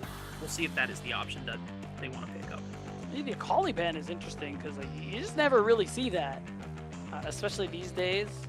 It is it's definitely targeted at Evolved as well, so it makes me curious on what Bradley is thinking about playing in the mid lane. We're teasing a couple of interesting supports, but Mark, like, this is fives. There's a tier list. Yep. Sorry, man. Rakan, pretty damn good at creating opportunities, if not following up on engages himself with grand entrance and quickness there, and the ability to float between forward on the engage front or trying to counter engage and ensure that Citadel's backline is, or Conviction's esports backline is not in a state of danger. I like this lock-in though. The Pantheon, this is the first time that we've seen him being let through. Very strong early game jungler that can get a lot of things rolling with that global power paired with something like the Ryze. The boys in Turquoise are going to have so much flexibility at being able to respond to threats around the map.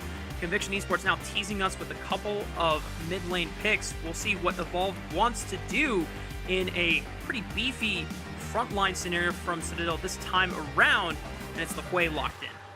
Okay, so I mean, it does give you that bit of extra damage and range. I think is going to be really important too. You have a lot of champions who want to jump in very far distances, so Evolved should be able to keep up from a distance and just pelt his opponents with a lot of damage. So it's nice too, because when you're playing into shorter range champions like Yunara, like Ryze, it feels really nice for Hui too to just use that range. And I think you said it earlier, and it's like, stay there, be gone. Back off, be gone. Yeah, exactly. And it's very funny. Gotta keep them at an arm's distance. The overall diving capabilities from Citadel's composition is very straightforward. Yeah. You have to find creative flank angles if you want to really overwhelm Conviction Esports backline setup with the disengage from Cyclone and the quickness.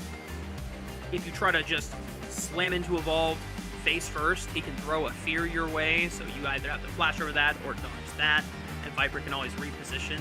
So even though that we had touted Conviction Esports as a heavy dive composition, because of the champions that they locked in for themselves, they do have some flexibility. I still think that overall, Conviction will thrive when they are picking the fights that they want in order to make that dive happen. But the advantage for Citadel, I will say, lies in how much CNV can get done early in the window where Pantheon is one of the best champions in the game and can really just get things snowballing out of control. But at least for Citadel's sake, if they don't snowball, the game is not over. They still have scaling components on their side. Yes. I think that's true. It's really going to be interesting. It depends, because I think what makes the late game a little harder for Citadel to play is the Kaisa, because, you know, once you get the 2-3 items, she spikes really hard and is going to be able to, as long as the team makes space, you'll be able to cut through Scion. You'll be able to just put out insane amounts of damage. So I think it really is just going to come down to what CNV is going to be able to do in the side lane in particular. You saw the Galio hover, but didn't end up going through, so there's no one to match that Grand Starfall. And it does give CNV an opportunity to play that side lane, especially when we talked about how TF lane is going to be a big side lane threat. CNV, I think, helped mitigate that. Split push potential is there for TF Blade, and since Conviction Esports have already done a consistent job of prioritizing grubs in their regular season so far, grubs for something like a accelerated Jax could very well be the undoing of Citadel if they are trying to consistently keep tabs on the side lanes, which is nice that they have global threats to answer and respond and make sure that is curved down. We want to hear from y'all in the chat. Who is going to take this second game of the series? Is Citadel going to make a comeback and try and bring us to game 3? Or is it going to be #CNV, a Conviction 2-0 sweep, and wrap up our first day of playoffs here on NACL? And if you want to keep up the conversation, make sure to use the #NACL, as well as checking out our social platforms at NACL, and then at WatchNACL for Twitter specifically. We'll say it's a lot of Conviction fans in the chat, good lord. You know, they do have a lot of fans from what I understand, so, you know, let's get some love for Citadel, guys. #CTG. Anybody? There you go. That's what I like to see. Let's even it up a little bit. Don't make them sad. Well, it's not about making them sad, beatdown. It's about putting your best foot forward and earning that respect here on your Rift. You're right. So far, Conviction have done a better job of earning that credibility and that reputation, given our very fast regular season format. Though we have now arrived to this point in playoffs for our first day of the bracket stage. It's been a fun day so far, Beatdown. I still am reeling over the Blue Otter win over Supernova. I know. Now that is creating a lot of interesting scenarios going forward. But of course, Conviction Esports now getting ready to see if they can put an end to this series and wrap up the day, or Citadel will find a way to bring us to game 3. Let's hit the Rift. All right, will Conviction sweep the series, end our night early, or are we going to go to a game 6? I don't know about you, Mark, but that's what I want to see. I want to see these teams. Now that we're back to Fearless, give me all the games. I want to see everything. Because then the game 3 scenarios are always so exciting. You get to see some pocket picks come out. See some of that champion pool and creativity flourishing on the Rift, or at least put on the line for higher stakes than what they were during the regular season. And for Conviction so far, the onus is on them to close it out, but also the onus on Citadel to see if they can actually bring it to a game 3. We're at least hoping for. CNV taking a lot of damage as he goes aggressive into Perry's topside jungle, placing that ward down on the Raptor camp, but thankfully he's Pantheon. He'll be okay. Does not necessarily need to look for a base. Curious to see where he wants to start, if he wants to match Perry's clear and end up on the same side of the map, or if he's going to be looking for a mirror clear and end up opposite, and it looks like it's going to be a mirror start here. So CNV will end up on bot side, might have a chance to try and influence the lane of Instinct and Diamond and see if they can try and punish Viper and stun. And TF Blade looking like he did a quick invade just to get some information. I'm wondering if since he didn't get a ward, not sure he ended up getting the best information because CNV started on his wolves. We have a pause, guys. We're back. Surprise! Woo! Hopefully we'll resolve this as soon as possible. I hope it's not a power outage again. Yeah, that would be quite unfortunate. We definitely do not want that. Just trying to think about some of the overall conditions for both compositions here. We talked a little bit about Pantheon has the early window before level 6 is on the table for this Wukong. First item spike is kind of nice for both junglers here. Citadel are not completely doomed if they lose the early game advantage because there's scaling aspects to play for. For Conviction Esports, again, the conversation is mostly that this composition is a dive-centric comp, but they have flexibility of being able to kite backwards and counter-engage on their turns. Yeah, so it'll be... Wow, it's like I've already forgotten the draft. We were just there. We got Jax, Wukong, Yes. Hui, Kaisa, Rakan. Yeah, I guess I'm more looking at Conviction and what Perry is going to be able to do in those early levels, because Perry's the one playing Pantheon, right? I didn't make that up. No. Kenvy's playing Pantheon. Kenvy's playing Pantheon. Then it's Citadel, who I think have some of that early game, because you mentioned it earlier. Pantheon, really strong in those early levels, probably the strongest. So really keeping an eye on him to see what he's going to be able to do. To his credit, in game 1, for like the first 20 minutes, he was the one getting ahead on a leg up on Perry, making play after play after play after play. We're trying to resolve tech issues as fast as possible, but you're right, Beatdown. Kenvy did have a pretty nice early game over the side of Conviction Esports and at least led the tempo and had control of the map and was leading the pacing for how the game was evolving. Unfortunately, just was not able to, with the rest of his squad, ensure that mid-game transition into the final snowball that would have put an end to the game was successful for them in closing it out. Now, for Conviction Esports, I think the conversation has still been very interesting about how this team has come together. Conviction Esports, similar to Supernova, had a pretty much full roster rebuild from top to bottom. A lot of these players were either pickups from the previous split in spring or players that have not played Tier 2 competitive or even Tier 1 competitive in quite some time. I'm actually trying to just make sure that it was just only Stunt and Viper that had a stint in Tier 1. And then for Perry and Evolved, they were in Tier 2 at some point in the past, and now on paper this was another roster that we had figured, okay, these guys have the potential to be contending for the top. It's just a question of, well, conditions like, can Viper actually play bot lane at a high level in Tier 2? Can Perry or Evolved, since they've taken a break from competitive and not have played in quite some time, can they actually still play at the top level? Well, they've proven it that they're now one of the favorites for this title, and it can at least make it to the promotion tournament alongside 2-3 other teams in that same group of them. And it seems that the tech issues are not being resolved as fast as we would like, so we're going to take a short break. We will try to come back with the game as soon as possible.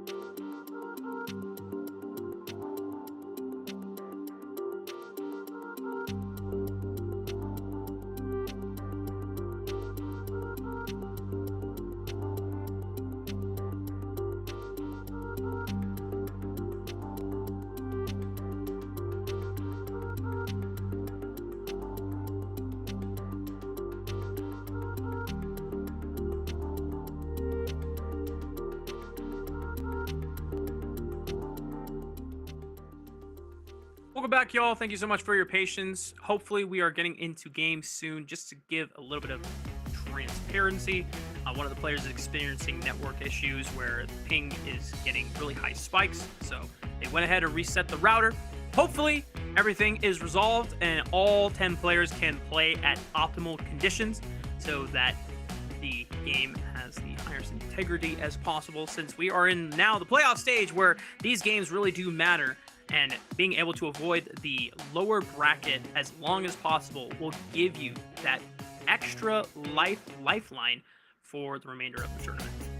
Also will allow you to avoid Supernova, who are in the lower bracket. So, you know, it's really a win-win that I think every team wants to be dealing with. And we don't have to stall anymore because we're back into the game, guys.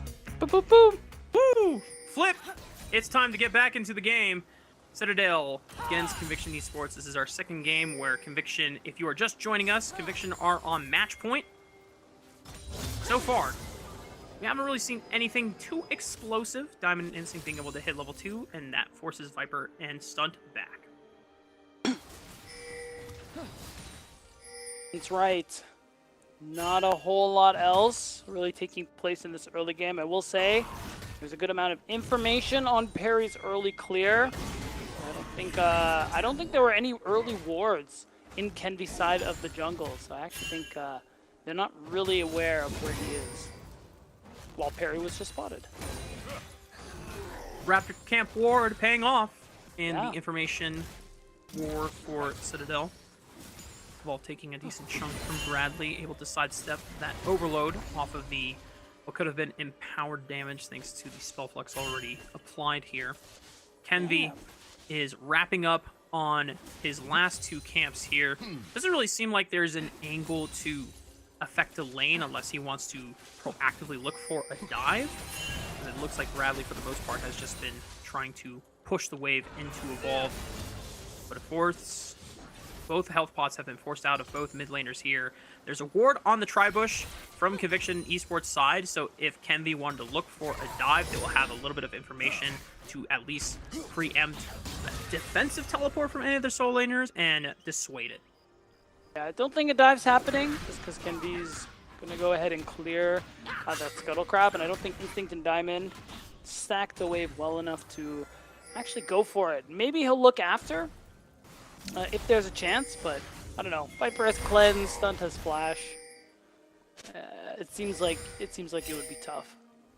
Otherwise, everyone's just going back to spawn, using those teleports that you mentioned, and nothing exciting is happening on the Rift. Mark, I'm disappointed. Well, unfortunately, Beatdown Citadel don't necessarily have the beat down composition that needs to get off the ground rolling early, since they have a little bit of more late game insurance in their soul lanes here.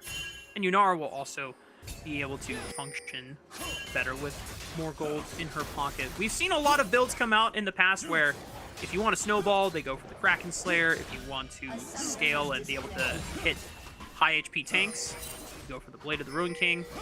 In this game, there's not necessarily a tank, but I would not be surprised if Instinct still opted in for Blade of the Ruin King, just thanks to the sustain and the dueling potential it does have, as while we are still watching mostly quiet gameplay on the Rift and yet to see a pro diff happen so far. Shout out to our sponsors, prodiff.gg, where if you want to get one-on-one coaching with pros currently or formerly in the LTA or NACL, use that QR code to go to the website and schedule a one-on-one today. Try to level up your gameplay, as the ranked season for Split 2 is coming to an end very soon. True, so get that coaching in, get that last-minute LP, do what you got to do to climb. Use the QR code, get some one-on-one coaching from the pros. Do it. Do it. Just do it! Oh, that's a throwback. And what Kenvy is doing right now is the Dragon. Early on into the game, thanks to the power of the Q that will allow him to just spam his way through bursting down this objective. Stunt at least has eyes on the objective here. We'll look for a cheeky steal, but doesn't have the smite quite yet off of the spell book, so no chance for a real threat there early on. So the first Dragon very quickly taken by Citadel. Yeah, nice and easy. Taking advantage of the fact that Conviction went for that lane swap just to ensure Viper can have this 1v1. In fact, Philip is in a bit of trouble top lane. Maybe we can look at that. Yeah. I will say this swap was a pretty nice setup for Conviction. You can see now that Viper has actually got a pretty solid lead over on Instinct because of the way they split this up. And also, this is a lane that, as long as Viper doesn't get hit by the Scion ult, he can pretty safely 1v1 and farm. Philip is running low on mana, so the window for that is starting to really run out, at least for the time being. TF Blade getting hand shook back into stunt, but thankfully for them, nothing really was lost. It was a force of a burn onto Instinct and Diamond, trying to see if they could get any Summer Dispels taken off the board in time for Grubs, as we're still about a minute away from that objective spawning. And that was just a window where Conviction trying to see if they can just get any Summoner Spell advantages to make that eventual fight really nice for them. I don't imagine any first item spikes are going to be online in time for that objective, since we've had very little action and influence of extra gold so far. So I'm actually curious on who is going to be favored when going for the setup. I think it kind of depends. Like, if TF Blade is there, I like Conviction's chances. If he's not, I probably like Citadel's chances. Because I think, I mean, we talked about it, Pantheon is really strong in these early levels. Of course, he keeps getting better. I think he's able to do a lot in some of these early skirmishes and objective fights. And unless something like the Jax is around, it's pretty hard to deal with. Philip does have TP. TF Blade is waiting for his TP to come off cooldown, and because it's not coming up fast enough, he's already preemptively making the rotation to the mid lane so that he can hold that while Evolved and the rest of Conviction look to trail behind Citadel in the river. They went for one grub, secure with the smite. They immediately back off. And this could just be Conviction securing the other two grubs, since they have dedicated so many members to try and make this objective happen. Yeah, it's not all three, which would have been nice, but still something Conviction, particularly TF Blade, can take advantage of, especially when we get into side lane. As we know, Jax is pretty good at split pushing. Otherwise, Citadel, I think, pretty happy to walk away with one of the grubs just to prevent all three from going down. And yeah, we're just going to go back to neutral. Prevents TF Blade's Jax from being able to just run amok on the side lane turret with that extra Void Might being able to spawn. Now that is no longer a possibility. Philip was able to benefit off of at least crashing a full wave into Blade's tower. Don't think he was able to get any turret plates, or at least some considerable damage onto the tower. Citadel, like we said before, can be as the early bridge, but Citadel do not necessarily need to play the game super fast early on, only if there's good opportunities. And now that a majority of these champions are level 6, the growing power, the global power with Kenvi on the Pantheon, Bradley on the rise, can start looking for those plays proactively. Yeah, so I'm curious to see how they're going to set that one up. You already see Bradley walking and threatening. I think the Realm Warp up on top lane. Doesn't see the angle, so he's going to recall instead, but the option is there. And there's so many options because, as you mentioned, Kenvi also has that semi-global with the Grand Starfall. So it does put a wrench in TF's plans of split pushing later on into the game, but I mean, still. It's a way Citadel can find some really good advantages now and later. Conviction still playing the game relatively slow, since most of these champions don't necessarily want to start fighting until they at least have a Trinity Force under their belt for both Jax and Wukong. Kai'Sa going to continue being a greater threat the later the game goes on. We'll have big spikes on that 2 and 3 items. Has some building power depending on what he goes for first. Might be a Kraken Slayer, if I have to guess, based on the components that he's got in his inventory for now, with the Rectorix and the Hearthbound Axe. And it seems like Instinct is going to match that as well. So early Kraken rushes for both of our AD carries, which means that it's going to get pretty dicey if these marksmen commit to all-ins in the first fights of the game. Oh, wow. Bradley under some threat, but ultimately, I think Diamond getting delayed in that top lane gave a really good opportunity for Conviction to get that first look on this dragon. Now CNV has effectively split off the members of Conviction, but can he actually do anything? Jumps right on top of Perry, is able to disengage with the clone. And that's it, beatdown. Yeah. It's going to be an easy Drake. Nobody's punished, no summoner spells blown. I think, again, credit TF Blade for slowing Diamond down by canceling his back. And Conviction walk away pretty happy with that one. I looked at the item spikes for Citadel coming online. Obviously, Rod of Ages is going to get better and better, so you don't have to fight proactively. But there was a window where both of your solo laners had first item spikes. No one else on Conviction did. If you wanted to force something, maybe you could have looked. But like we said before, Citadel are just going to keep it cool, try to play the scaling game. Yes, Conviction get one dragon. It's now one dragon apiece for both sides. Neither team has yet to complete any feats for our feats of strength overall, as we have yet to see a kill this game, so Feat of Warfare is nowhere close. And because both teams have taken an objective for themselves, and then Conviction getting 2 with the 2 grubs, that does mean that they are closer to at least the objective feat. But first brick is awarded over to TF Blade, as he has made continuous and relenting pressure on the turrets on the side lanes, and has now been able to break open the map for Conviction. Pretty big too, because if Conviction gets the next Drake, I mean, that's Feats of Warfare right there. So that ends up being pretty nice, and just a small example of what he's going to be able to do later on into the game once he gets 2-3 items.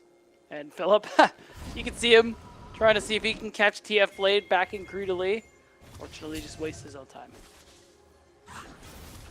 TF Blade will be walking towards the bottom side of the map, since Viper is already walking top to catch the incoming wave. So Philip actually takes a recall there.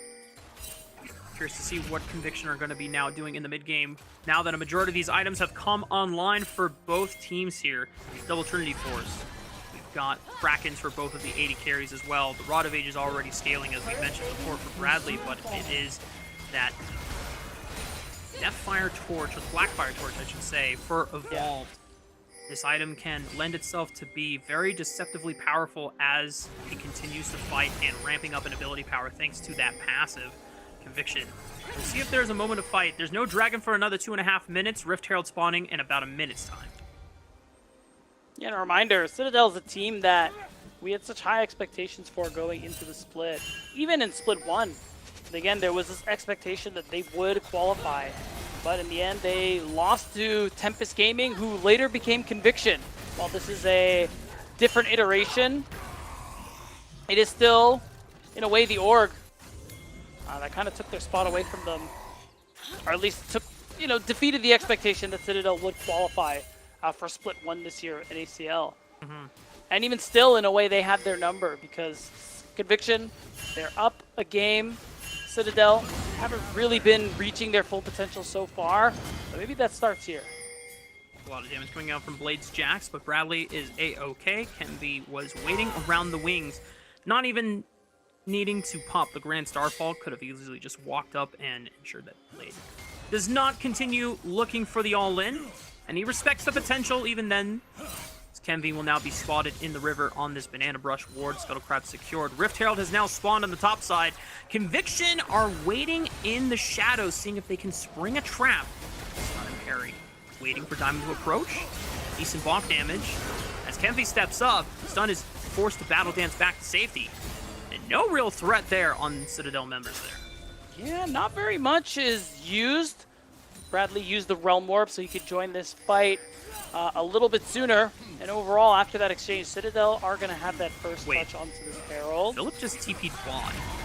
TF Blade could walk over and get a TP advantage here, so that's going to call upon Philip to at least use the Unstoppable Onslaught so he can get back in range. Stun starting up the fight. Massive hostile takeover tries to buy some time, but the damage is overwhelming the members of Citadel, and Conviction Esports are able to delete pretty much everyone before Philip gets it there in the first place. A big window capitalized by Conviction Esports. Wow, that's a massive miscommunication for Philip to end up TPing away like that and not just TP straight to this fight. I mean, we'll watch this one again. This whole time, he's ulting from basically below the Dragon Pit, so it's taking him way too long to get here. By the time he can interact with anybody, this fight's been lost. It was almost like watching a... Oh, hang on. Well, Blade is going to commit his life to securing the second tier turret. Does not have flash. You see the all-in pings from Citadel saying, kill this guy, make sure that he does not escape, we must punish him. And you know what? TF Blade is going to type #worth in the chat, giving his life over to the second tier turret. Oh, it's beyond worth, because you can see how many people it took to kill him. It gave so much space for Conviction to take this dragon. While Kenvi is in the area, I don't think they'll be able to actually impact it. The problem's going to be the fight after. 2,000 HP on the dragon. They should be able to secure it there. No trouble at all. Conviction Esports, despite being down a man, Philip was already committed to the top side of the map to at least look for a turret trade for himself. Now Conviction, are they going to look for a pick onto Bradley? Kenvi is waiting around the wings as well, but Viper is angling for it. He's going to go invisible. Speed on in. Kenvi is there waiting, but can he get in range? Bradley's getting bursted out before Kenvi can get there, and the cleanse instantaneously by Viper ensures that he makes the assassination work, and now Kenvi is overextended. He flashed in to make it happen, and he gets punished. Viper's Kaisa is now online. Nice play from the bot lane of Conviction Esports. And with so many people down or elsewhere, they might be able to knock down this tier 2 turret as well, which is just another huge injection of gold. But they heard the Scion, even if I didn't for some reason. Means they're just going to go ahead and back off. This has been quite the flip of the script here for Beatdown. Citadel in game 1 had the beatdown composition, and they were the ones pushing the pace of the game, forcing Conviction to try and match them and react as much as possible or defend. And eventually they got outscaled. Now it is Conviction Esports with a composition that can scale comfortably later the game goes on, but they have found the window in the mid game where they have pried open this massive snowball, now with a 5,000 gold advantage at just 18 minutes into the game. If Citadel do not get a chance to stabilize fast enough, Conviction are just going to run them over. Yeah, I mean, we're already at the point where objective bounties are up. Riot Games is taking pity on Citadel. Let's try and give them a little extra gold, but unfortunately, might not be enough. Only time will tell in these next couple of minutes. I mean, we have Otacon spawning in just over a minute's time, and then the next thing is going to be that Mountain Dragon, because it will be Conviction Soul Point on a very powerful soul. Philip with the flank was hiding in the bush, waiting for Viper to overextend. He's got parry, though, in his back pocket just to make sure, but Kenvi is sending him with a Grand Starfall looking for Viper. They know that he doesn't have any summoner spells, but Viper has bought enough time thanks to Stunt with the quickness to reposition, and now it's parry on the offensive, looking for the Cyclone engage. TF Blade into the backline with the counter-strike. Another grand entrance from Stunt into the backline, and now Evolved rise to the party. The Sparling Despair will spill the demise of Citadel into the safety of their own turret. Philip trying to do whatever he can. This game is wrapped up. Conviction Esports getting ready to sweep Citadel in this series. Yeah, you're seeing the backs come through. We are really low in terms of health bars, but that should be this tier 3 turret. I don't know if we're at the point where you actually want to take an inhibitor. I think it's wiser to just take this turret and leave, and that's what you're seeing Conviction do. This gold lead, it just shot up to now 7,000. And the way they've just been playing this out, it feels like Conviction cannot lose. They're just so far ahead. We already saw how hard it was for Citadel in game 1 to try and push the pace of the game when they had the momentum, when they had the window of leverage. Now it's Conviction with a massive gold lead that continues to balloon in this game.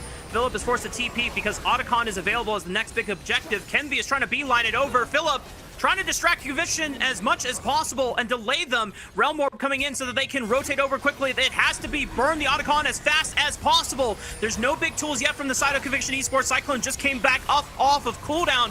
5,000 HP on the Otacon. Parry flashing over the wall just so that he can get in range and see if he can get vision. Massive engage into the backline. Conviction are able to stay undeterred as Diamond is trying to survive until the very end. 1,200 HP on the Otacon, and it still goes over to the pockets of Conviction Esports. This series is over. And they have the Herald in tow as well. And you got to imagine Evolved is going to ride that all the way to Citadel's base. I don't even know we have some pretty short death timers, but you got to imagine another inhibitor turret is going to get cooked. A 10,000 gold advantage, more than 10,000 gold at 21 minutes. Citadel, yes, they have a composition that can get better the later the game goes on, but they just don't have the breathing room to do it comfortably anymore. Conviction Esports, I imagine, are just one good fight away from being able to siege into the base and close out this match. They are so strong right now.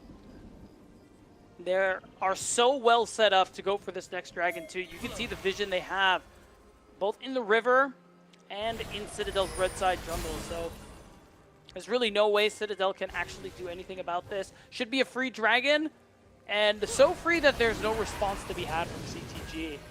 So at this point, you're just waiting for this fight that's going to end it all. It's Conviction now, they've crested that 10,000 gold mark. They're on this third Dragon. Again, feels like they can't do anything wrong. And at this point, beat down. Conviction Esports now climb. Free Dragon. Wow, Viper is sending it into the middle. Three people. There's just no chance for them to punish. He knew that there is just no way that Citadel could turn it around. Stunt does get dropped for a shutdown bounty, but what is the cost, if not greater, in case of Conviction Esports finding more members to kill? Philip trying to run for his life and will be able to walk on out safely, but the inhibitor is the focus in the mid lane, as well as the inhibitor in the bot lane. Conviction Esports getting ready to take everything for the boys in turquoise. And there are waves coming as well. I think with Bradley being here on the rise, 2 items and a rod means that the wave clear is absolutely there. So Conviction, until they take him out, they're going to have a hard time ending the game this way. But does mean that they have mid and bot lane just automatically pushing for the next 5 minutes. And that should be long enough to allow them to secure this Mountain Dragon, which is going to be their soul.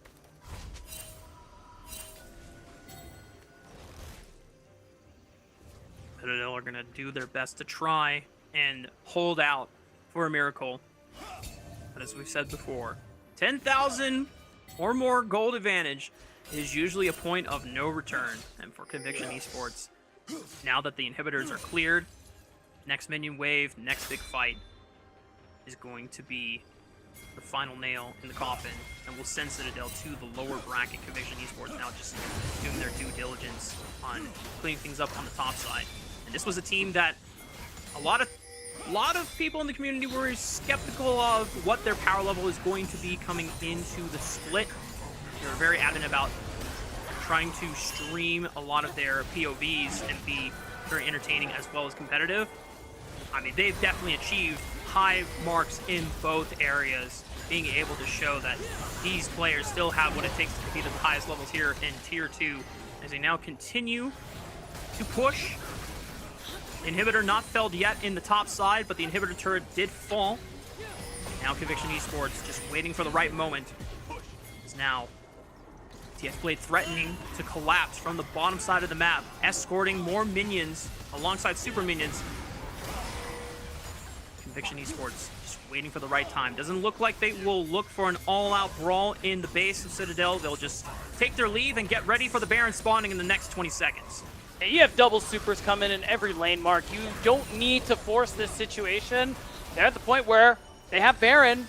I'll be disappointed if Conviction take Baron and then they still kind of dance around actually ending the game. But, you know, we'll see. Again, a lot of wave clears there for Citadel Gaming Stomp. And you got to respect that. So you got to imagine it's just going to be an immediate Baron start here for Conviction. This is 3-item Kaisa, so this is going to get taken very, very quickly. And once you spend that gold, we're just waiting for the Nexus to explode, Mark. Straight up. I was curious if CNV would feel ambitious about sending a miracle Hail Mary into the Baron pit, but yeah, just try to see if you could steal it. Because I don't know how well you can defend from a Baron-empowered 5-man squad from Conviction anyway, even with all 5 members, but that is where Citadel are going to best put their chances of survival. 2 items for Philip, 3 items for Bradley on Rise, 3 items for Instinct on Yunara. If these 2 carries can survive, maybe, just maybe, but it does not seem likely. Conviction Esports just waiting for the right engage angle and just waiting and allowing the power of Baron empowered super minions pouring in through every wave to do all the heavy lifting for themselves and wait for Citadel to make the first move. That's right. Citadel are going to get to a point where they're just going to have to force the situation. But right now, they're doing their best to wave clear. You got to imagine if an angle presents itself, they're just going to send it because they're about to lose. Kenby jumped on the parry, and instantly that is the call to turn right on back with the counter engage. And just like that, Conviction Esports are dropping Citadel like flies, one after another. Viper looking for the Quadra. Who took the Penna? That man was denied, but Conviction Esports will not be denied as they progress further into the playoff upper bracket. And a 2-0 fashion, no less. So Citadel down to that lower bracket, gonna have to try and make that miracle run alongside Supernova. But Conviction, they continue to impress with how good I think they've been playing all split long. Cannot say enough praises about the roster of Conviction Esports. Like we said before, there was some skeptical looks about this team and thoughts about people in the community. Obviously, we had many who were excited and others who were unsure about where their power was going to be coming into the actual season for NACL. Whenever you look at these rosters on paper and haven't had a chance to watch them play in the highest levels of competition here in Tier 2 for quite some time, it's always tough to get a true evaluation of where things are going to be. And so tier lists were always entertaining to go through and see where everyone ends up, but Conviction Esports starting to prove that they belong in that upper list of teams that could contend for that promotion tournament and try and at least contest, disguised, or a spot in LTA next year if they continue this momentum lead down. Yeah, and of course, you guys go ahead and vote in Twitch chat who you think the MVP should be. TF Blade, Evolved, and Viper. I think everyone top to bottom. It's another situation where I think everybody played well, but where there can only be one, essentially. Can only be one at the end of the day, but at least being able to make it to top 2 will increase your chances of being that one that emerges on top out of all of the chaos. As that promotion tournament, like you said earlier, is coming up very soon in practically a month's time. September 19th is the last day, and there's 4 days of competition if I'm not mistaken. So September 19th, 18th, 17th. September 16th is when we kick it all off. That's gonna be, whoo, that's gonna be crazy. And then you have to also consider, I don't know if you guys have been checking out the LRN, but one of the teams I remember just from the beginning of the split, the Astral Esports roster that was put together that has names the likes of Summit, Ghost, yes, like world champion from 2020 with Damn 1 Gaming Ghost, as well as I think Winsome is on that roster support, and you have Cody and Solid Snake as well, who have been long mainstays in the Latin American League of Legends scene for quite some time and have made one, if not multiple, international appearances. As we wait for our interview with one of the winning players from Conviction Esports, we're going to start rolling through the highlights, y'all, and recap the end of the series if you are just tuning in and missed out on all the action. And I mean, we're going to see again some of these last-second clips. This kind of feels bad because this is already at the point of the game where Conviction were just running over Citadel. And then it only got worse from here. So, you know, children, shield your eyes.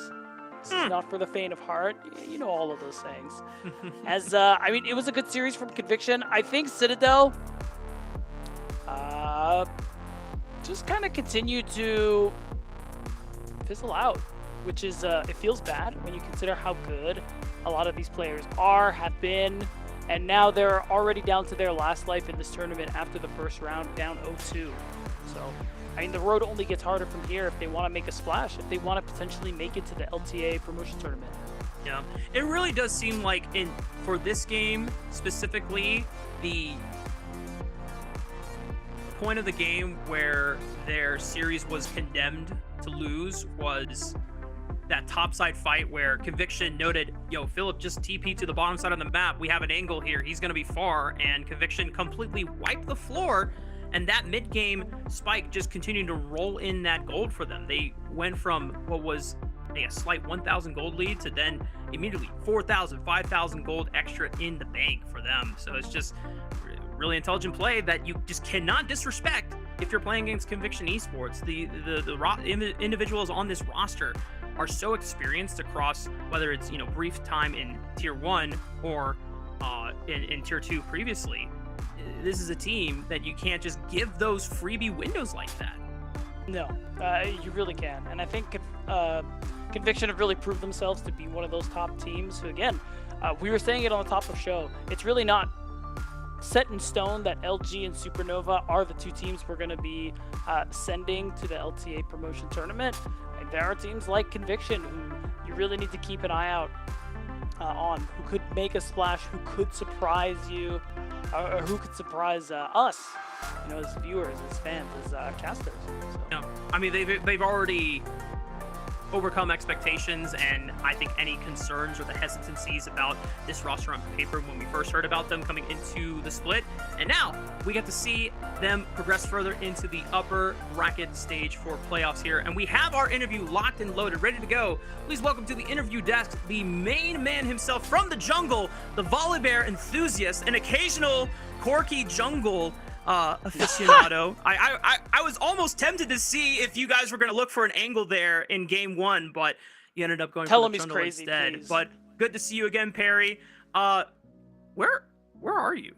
I don't know if this is your typical room that you stream from. I'm back home, so I'm with my parents right now. So this is my room at home. So Gotcha. Well, just to quickly follow up, Perry.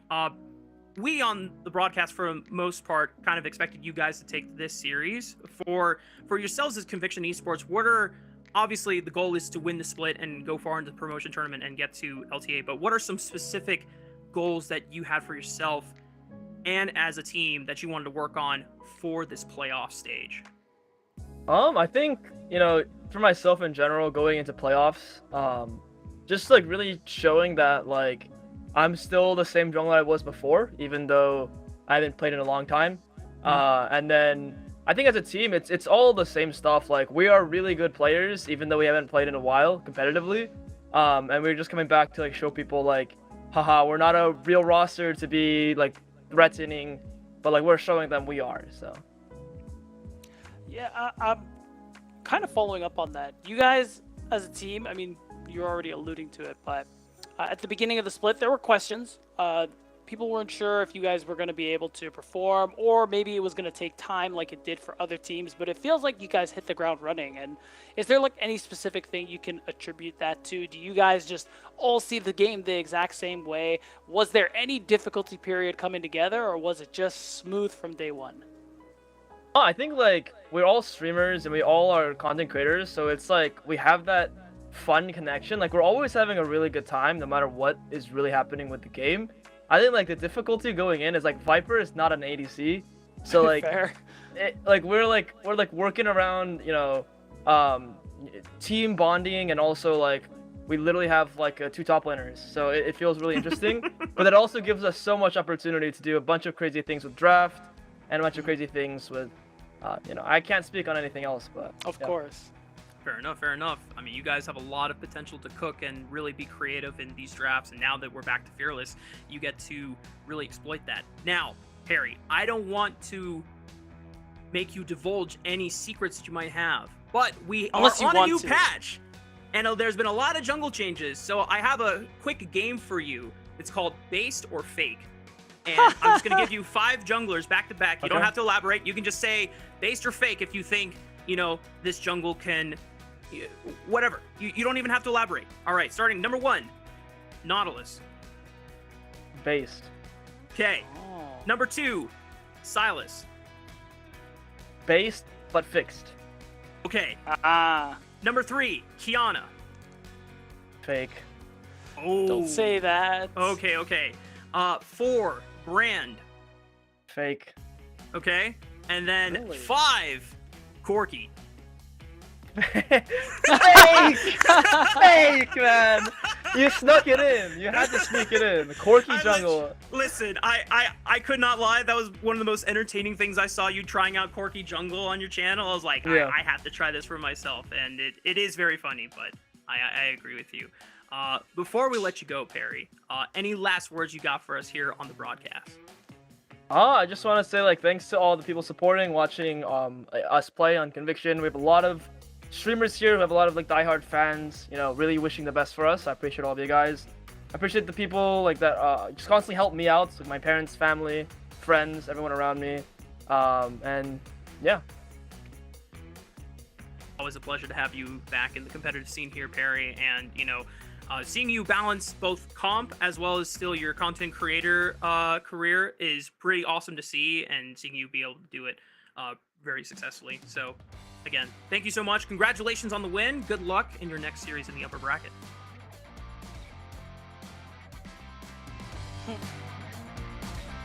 I like the wave at the end. It's good. That's all that needed to be said. That's all that needed to be said. Yeah. Well, Mark, our day's done, and I'm sad. It is indeed done. No 6-game scenario for you beat down. I'm sorry. I know. Conviction had to put a quick lid on that series, and I mean, for them, Citadel didn't really put up much of a fight. They gave them that one window, and then game was over. But for us, y'all, that means the end of both of our series. We have to see who gets MVP for this series between Conviction and Citadel Gaming. Remember, the options were Evolved, Viper, and TF Blade, and you all chose Viper, who picks it up even with a deathless Quadra by the end of Game 2. Yep. Really good series from Viper. Overall, I think it really complements the the fact that during the interview, Perry even mentioned some of the maybe early struggles is that, Viper wasn't an AD carry before the split started. But to his credit, he has been playing really well. I remember in the interview with Stunt a few weeks back, he gave him a lot of credit for how quickly he's picking things up, how he's learning, and how good he's become. I mean, he's already had a lot of time picking up AD carry, or at least playing marksman champions themselves in the top lane in prior teams before, whether it was for TSM Academy or No Ward. And as Cubby has mentioned a couple of times, one of the times that Viper came on for a Proving Grounds podcast interview, Viper expressed how if he could swap and play a different role, he would play AD carry, and he really wants to prove that he could be one of the best in the competitive scene here to do it. And right now, he gets to move up to the upper bracket next stage alongside Blue Otter. By the way, guys, if you just tuned in and didn't see, Blue Otter took the series. Go watch that. And you got to go watch that banger. Yeah, I mean, my goodness, Blue Otter probably pulling off their best series of the season so far, the greatest upset of this season so far. And with that being said, I think it is only reasonable to throw up the bracket and see where all the teams now stand after our first two series. Blue Otter will now face up against Conviction Esports. We'll see that match resolve on August 22nd. Tomorrow, we've got Dark Zero taking on Dorado and Luminosity against Winthrop University. Next week, on August 20th, we're going to start seeing the lower bracket matches, and that is elimination time, where one between Supernova or Citadel will bid adieu to the NACL for the rest of the year and pretty much lose out on an opportunity to compete in that promotion tournament. That's right. So a lot is on the line already for teams like Supernova and Citadel Gaming, and for Blue Otter, just excited to see how far they go, man. After a win like this today, like, who knows? The Blue Otter summer magic might be real, as we saw quite a hell of a run from them in the regular season last summer in 2024 around the same time. And just the way that the format and the schedule has lined up, maybe if you believe in that good juju, then Blue Otter is spiking at the perfect time to do one of the coolest things that could ever happen possible here in NACL. And to remind everyone, what is tomorrow's schedule like? We hinted at it earlier. It is our other two upper bracket matches in the first round between Dark Zero and Dorado, Luminosity and Winthrop.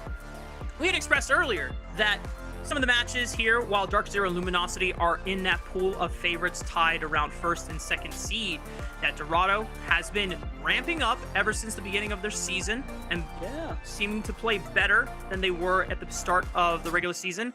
And Winthrop has had the capability of being able to take games off the top teams. The question comes down to their clutch ability in the mid game around the important objectives. And it's a conversation I've had with Cubby behind the scenes where I thought, and Winthrop gets so close and it seems like they just can't close it out.